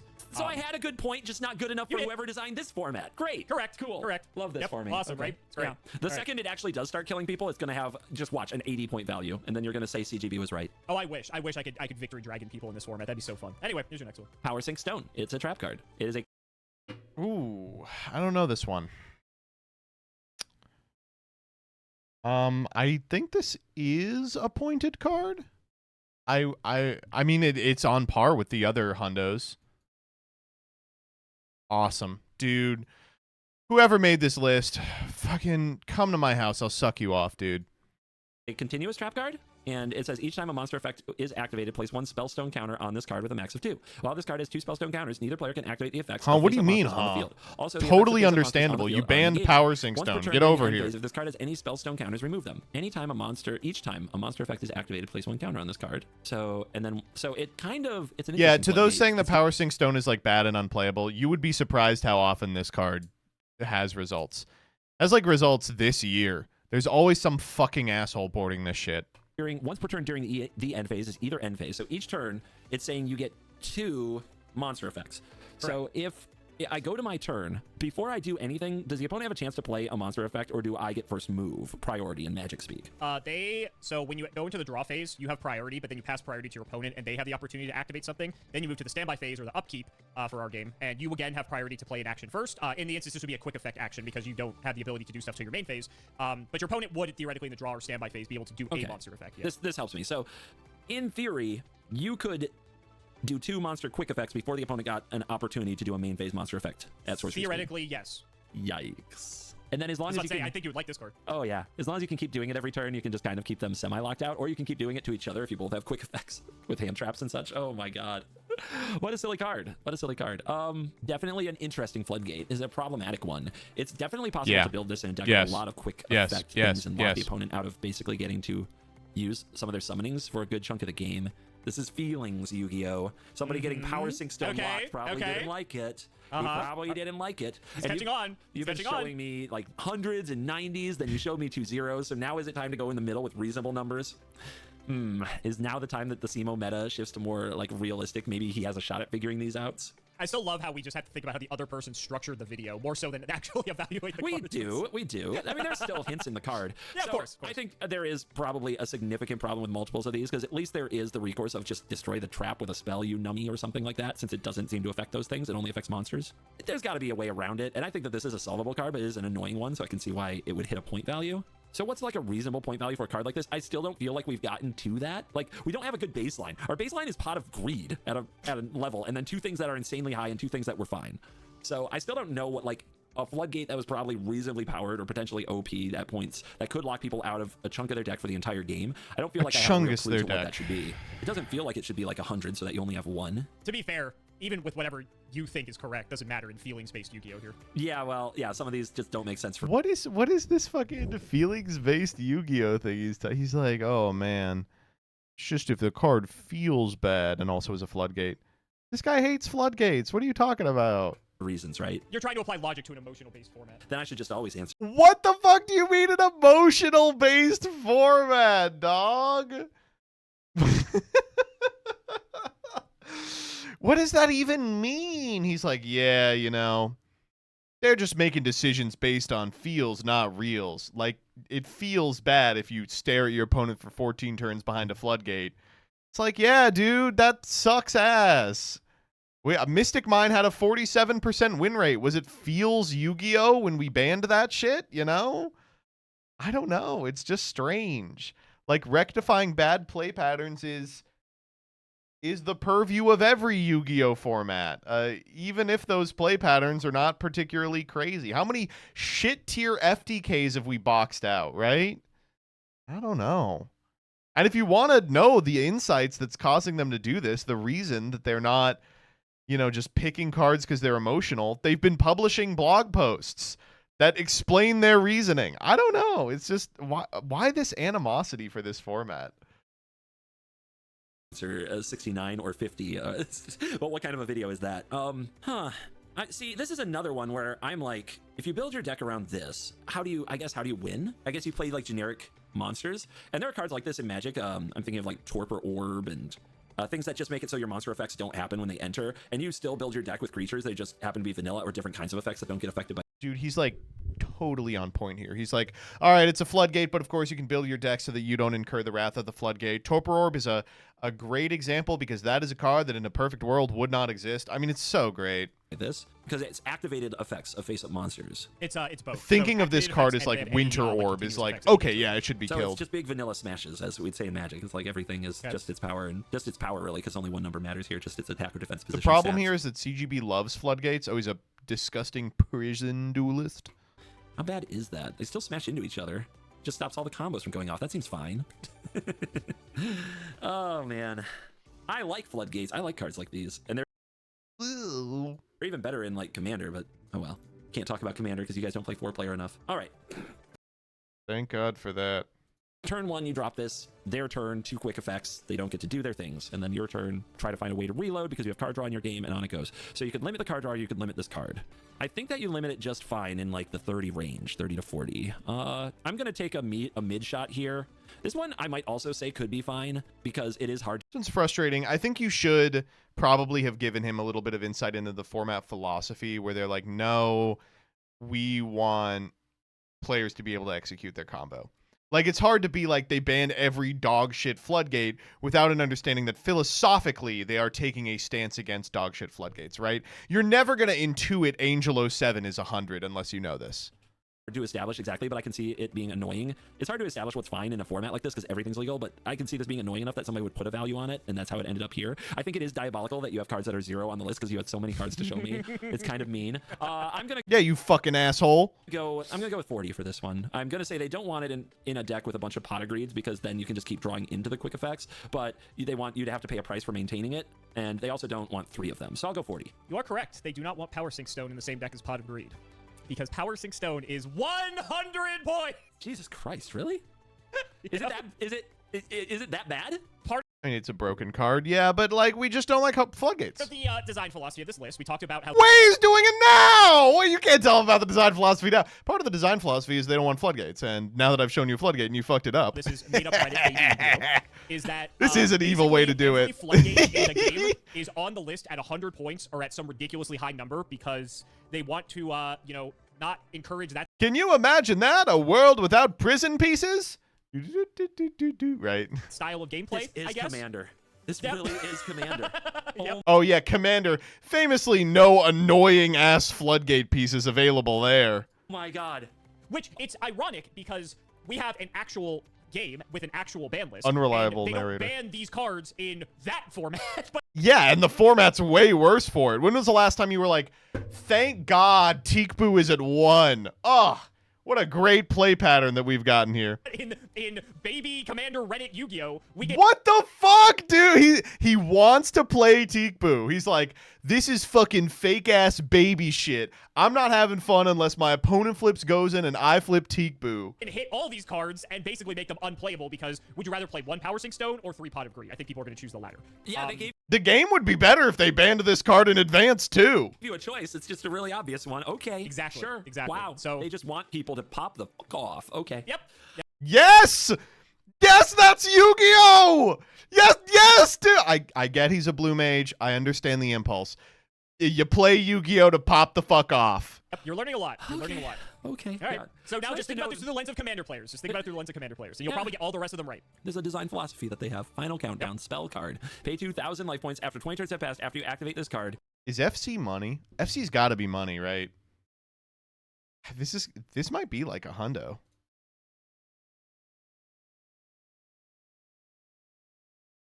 It is. All right. You win the duel. No way. There's no way. What? There's no way this has a point value, is there? This is a reasonable one to think doesn't have a point value. Have a point value. At 20 turns? Uh-huh. I mean, we do have to be like, this is the winningest alt win of all time. If you throw 2,000 life points in the bin and then start counting to 20, what's wrong? I can see how this is annoying, but come on. And then they run every floodgate in the game, right? But you just said the floodgates are listed at like 100 points. If you can't beat them in 20 turns, what's wrong with you? And they start with 2,000 lower life points? I mean, I'm a control mage. I love this card. I would build around this for sure, but I don't think I'm confusing It's Second Son, right? It's Second Son. myself to is that this card is good. Like, I played Approach of the Second Son, which is what this reminds me of in Dude, he's so good. Fuck, this guy's good as hell! Magic. And Approach of the Second Son. Have I shown you this card? I don't think so. It's a You're win the stealing my game video? card? Yeah, I'm stealing your video. Shit ass card, by the way. Approach of the Second Son is Final Countdown. That's all you need to know. And also one of the most dog shit win conditions for a control deck ever. I remember when this came out, I was like, really? This is what we're winning the game with? Jesus Christ. Ooh, let me cast 2 7-mana sorceries. Ooh. I can't believe it. Let me tell you. There was a time in Magic the Gathering when control mages had a true win con. It was a couple of blues, a white, and an X. Drox cards, gain X life. Doesn't get better than that. You know what? If you didn't think Sphinx's Rev was going to win you the game, fucking play a 1 of Aetherling. Approach of the Second Son. You got to be fucking with me. Because weird way to say Morphling.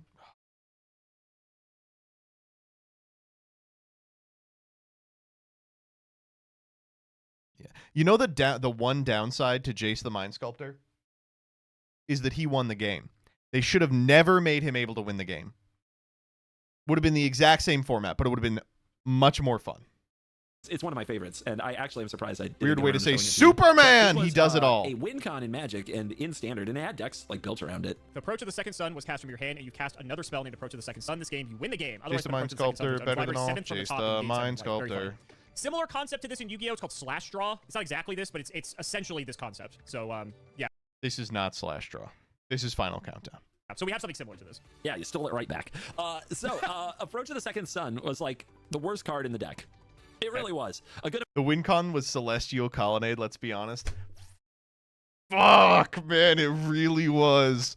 It really was. A 4/4? amount of time you spend your 7 mana on a sorcery speed, even though it gains 7 life to set you up to win 7 turns from now. People could often seize.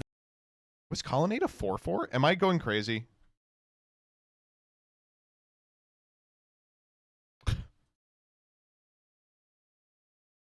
It was. I was thinking to myself, there's no way it was a 4/4. It was Creeping Tar Pit.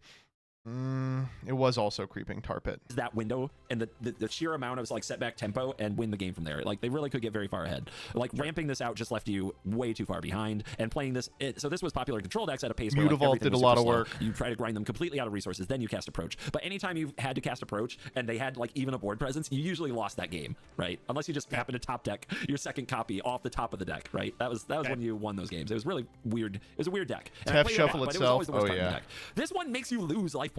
Elixir of Like, Immortality you're was a closer to crazy dead one. just for playing this. And what if Oh, it's not in your Elixir of opening hand? Immortality What if was you such a activate win this con. Interesting you bring that up. That's so insanely bad. This card is terrible. Okay. Would somebody hate this enough? See, this is where we get to the Commander thing. People hate Approach of the Second Sun in Commander. Okay. Now he's thinking correctly. He is thinking correctly here. When I use Approach of the Second Sun in Commander to win a game while I'm popping off with a combo, oh my gosh, the comments. Wow, this is terrible. My content is ruined. Oh, they hate this card. They hate this card, CIMO. They hate these alt win cons. Do they hate this one enough? There's no way they hate the Final Countdown that much. But it does encourage a deck that is 2 or 3 copies of Final Countdown, or a way to tutor it up, a way to tutor a spell so that you're resolving it on turn 1 and then do nothing but stall. That is a troll deck and a terrible way to win a game, and they probably don't want that in their content. Damn, he is spot on here. Dude, he is really good at this. But they should at least be aware that that's not good. I'm Like he's like, okay, they don't want it, but I like it. sure lots of decks can beat that. Oh my god, I'm sure You'd they think. can, especially if the floodgates themselves are at 100, like you just mentioned. There's no way. There is no way. There's no way this card has points. There's no way this card has points. Oh my god, 100. it's not going to be 0 though, is it? Or you wouldn't put it here. 10, 10, 10. And that's only because I'm hedging, because I'm sure I'm wrong a little, but 10. This is funny. You're missing a 0. No fucking way. There's no way. Is this good? Is this... Final Countdown is 100 points. I mean, he did get all the reasons why it is. Why? No. Why? Because you resolve it on turn 1, then you stall for 20 turns. Problem? Is this a ban-worthy card? What am I looking at So- here? I mean, it's limited. Funny enough, Final Countdown's actually In our non-feelings logical Yu-Gi-Oh, it is at 1. limited in actual Yu-Gi-Oh. There have been historically instances of people who played a Final Countdown deck exactly like you said. They play Final Countdown, they play ways to tutor it, and then they play a bunch of floodgates and hope the opponent can't actually break through, so they win the game in 20 turns. Is that good? I wouldn't say it is. However, again, Reddit-based made-up card game here. It's in the... You're talking about advanced! It's the feeling, CGP. The feeling of losing to Final Countdown. That, even though all the other floodgates are on the list at 100, which Final Countdown's also 100, so it's not like you can play them together, right? Final Countdown could be 1, and you still couldn't play them together. But yet, it's on the list. They just don't want to encourage that style of gameplay, I suppose. Compare that to the feeling of losing to Victory Dragon. Also, like, impossible. You just scoop. We just went over this. You scoop. It's impossible. I guess you have the concede thing, but... He's like, oh, well, okay, I guess I was wrong. Maybe you don't because of the rules. I don't know. They just didn't want to deal with it. Whatever. Oh my god. This is so... This guy just loves floodgates. The problem is CGB loves floodgates, but is smart enough to understand why everyone else doesn't like them. And that's why you like them, right? People like floodgates because their opponents squirm about it. So he's been told, there's a format philosophy, we want you to not have to squirm. And he's like, God damn it, you know, why aren't they letting these cards let me squirm on the list? Well, I know why. But, you know, come on, be cool. So dumb, dude. Why are they... I thought you'd like this video. They essentially ban it when they do this. They know that, too. Yep. There is one 100-point card that sees play. Yep. Jesus Christ. Well, that's the thing. Anything that's 100 is basically banned, right? Because, like, there's no way you're going to just pick this one card to play over everything. Oh, I know one specific boss stage that would disagree with you. Else. Like, there's just no shot. So it's weird because, like, there's no ban list, but there's, like, you know, it's like a pseudo ban list, if you will, because anything that's 100 is basically banned. So I don't know. It's weird. Anyway, we got a few left. Here you go. Long live Yu-Gi-Oh. Evenly matched trap. This card's 0, right? No, it's actually money. Yeah, it's 10. That's a cool number to be at. At the end of the battle phase, if your opponent controls more cards than you do, you can make your opponent banish cards from their field face down so they control the same number of cards as you do. If you control no cards, you can activate this card from your hand. Oh, shit. At the end of the battle phase, if your opponent controls more cards than you do, you can make them banish cards from their field face down. So they control the same number. And if you control no cards. So that's interesting. Immediately, like, your first thought is like, oh, turn 1, I pass, or something like that. And the opponent goes, attack you, and you're like, evenly matched. I take a lot of damage, but I'm not quite dead, and you lose everything. Conversely, your opponent can go first, and you can do that going second without taking any damage. I'm glad he explained that. I'm glad he explained that, because that is hard to kind of figure out. That's pretty great. I'm just helping you out. I'm skipping a step there. Sure. So they have to, like, all kill you, or they could lose everything. It is very common with this card that if your opponent builds a board, you just go draw, standby, main phase, immediately go to battle phase, and just drop evenly matched. And if they don't have an answer, they probably just lose. Wow. Yeah, this card's sick. Wow. Okay. This was very hyped on release. This card's and it is good. 2017, I think this card's. It's not like the cost is that high. You can, like, I remember the card Balance in Magic. You can navigate your board into a position where they are in a superior spot. A little suboptimal play for a big, like, comeback effect. God, he's thinking but about balance relative to this card. That no card's cards, so much better. There's a few big haymakers throughout Yu-Gi-Oh that say, like, if you control no cards, play this, like, game flipping card, and this is one of them. It's an extreme. It's definitely an extreme. It's not evenly matched at all. Just like Balance isn't balanced. It can be a very awkward top deck. This is Yu-Gi-Oh though. I think you run that risk. Yeah, if your opponent controls more cards than you do, that's not that hard to, like, navigate yourself into a space of. And if not, you're already winning. For context, too, controls is only what's on the board. Hands don't count. You definitely, I think you want a point value for this. This is another one where, like, I look at it, and I'm trying to design for format, and my thought is a reasonably high point value, like, say, 51, makes it so it's both a rare instance and not everybody wants to play it, and the cost is reasonable. I think what I've actually been destroyed by, in terms of watching Canadian Highlander content, is that they're reasonable. They don't just assign Black Lotus a 7 because it's Black Lotus. I mean, there's also, you know. Hey, they didn't do that with Pot of Greed. Right. And then you showed me that, and then everything since that has been extremes, just nonsense extremes. They want people to play their cards. So would they make a card like this legal that, like, basically punishes you for playing all your stuff? Okay, they want people to have access to resources. Does that mean they don't want to punish people for going overboard and going too far with their resources? I imagine this is annoying to play around and navigate, but I don't imagine it's impossible. Tell me this, because this is kind of a Canadian Highlander thing as well. Do you, like, your opponents know what cards you run and their point values, like what you use your points on? Great question. Nope. Interesting. So they don't know if they have to play around this or not. But which is another point of contention, because it's like, unless you memorize every point value on the I don't think this is a point of contention. I don't think people are like, you should have to publish your point cards. 538 card list. How do you enforce that, right? Because, like, unless How do you enforce the point list? Deck checks at the beginning of the, like, what? You have to sign up with a deck list? It's very obvious, like you're playing Final Countdown and Power Sync Stone together, right? You know, what's to stop you from playing, like, 105 points? Yeah, what's to fucking stop you from playing Butterfly Dagger Elma? No, who knows if that shit's banned? 110, you know? Well, we're tournament players. We're going to go through, like, if they yes, do... we have integrity. We're going to go... No, what I'm trying to say is we're insane. We are going to go through their graveyard and every card they reveal before going to game 2 and try to mentally, like, add up all the points so we can calculate... Correct! Like, what they can and can't still have in their deck from the information we gathered from the game. That's now a thing. So... this is another one where I want to say, like, give that a 51. Like, make it a high cost, but when it gets you, it gets you. Make people think about it, but there's a way to math their way out of it if they're paying attention. If this is another 100 one, this one time I actually am right in the middle. I feel like we're due for the middle, and it's called evenly matched, so I even have flavor on my side. I'm going to go with 51. Final answer. Yes. Evenly matched is 10 points. Cool. That's great. I love that. Okay. Is it a good card? Very good card. Yeah, Very that's what it reads like a great card. It is. I mean, the Odeon list was on it, right? Go back to the Odeon list. Yeah, triple main. Great card. Really cool card to be in the format, actually. Since release. Again, kind of like Dark Ruler No More, a bit format dependent. It's another board breaker type card, like I mentioned. Should be less. No, this is good at 10. No More, that if, like, single-handedly, if this card is present in a format and your opponent does not have a trap negation specifically for evenly match, you will just lose to this card, because most of the time with, like, combo decks, they go all in and don't really have much follow-up. So then they just. But that's a Genesis thing. Is like every good deck has follow-up, because you are, like, very infrequently is a Genesis game going to be like one turn cycle. Your opponent just goes straight to battle phase, drops evenly match, and if you don't have a way to deal with it, you just straight up lose the game. Also very unique because it forces the opponent. Where is to Onomat, by the way? So it actually gets around things that say, like, your opponent's effects, like, don't, like, interact with this card or things like that. So there's, like, some cool stuff like that too with it. But very good card. This card is very expensive on release. It's been reprinted several times now, so it's pretty cheap. Yeah. But it'll probably see play for the foreseeable future. It's, like, not banned or limited or anything. It's at the rate it always has been. And yeah, it's actually a pretty healthy card for the game to kind of, like, you know, keep things in check. Does playing Prog make you hate Genesis? Both Gage and Alex are weirding out about it. I don't know what's up with Gage.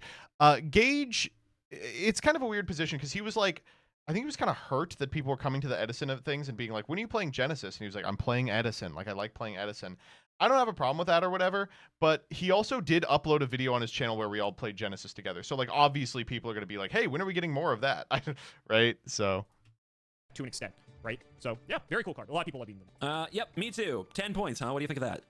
Yeah, it's cool because you can Very play 3 playable so card. 70 points. Like, I think that's a fair value to assign to it. Yeah, a lot of the like board breaker type stuff, like Dark Ruler, like Evenly Match, actually has very low point values, if any at all, because I think those types of effects are actually needed in a game like ours to kind of like check these really powerful combo decks to be able to give you fighting answers against those. So I think it's you know, again, they're wanting to make sure you can play Yu-Gi-Oh. These cards let you play Yu-Gi-Oh, and yeah, they're blowouts to an extent, but they let you play the game. So I think that's kind of like part of the design philosophy as I well. wonder how many decks are going to run like 3 evenly matched, or even the one of. It's interesting. Yeah. Okay. Cool. I mean, the Odeon deck did. It's an interesting question for sure. Yeah. All right, 2 left. You mentioned it earlier. Guess who's back? No. Tearlament's Kith Colors. Everything's legal. Let me go on record and say you should not be playing this card. But peeps. So, all right. I mean, I can read this whole thing again. I remember you. If this card is special summoned, you can take 1 Tearlament's card from your deck, add it to your hand, or send it to the graveyard. You can target 1 monster you control, special summon 1 Tearlament's monster from your hand or graveyard. If you do, send the targeted monster to the graveyard. If this card is sent to the graveyard by card effect, you can send the top 5 of your deck to the graveyard. You can only use each effect of this once per turn. 2300 attack, 1200 defense, Aqua Fusion. And just to remind you, she was banned. Oh, yeah. Oh, yeah. Come back, Fish Lady Waifu. All right. I thought it'd be fun to revisit these since, you know, they skewed your whole perception of our game so heavily. There are interesting Tyr is dead in approaches Genesis, you yes, can but take Tyr to Stina having is this alive. legal, but managing it. And I have no idea which one they're going to choose. Vibes-based, CGB. Vibes-based. I hate that. But I know from the video, enough people love this, that it would be stupid of them to just completely decimate it before people got a chance to play it. If anything, they'll probably adjust the numbers after seeing some results. They're good. I mean, this should be a show me situation. People should be able to show you Tearlaments can still dominate before you move it. And I think that they would want to agree with that with the philosophy we've seen so far, which is play your cards. But there's a lot of different ways to manage this. You could have no values on these and let people do it. And you can always adjust values later. You can put values, high values on key pieces, right? To try to pseudo-restrict, pseudo-ban some cards. Or you could take a number of different cards that go in the deck and adjust values along the curve. And you could like min-max, as I'm sure people will do, of trying to figure out which Tearlaments together are too good. Do you want Tearlaments with 1 Pot of Greed or 3, for example? And figure that kind of thing out. And then every single item, every single menu piece for the it deck is cool could to be up for like grabs from a key 1 cards point in card to a Tearlament, 30 the or deck 40 where point every card is and every you could try to card. build the optimal Tearlaments deck. And people who like that, I think, will like that, and people who hate it, like me, will despise it. So I'm assuming this is being made for people who are the latter, who like that. So this should have a number. It should not be 100. If it is, oh my god, you should be able to play this, probably a few of these, but then you put some point values on a few of the other cards so that you're not running the perfect Tearlament deck if you run all of them. That's probably the fun way to make people make interesting decisions for gameplay. But that's not who's designing this format. It's vibes-based. To be fair, Tearlament was a very... They're really latching onto this, despite the fact that it is so obviously not vibes-based. interactive deck. Is this the 51? Ooh, okay. No way. No, I hope not. Every one of these, his gut has just, he's like, that's what it is. And it's been right. And then he's like, well. Like, this is where I am a little emotionally invested now in the people. Like, I am pulling for the people who like this, even though I'm not necessarily one of you. I want you to enjoy the format. This should not be that high. This should probably be, if they want people to see if Tearlament He will know your ways as if he is born into them. can kick ass in current Yu-Gi. You should not have challenged the Magic player on a dumbass esoteric format, stupid ass point structure associated with it. They will outrank you. Yo, I would in say this you give situation. This like a 10 to 20. Try to keep them from running too much Pot of Greed, so that it's at least it doesn't have that extra gas on the fire. Make them commit, but don't make them commit completely. And I mean, the other thing I don't know, and this, I don't know, can you answer this question? Your call. Is there any other Tearlament staple that has points assigned to it? I will not reveal that I see. Okay. Yeah, because all of them. They all have points, and it's the same points. Sure. Because, and I'll let you know when you give your answer. So now I get to try to decide if I want to meta that information that you won't reveal it. Because if this is the only Tearlaments card that has a point value, now we look at like maybe they do give it a 69 or something stupid, and you have to build the rest. 50. With, like you have access to the rest. There of the is Tearlament no pool, right? number So this maybe card you could have be Tearlament at just if no one of other these. Tearlament Maybe was this is hit. a 100 If then. this was But a you didn't tell me 100, that. Tearlament would Because be the if there best are deck by other cards that have miles. Point values, then you get into like min-maxing of what kind of a deck you can build. 520 some cards on the list. Jesus, 530 cards. The most iconic Yu-Gi-Oh deck of all time, from what I can tell. Enough to get this washed Magic Arena player over 100,000 views on a React video. Insane, by the way. Still amazing. My gut says this should be like 23, 29, 30 something. That's what my gut says, so that you can still play 80. 3 copies and play the deck. Because if pot of greed is 80. like that, why wouldn't this be like that? I think it's a 80. selling point that people who may have quit the game you can only dust need one off extra their deck. Kit Kalos and get it on, man. 80. I think it is. I'm gonna go with the gut. I'm gonna say 30. I'm gonna go with the pot of greed number. You should have gone with your other gut reaction because Kit Kalos is 50. Wow. Okay. Still one of the closest ones I've had. It is. Yeah, compared to some of these other ones, yeah. They took a very interesting approach with tier. Basically, most of, not all, but most of the tier cards, they put at 50 points. So you can play, like, one Kit Kalos and one other tier card, but then you can't play with the others. This might sound crazy. Even with that restriction, people have found ways to play tier element in this format. I mean, Peeps has. I think he's the only guy. Not joking. See, that's why I was saying, I think as a selling point for the But that's such a good selling point. CGB has the totally right opinion on this. He's like, oh, that's awesome. It is. It's great for people who like this. format. Wouldn't you want to tell them that this is a possible thing instead of restrict it so much? But apparently Exactly. Yep, Kit Kalos is strong enough by itself that the deck plays one tier name, and that is apparently enough to make tier element a playable deck. Incredible, actually. There's a couple other like tier element cards that aren't on the list anywhere. Not as good, obviously. Tier cash is free. They just play some of the less good cards. Celiac is free. Meta Noise is Which free. is insane. I did not think that was possible. Grief So I'm is curious free. to see where it goes because the format's still very young. But yeah, theoretically, tier is playable. Unfortunately, it's very DD funny Crow to is see that that's the free. case. Someone did the math. If you played the full power tier deck that I showed you several episodes ago in this format, do you know how many points it would cost you? the full power tier deck, and so many of them are like 50 points. Math. 30 card deck. 40 card deck. Well, I'm thinking, I am honestly like picturing, and we've got an extra deck actually, so even that was wrong. But I was trying to think of like That's just true. the filler enabler cards that probably don't have numbers. I'm gonna go with 3,000 points. 2,000, which is still insane. Okay. It's Still 20 pretty high- times the still limit pretty that's high. allowed. I So didn't want to think about the extra deck too hard, and I just threw 1,000 points Sure. on it. I was gonna say 2,000. That's pretty close, honestly. But like that just gives you an idea of like how ridiculously overpowered. Abyss this deck is. Dweller was a Wow. hundo. Cooking, baby. Yep. Cooking. All right. Last but not least, you knew this was Let me coming. out. Let me out. Max C. 50? Oh God. I would be remiss if I did not show you this one. 500 attack, 200 defense, level 2. During either player's turn, you can send this card from your hand to the graveyard. This turn, each time your opponent special summons a monster, immediately draw one card. The Max C challenge is back. You said that. Where does Max C fall in Genesis format? You said Interesting edit. that Master Duel ran this, right? And it's just like every It's deck's a Max still C legal deck? in Master Duel. Yeah. The first we 10 love cards it. anyone puts in the deck is Max C, and the counters to Max C. And they want people to play the format? This would be the funniest way to end the video if this were 0. Maybe That it doesn't is. seem right. That doesn't No, seem right. no. Man, I could see on power level and them just not wanting to deal with Max C challenges in every game of the format for the rest of time, putting it at like 100 or to soft ban it, or putting it at 50 Honestly, oh my God, what? to hard limit it. Lisan al-Gaib. Lisan al-Gaib. The whole point is like what you're showing me. The Commander Rules Committee never banned Ristic Study, and people will always wonder why. People hate that card so much, but I'm happy for that, by the way. The point is that having like a billion cards in hand is its own dream, and this was a card that enables that dream. Is it the best card in the format? Yeah. Should something have maybe been done about it? Yeah. Tough. Deal with it. Something's got to be the best, and at least this one is fun for the person who has it. Uh-huh. That is true. Max C is pretty fun for the person who has it. I think this should be a more of a reasonable number. I don't think this should be an extreme. I don't think this should be like a 51 or a 100. I think if they want people to experience this format and be like, oh my God, and they made Pot of Greed like a playable card, I think you want Max C right there. I think you want Max C dancing in the fire. And maybe if you have like 3 Pot of Greeds, you have just enough points for 1 Max C. So maybe I'm going to say 10. Boy.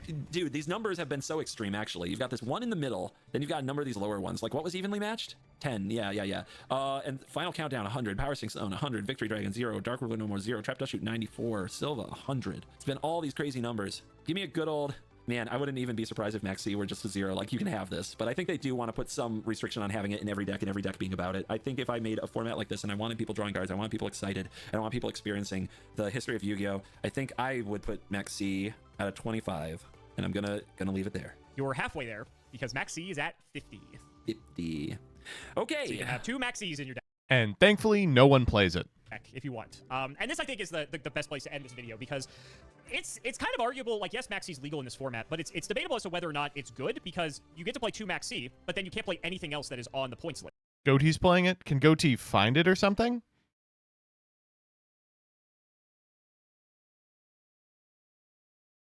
Yeah. Okay, well. Right? So what are you is that drawing? worth it? What are you drawing? Right, exactly. Yeah, precisely. And there's plenty of powerful stuff like that's not on the points list. Like, don't get me wrong. But you know, it's one of those things. Maxi goes crazy in Battle Wasp. You search it every game. What do you do in Battle Wasp? I really have no idea without Armor Horn and Papillion and shit. Things where people looking at the list have to decide, man, is this really worth it? Because at the end of the day, we call it an engine or a non-engine piece. Engine is like something that goes with your archetype that's usually Nothing. searchable Okay, and well. sort of contributes to your main game plan. Maxi is Find not an Maxi. engine that Oh, is not yeah, searchable. yeah. Like that you just have to draw it and hope that you have it to hit your opponent with it. And it's kind of just like, if you have it, you'll use it, and if not, it's going to be buried in your deck, you know, most of the time. So would people rather have an engine piece that's something they're going to see way more consistently that helps them achieve their main win condition? Probably, to be honest. So like, even with Maxi being at 50 points and being Yeah, legal to be with clear, two copies, the Charmies are like people just aren't gonna play it, 7. to be honest with you. Oh, I agree. I have this weird feeling that everything over like once the competitive thing happens, my intuition, which is obviously great when it comes to these things, but my honest intuition is that almost everything above 40 is just soft banned.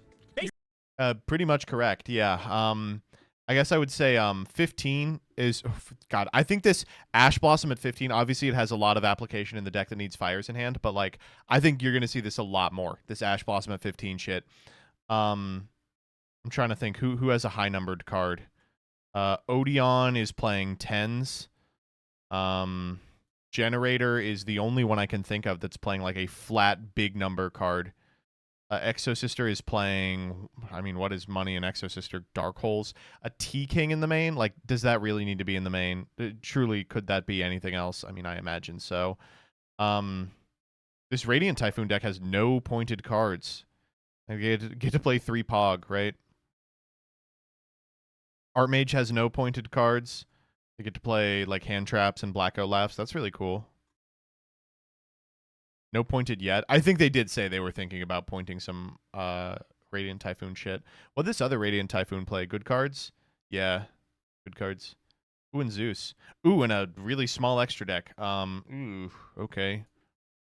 You could run Pot of Greed and more, or you could run these cards that are amazing. Imperm needs to be lowered again? No, I think it's important that Imperm is like distinct from Valor. I don't know, man. I don't know. I'm kind And of I don't worried think about Valor can go everything below over, where like, it a is now. certain line just being not worth it. So what do you think about Genesis format as a whole, to wrap things up? I think I've explained that the min-maxing of it isn't for me, but it's even weirder to me, the kind of bias in the point system and the spread that you showed me. It's not clear what they want. I think it's immensely clear what they want, right? The bias in the point system, he refers to a philosophy of disallowing floodgates and cards that restrict your opponent's movement, right? Like, if I could say one thing about Genesis, it's that it is abundantly clear what their design philosophy is. Certainly when compared to Advanced, where a bunch of these cards that are soft floodgates just exist forever. You would think it is, because they're like Floodgates no and Pot of Greed yes. But Yeah. then you have the limits on like tier limits and Max C. And they're out here being like, oh, you can play them. Your deck's just going to be kind of nerfed. And it's Yeah, those cards are like, different. well, I don't want to play kind of nerfed Yu-Gi-Oh! I want to play Yu-Gi-Oh! You know? So I would have I mean, what, you want to play traditional? thought that if they were going to go hard after the feel bads of the format, that they would do a better job enabling the feel goods of the format. Like, I hate to be like this, that's the maximum amount of tier limits you can play, right? Like, you can't play more tier limits than that, or else the game is over. For the people who enjoy them. And I think that showing, like, I do think that in a competitive sense, a lot of these cards that are in the 50 range will just not be worth it. It strikes me that way. And that you're going to find out that these cards, you know, don't make the cut, and that will be sad. So I wouldn't be surprised if they got some numbers lowered or changed. But overall, what I think of it is like, I guess if your perspective is any card that isn't 100 should be considered for play, then there are situations where they've done a pretty bad job, right? Like the cards that are at 50 or at 40 or at 60, it is really almost impossible to find space for them. So I guess if your argument is every single card on this list should be considered in most decks, then yeah, but I just think that it's good that Maxi isn't playable, and I'm willing to overlook like a lapse in their philosophical mores for the purpose of that. like, just try it. Why not? What could get worse?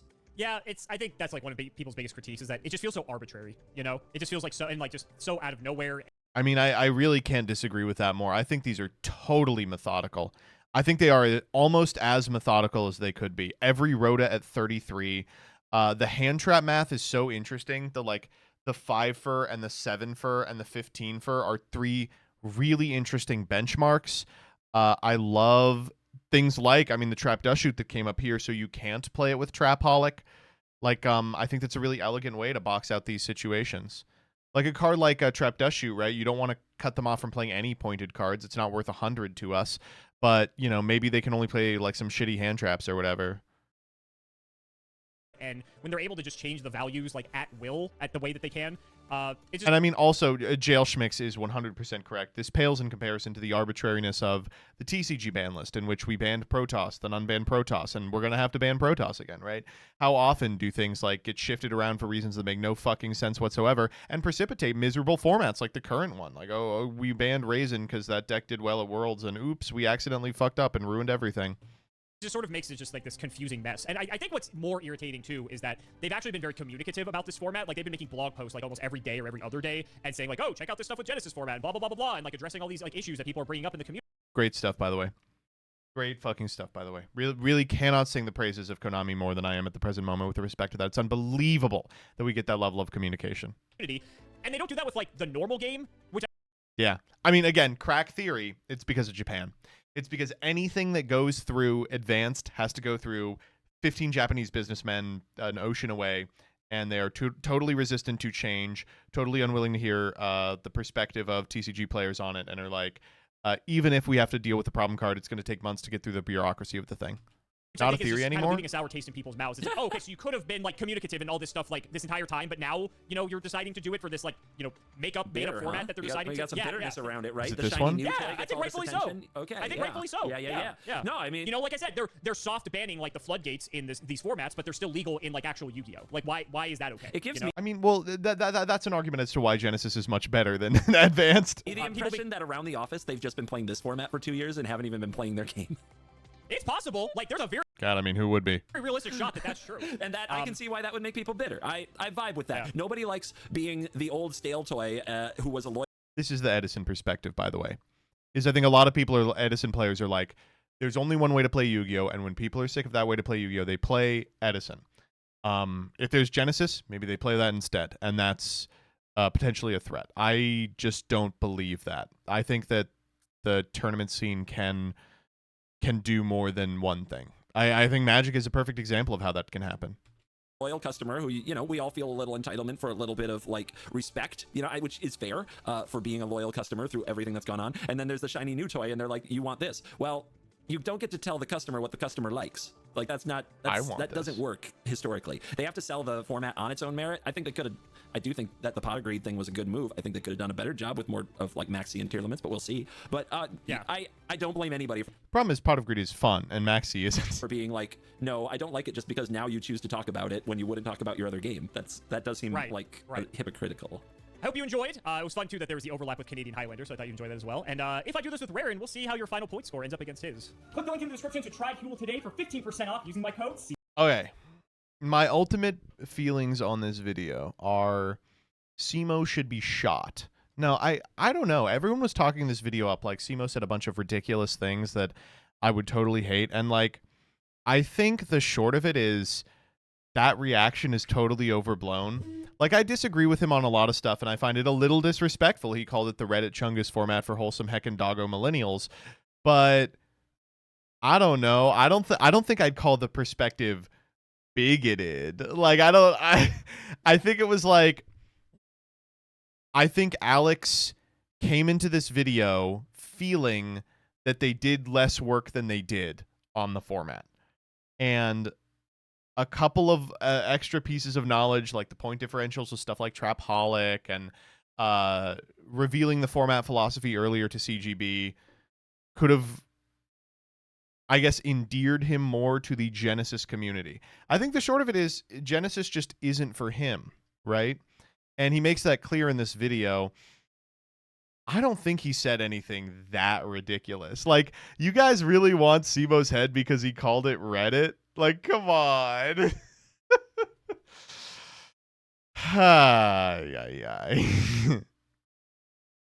Yes, we hate Reddit, yes. I think the issue is it's a little mean. CIMO is out of touch with the state of Yu-Gi-Oh! And how cards interact with each other and alt formats, and thus he doesn't really get the whole thing. Yeah, but that isn't something I think he needs to be, like, canceled over, right?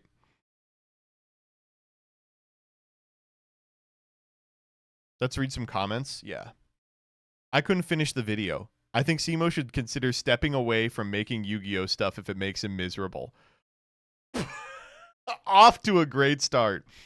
Not showing Ceruli for Dark World with Silva is diabolical. Okay, thank God. That's the #1 problem I have with this video. I was really frustrated when CIMO didn't explain the context of Silva to CGB before asking him to grade the card correct, but he didn't even know the context of the card himself. The Dark World hand loop is the only way Dark World is played. Correct. Guys, I'm starting to think CIMO doesn't like Genesys very much. I'm very certain Trap Dust Shoot is 94, so you can't play with Trap. Yep. Where is he getting all these contentions? I haven't really heard them before this. Oh, man. Wait, Siberian had a good post for this. Let me see if it's still up. I have to go to their disgusting DuckDuckGo link. Oh, I lost it. Yikes. Man, I don't know. I feel like you made a point of showcase the format, but then deliberately got irate or refuse learning the format. Then at baseline, you are making horrible content. That's the same premise behind making fun of the literally 30-minute combo guy. Siberian, I'm not saying the video is good. Certainly, I'm not saying the video is good, but I don't think it's, like, cancelable. This feels like the most scuffed video CIMO did with a non-Yu-Gi-Oh player guests. IDK for the most interaction and explanations we had from Konami, and he says it's vibes-based at some point. Only mentions No Link Pendulum the second or third of the video. I don't know. There's something weird with this video specifically. Wait, I like this concept, which is like the video is bad because we just didn't do research or something. Yeah, I mean, duh, it's a game for children. Who cares? All right, fine. When you find out your goat is washed, I feel like a sit-down video breaking down your qualms with Genesys is definitely in order. This would, okay, CIMO, if you're watching, this is $1 million. Just sit down and be like, why I don't like Genesys format. Just a 30-minute unscripted ramble at the camera. Like, and then I can react to it, and I can make a video that goes, CIMO is wrong. And then you can make a video being like responding to Joseph's response, and then Farfa can make a video where he watches one in the left ear and one in the right ear. Here's a great take. All right, what do you got, CJ? I'm sure this one's going to be good. Do you think that, and hold on to your socks, how dare you cut off who posted this? Who posted this? CJ, whose post is this? Tell me right now. Sib. Okay, well that is classic Siberian posting. That honestly, if it was anyone else. Weird to me that CGB can say, I can't help but relate to these cards, then underestimate Dust Shoot when Turn 1 Thoughtseize has an over 90% win rate. CIMO, you suck, Konami. Ban the floodgates. Konami takes care of the floodgates. Also CIMO for some reason. How dare you, Konami? What is this, baby Yu-Gi-Oh? Every time he says, I don't know why they did this, add on, and I didn't even try to find out. I think calling this a feelings-based format is a feelings-based analysis of a format that's still early in its lifespan. Funny. This is literally the least divisive thing they've ever done. That's just an indictment of Konami, right? So now we complain when Konami is communicative and does address problems. Huh? All right. CIMO once again showing he knows less about Yu-Gi-Oh than Magic players. Okay, Jesus Christ. CIMO is actually Yu-Gi-Oh illiterate. This is one of the worst CIMO videos I've ever watched. We should get one of these where MBT teaches Alex cards printed after 2022, and he has to guess if it won a YCS. Wait, this is money. This is such a good one. All right. Malice P. Dormouse. Now, you would think... Oh, my God. Genesys is about as controversial as free cake and ice cream in the work break room. Oh, man. What does CIMO know about how things are going? He doesn't play advanced. Oh, man. Oh, my God. Deck capacity from Ray Chef. That's a great example. The only people I know who hate Genesys format are Edison players. I wonder why.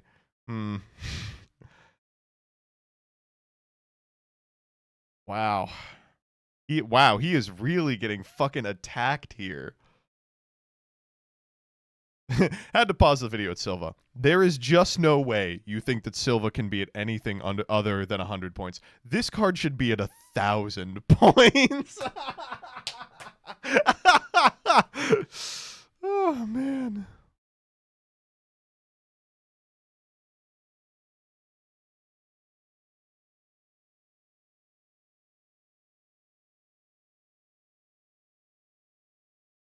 Genesys format has been stated to have YCSs in 2026.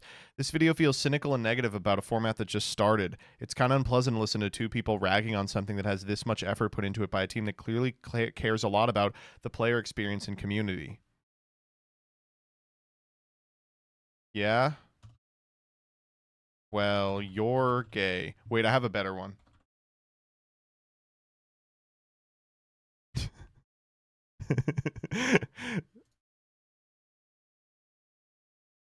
It's time for me to reveal a secret project I've been doing for like a week. I hopped into Scarlon's server after Scarlon muted someone in her server for making 6-7 jokes, and I've typed 6-7 every like 6 hours for the past week, and then I left the server. So it's like I'm just a boring guy. Fuck you for doing that, by the way. Why? Okay, 6-7, am I right? CIMO, what do you mean? How are we going to make sure people aren't playing 105 points? How do we make sure people aren't playing 3 of a limited card in advance? Do you have to register fucking deck lists? I think it's fine if CIMO doesn't like this, but it's sad he's misrepresenting the community's feelings about Genesys, especially when he's addressing it to other card game communities. This is about to be the most free React content for MBT and Farfa. Correct. Ugh. Is this CIMO's Asianized moment? What do you mean by that? Oh my god. Send in Farfa. Send in the Farfa Jack. Send in grade A under A Farfa. I think that CGB is being more charitable than CIMO. That's because, and I hate to be like this, Magic players are able to have an open mind about alt formats and Yu-Gi-Oh players are not. Magic players have so many fucking dog shit ass formats.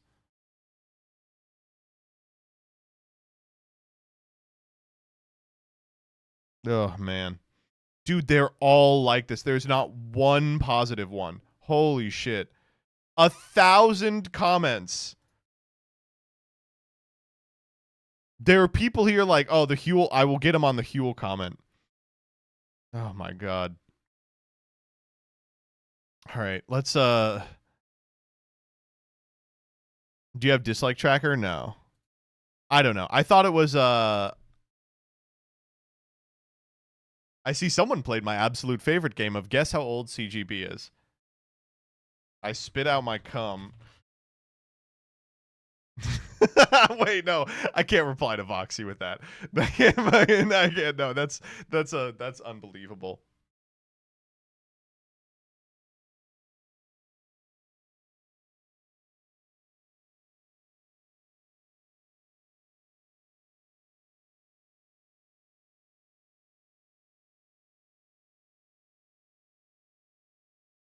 I gotta give Oxyon for something. I thought he was in his 20s. Me too.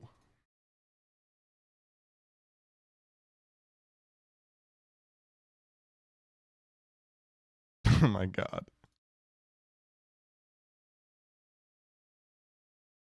What is up, everybody? I have heard your cries in the comments. Am I reading a dire tweet for? My therapist said I should get out my frustration at work through creative means instead of destructive urges. Literally a lie. I don't pay her enough to have a therapist. Anyway, here's an MBT Jack. Dude, this one is evil. Dude, this one looks fucking sinister. This is demonic. Incredible amount of Newman particles in this one. This is a Newman style face. How many teeth are those? Hundreds. Get her on for guessing Genesys cards. Yeah, I'm going to give Voxy, I'm so happy to have you here. What do you think this card is? 10? No, it's 20, you dumb fuck. This game sucks. Did you see this one? I've broken through the glass ceiling for old white men, and I'm hoping to work in animation. No shot. Kelly is doing a Treehouse of Horror opening segment for The Simpsons. That's unbelievable.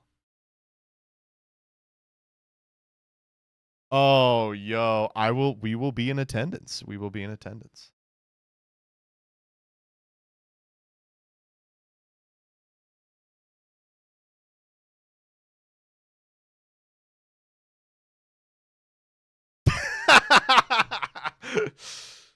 Oh, man. in awe that this tweet stayed up. I'm going to be honest with you. I just forgot to delete it. Now I feel like I can't delete it. We'll leave it up. Oh, man.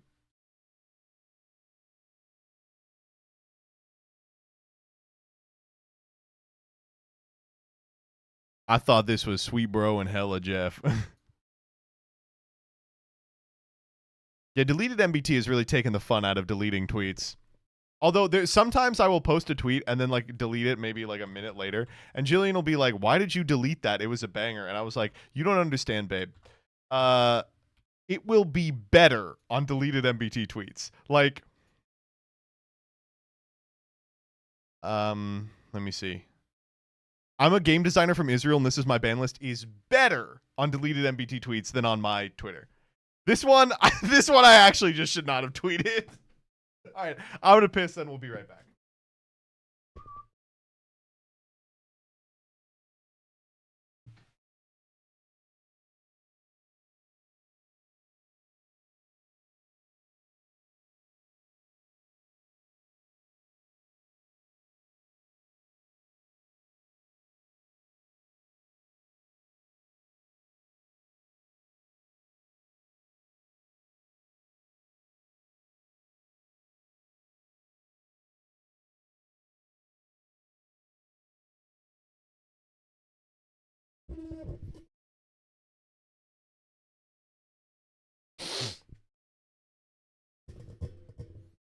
That CIMO vid was like the hardest watch of my life.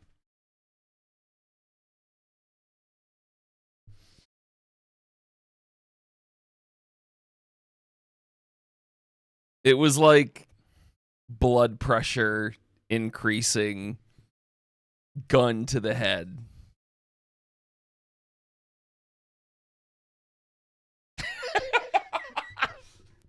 All right, that's all I had to say. I'm canceling Alex CIMO with my fists. Enjoy stream. I just didn't ask. Sadie's here too.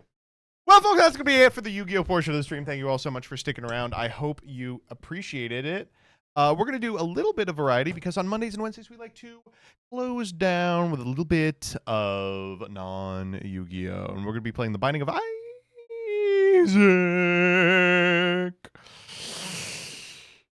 Oh, yeah.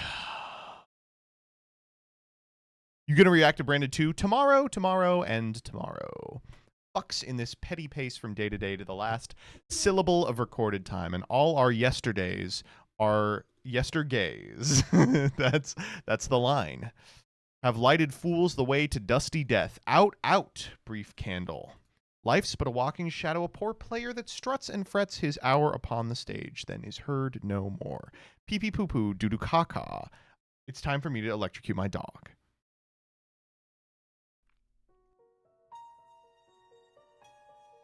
Did we never get off just chatting? I'm gonna jump! Isaac and his mother lived alone in a small house on a hill. Isaac kept to himself, drawing pictures and playing with his toys as his mom watched Christian broadcasts on the television. Life. All right, so we are going to be playing a little bit of Isaac. I'm in a great position with Isaac.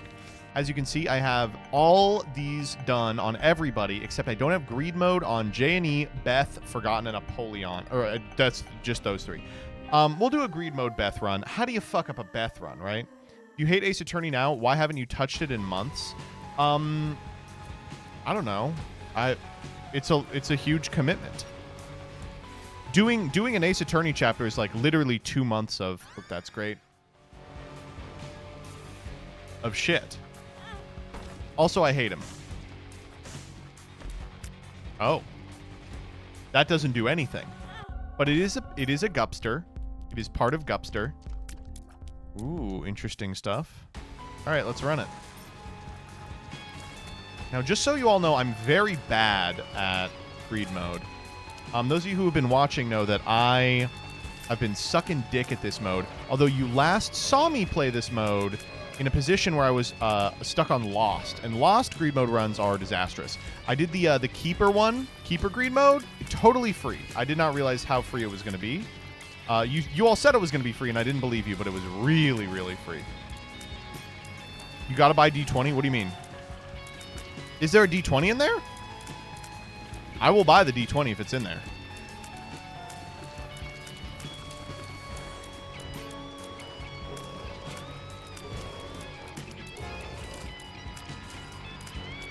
Rip Ace Attorney. I will do more Ace Attorney. I'm interested in Ace Attorney. It's a big fucking commitment, chat.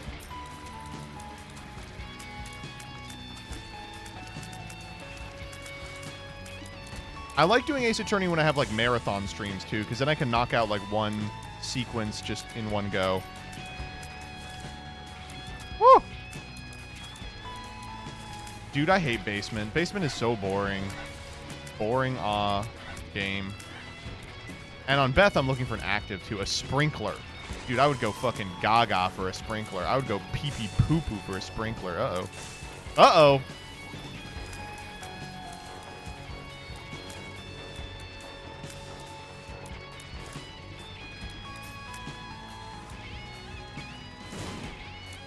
Okay, I want them to pop.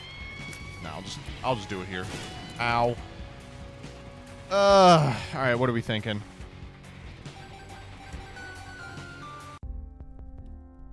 PhD's really good. Let's see what's in the room.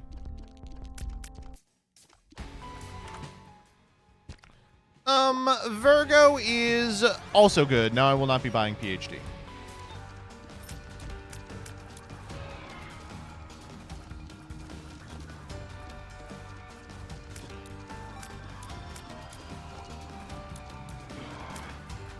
This is an easy guy.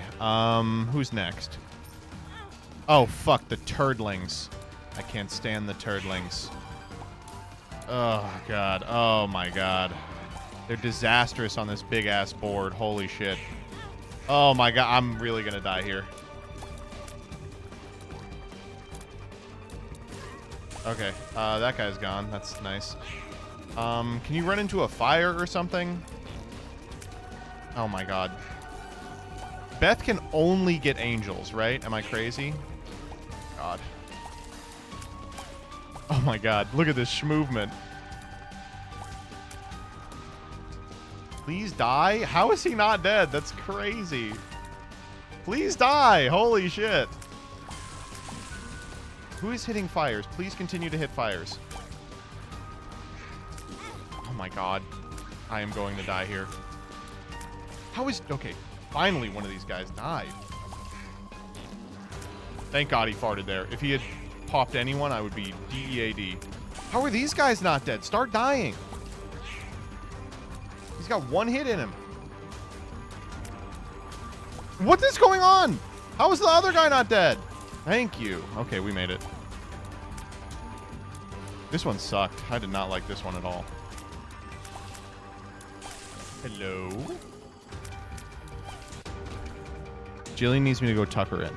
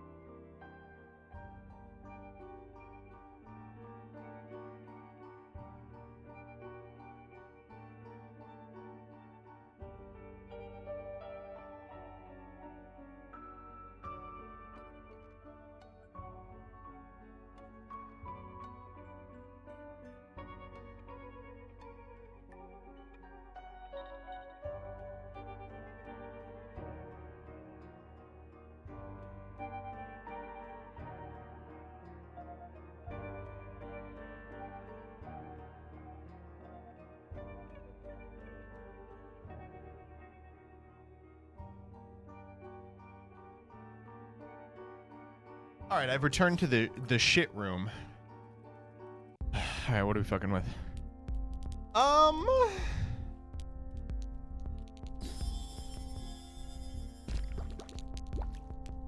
Marrow seems okay. Oh, Duke of Flies. Duke I can handle. Get this motherfucker into the fire. We're gonna go all in on Duke. Yeah, all in on Duke. Okay, he died a little earlier than I would have hoped. How was the quickie with Peeps? Peeps does not last that long.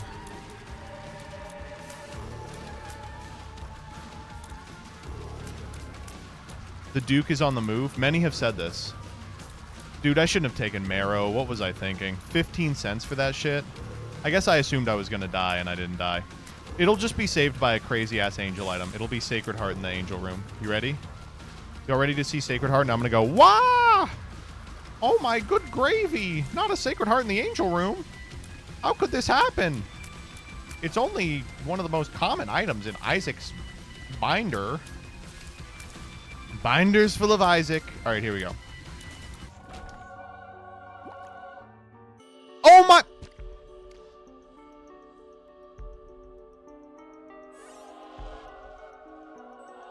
This item sucks.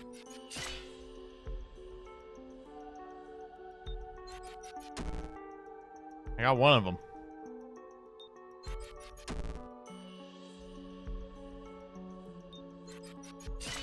There we go. How the fuck this work? Like that? It really... I have no idea how this fucking item works. It has no associated wisp? Are you kidding me? This was a total downgrade. I thought it had a wisp at least. Okay, Jesus Juice is good. Let's see what's in here. Sumped? Sumped is actually really interesting. I could actually fuck with Sumped, I'm not gonna lie. That was not right. Fuck. That was not correct.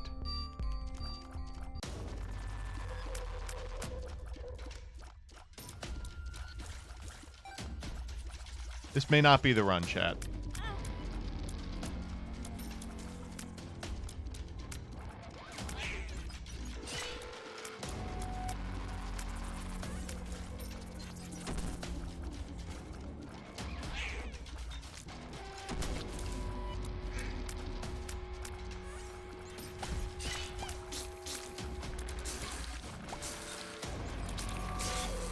I'm getting good at that. Oh, okay, hold up.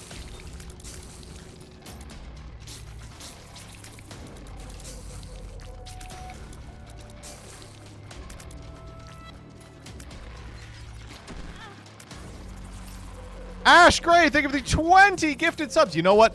That was such a generous gift.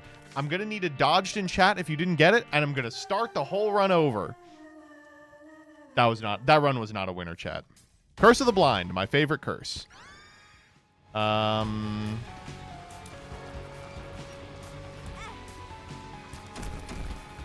Okay, that's not good.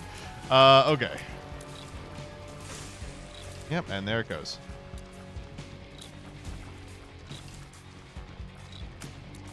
This is fine. This is good. Cursed an entire run with my presence. That's a new one. Don't worry. This was cursed before you got here. Oh my god, how did I miss that? I feel like a fucking idiot. 7-cent item blind. I'm gonna roll this one back too.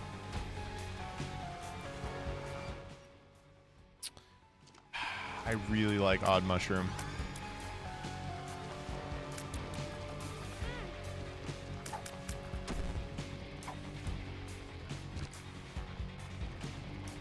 That's interesting.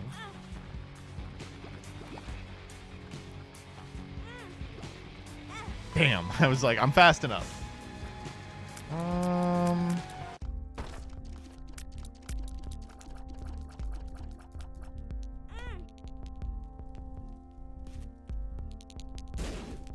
Okay, wait. Hold. All right.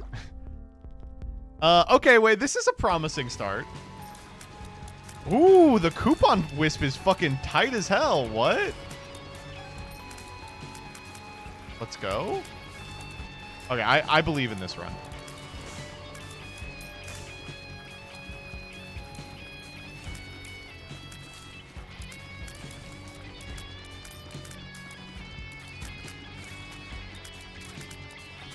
When it dies, I think you get coins. Dope, dope, dope. Should I just be firing it? Or... yeah, I'm just going to fire it. 5. Ugh, I hate these guys. Oh, I hate the fleas even more. Come here. Come here. Dickhead. Woo!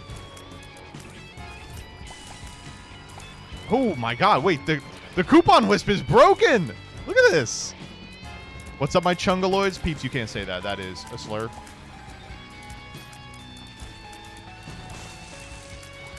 Chungaloid is like femoid, but for big chungus. Is for... you're not... you ain't no true FUD cell. No! My coupon. I didn't get shit.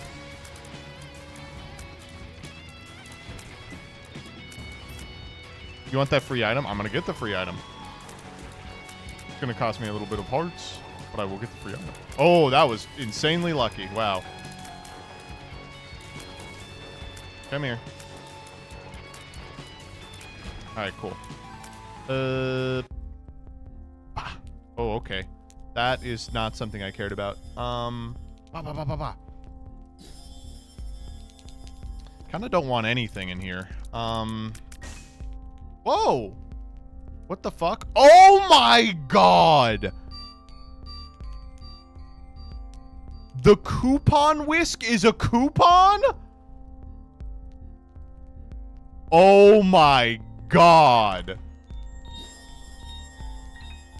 Wait, this is huge. Okay, I'm really excited for this now. Not Duke of Flies. That's my least favorite guy. You guys saw last time, Duke of Flies really kicked my ass. Get the fuck out of here. There's a limit to how many flies you can make, right? I can just keep doing this and ignoring the flies. Ooh, ah, ooh, ah. Oh, this guy's going to be an asshole to deal with. And he brought every dickhead in the universe. Okay, cool. No more Duke. No more Duke. The Duke is on the move. I really hate the purple shot out of this guy, but everything else is fine. Get these guys out of my fucking way, dude.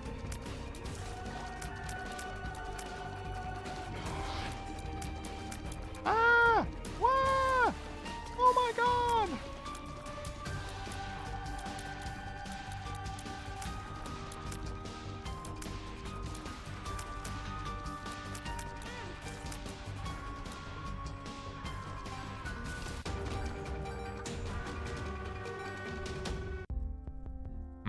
So the problem is because I took the heart for free off the coupon,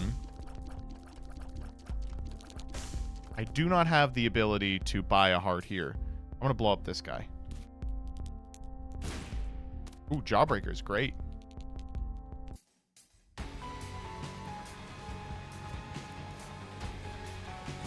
Nope.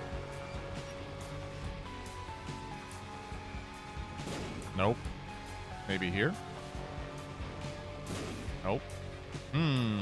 Maybe here? Alright, I wasted my bombs on nothing. I'll just hit it. Oh, this is very hittable. Black Ragman is no biggie.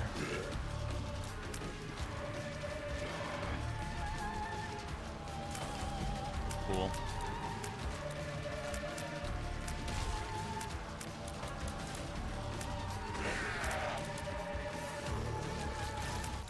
All right, what do we got?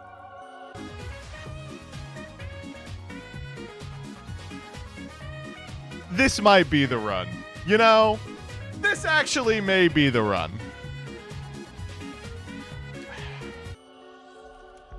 Okay. All right. Okay. All right. Okay. Mr. Edmund, your check is in the mail. What can I say but your check is in the mail, Mr. Edmund? Average greed run? Exactly, dude. Fuck, I should have saved my bombs. That was stupid. Moving on. Check him a PC. The shot was called just a little early, and I'm calling it again. Oh, come on, baby. Come on, baby. They're handing me the run. They said, Joseph, you've suffered so much. Okay. All right, let me test how coupon works here. Oh, cool. Heart. Probably could have used that more productively. So I coupon outside the room. I go in and I pick up pill. Let me roll this. These all suck ass. I don't want these. Too many? Dude! Thank you. I want lump. Oh, but I can't go get lump. Okay, it's... How does the coupon wisp work? Can someone look up how the coupon wisp works? I don't know. Because it looked like it got me a free item previously.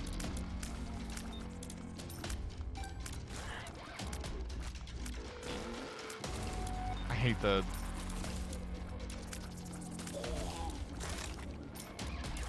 You can tab to find out how the wisp works?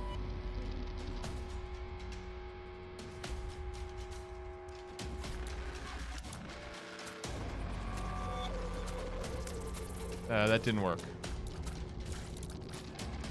It discounts the item. Okay. It dies when you use money instead of coupons, according to the wiki. Oh, it's just a powerful wisp that I can't keep if I pay for something? That's annoying. Irritating. Thank God I'm beating this guy, because I do not want to fight him for more than I have to. You have to be able to afford the item to take it? Oh, okay. I'll try that.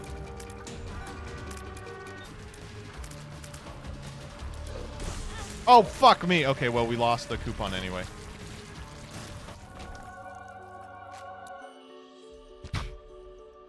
This is a fucking joke, dude.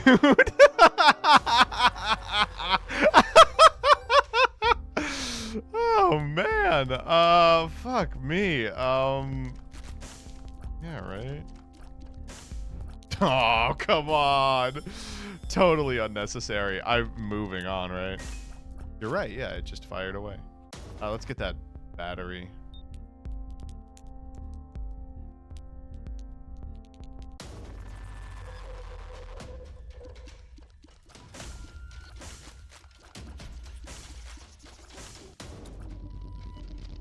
Why didn't you tell us you were doing seated, dude? I mean, what can I say? I was going to say, that's not Seraphim, is it? It's not, no. Sure. This isn't the Virgo, so this is an unidentified. Tears down. Uh-oh. Well, that was one of the ones from the other one, so it's good that we didn't have it. Fuck me. Ooh, discounted key, sure. Oh. 9 volt seems pretty fucking baller here, I'm not gonna lie. Like a bomb. Red stew is insane. Yeah, I think I'll take it after this room.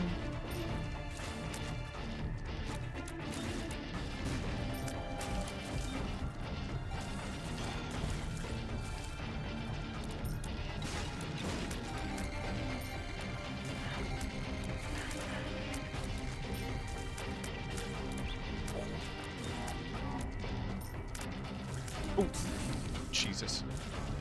Lucked out there.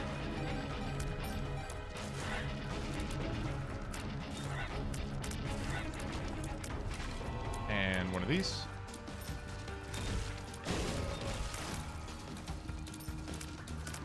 And one of these. And this one. Oh my God.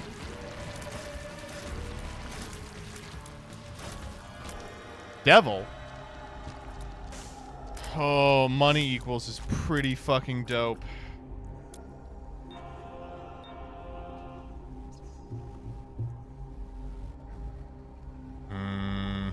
But it locks me in.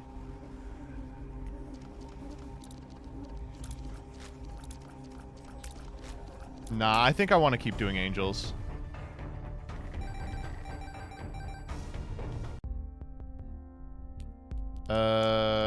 God, we don't have a bomb. That's kind of crappy.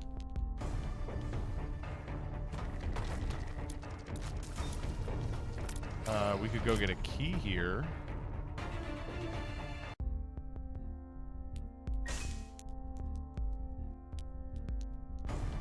Oh, it doesn't lock you in because of book? You're right.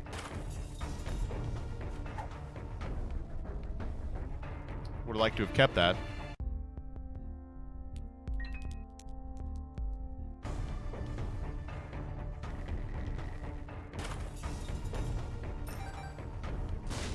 There's a bomb.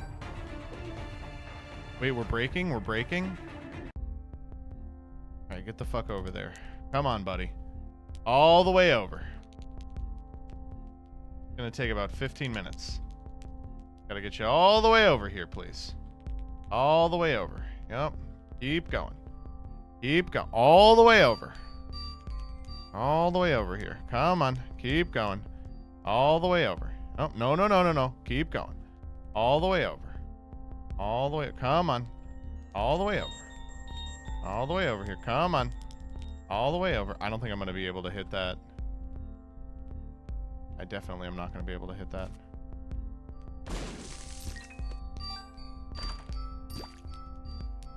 Or will I be able to hit that at all? Yeah, sure. And we're moving. But I don't think so.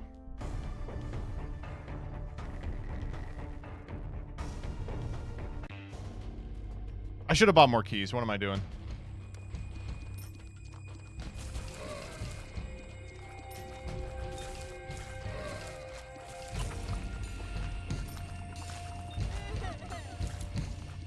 Dude, I can't see shit.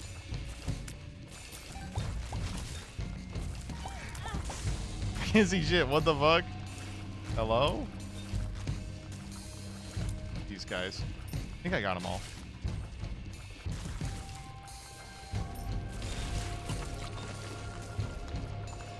Uh-huh.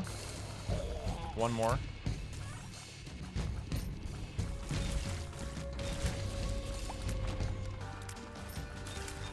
Alright, good fight. What hit me? Asshole.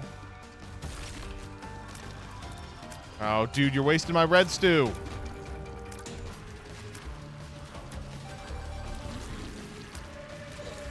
Couple Monstro 2s. Bloody Lust is insane here. Crybaby's also really good. Whoa, really? Thank you. No, I'm good. Coupon.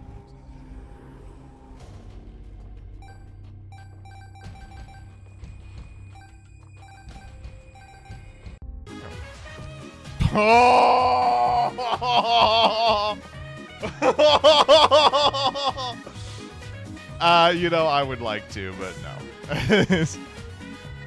We don't have the money.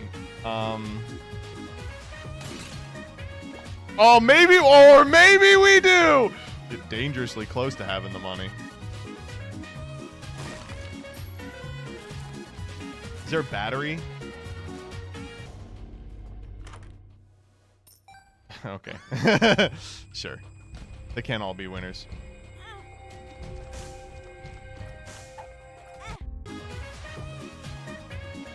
Pay out for $1, surely.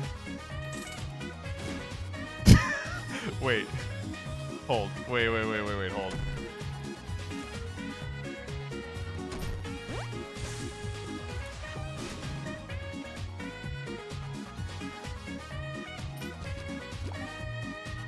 No, that's terrible.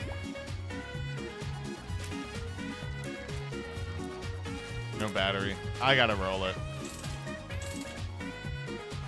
Ooh, wait, hold up. Habit's insane.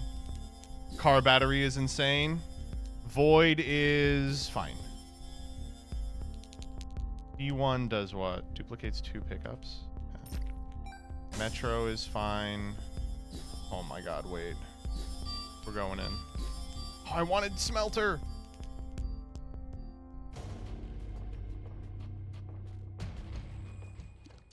Oh. Okay. Okay, could have done that a little better. I felt a little pressured by reds too, I'm not gonna lie.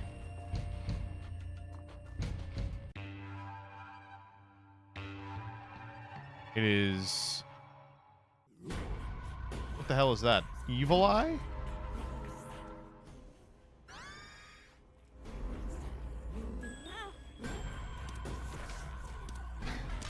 I mean, that's insane, right? Oh, we are gonna lose one here. Okay. A battery. That's breakable. Big Evil Eye.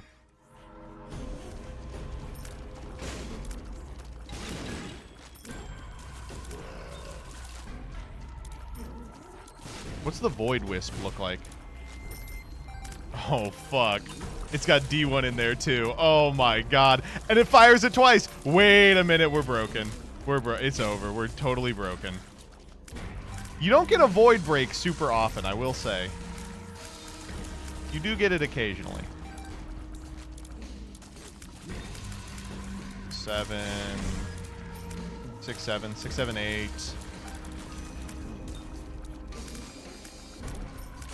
Oh, whoa, come on.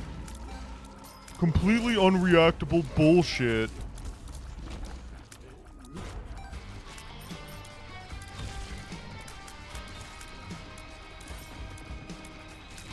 Good fight, Krampus. Wait, it's him again. Ooh, back to Angels. And we're Seraphim. And you know what? Give me the key, too. I just want to show it off. I should have avoided that. Did I? I couldn't tell. No, I didn't get it in time.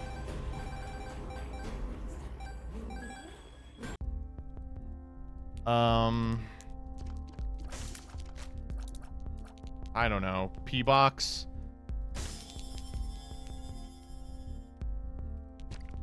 I don't think so.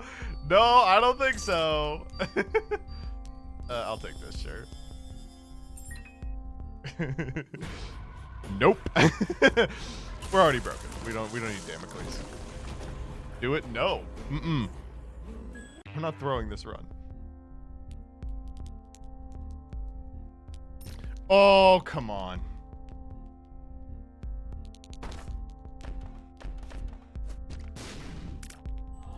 I'm Drowsy Pill. You gotta be fucking with me. That's our end game.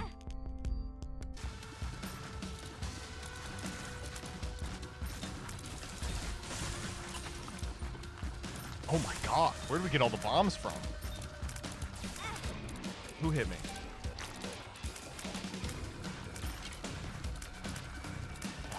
Annoying ass sequence.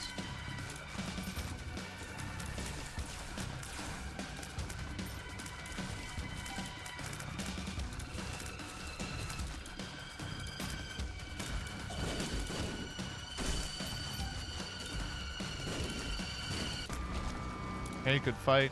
I avoided slots. Yeah, I'm also gambling every time I hit this shit. Wait, did I slots for a bomb and then dupe the bomb? If so, that's very funny.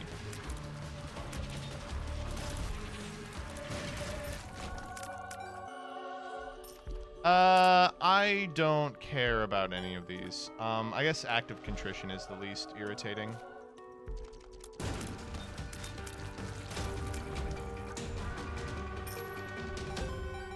Great win. Oh, sure. Okay. Alright, let's go fight the guy.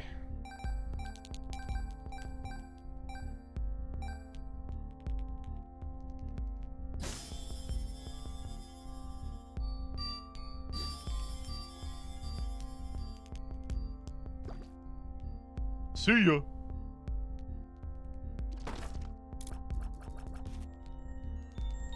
Didn't need to do that.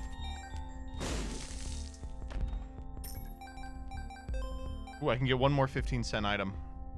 What do we want? Stem cell? Stem cell's fun. I want eye drops real bad, but I don't want it that bad.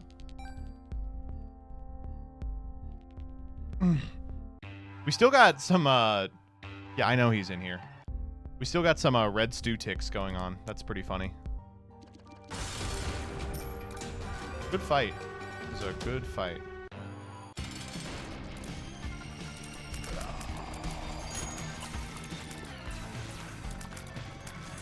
Speaking of good fights.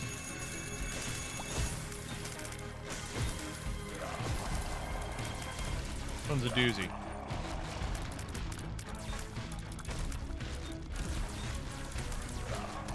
Dude, this boss armor is fucking annoying as all hell.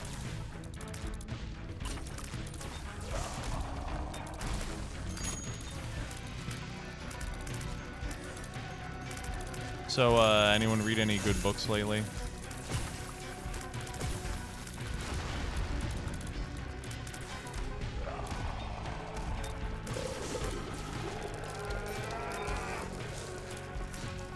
Oh my god! Look at all the batteries down there! Me when I can't one-shot the endgame boss. That's what I'm saying.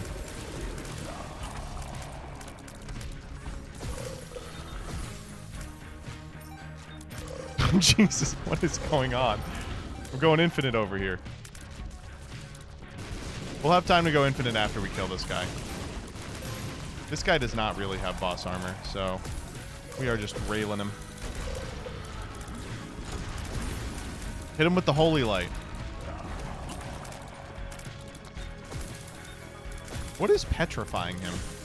And keep it up, whatever it is. Oh no, we took damage. Alright, cool. Good fight. Hope Baby and Vade Retro. Alright,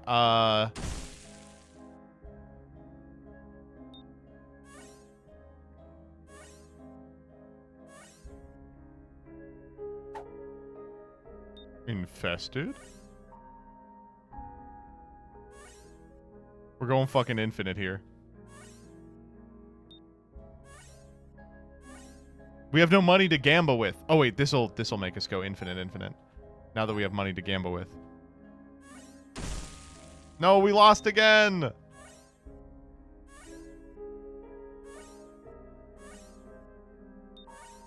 Look at this. It's too funny.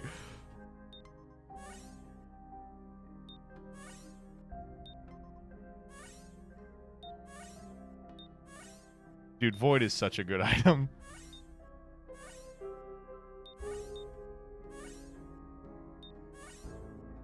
Alright, there's nothing we can do with this. It's just infinite batteries.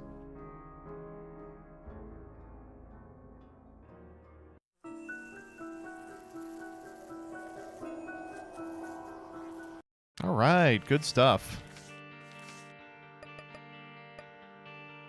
Alright, last ones are the Forgotten and J&E. Thank you all for sticking around to the very bitter end. I appreciate you. I'm going to send you over to someone else. Let's see who is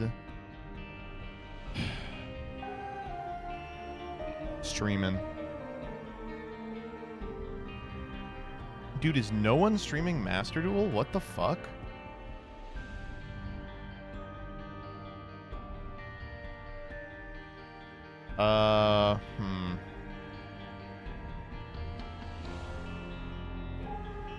Everyone say hi to Dead to Bread. They are playing rated duels. Bye-bye.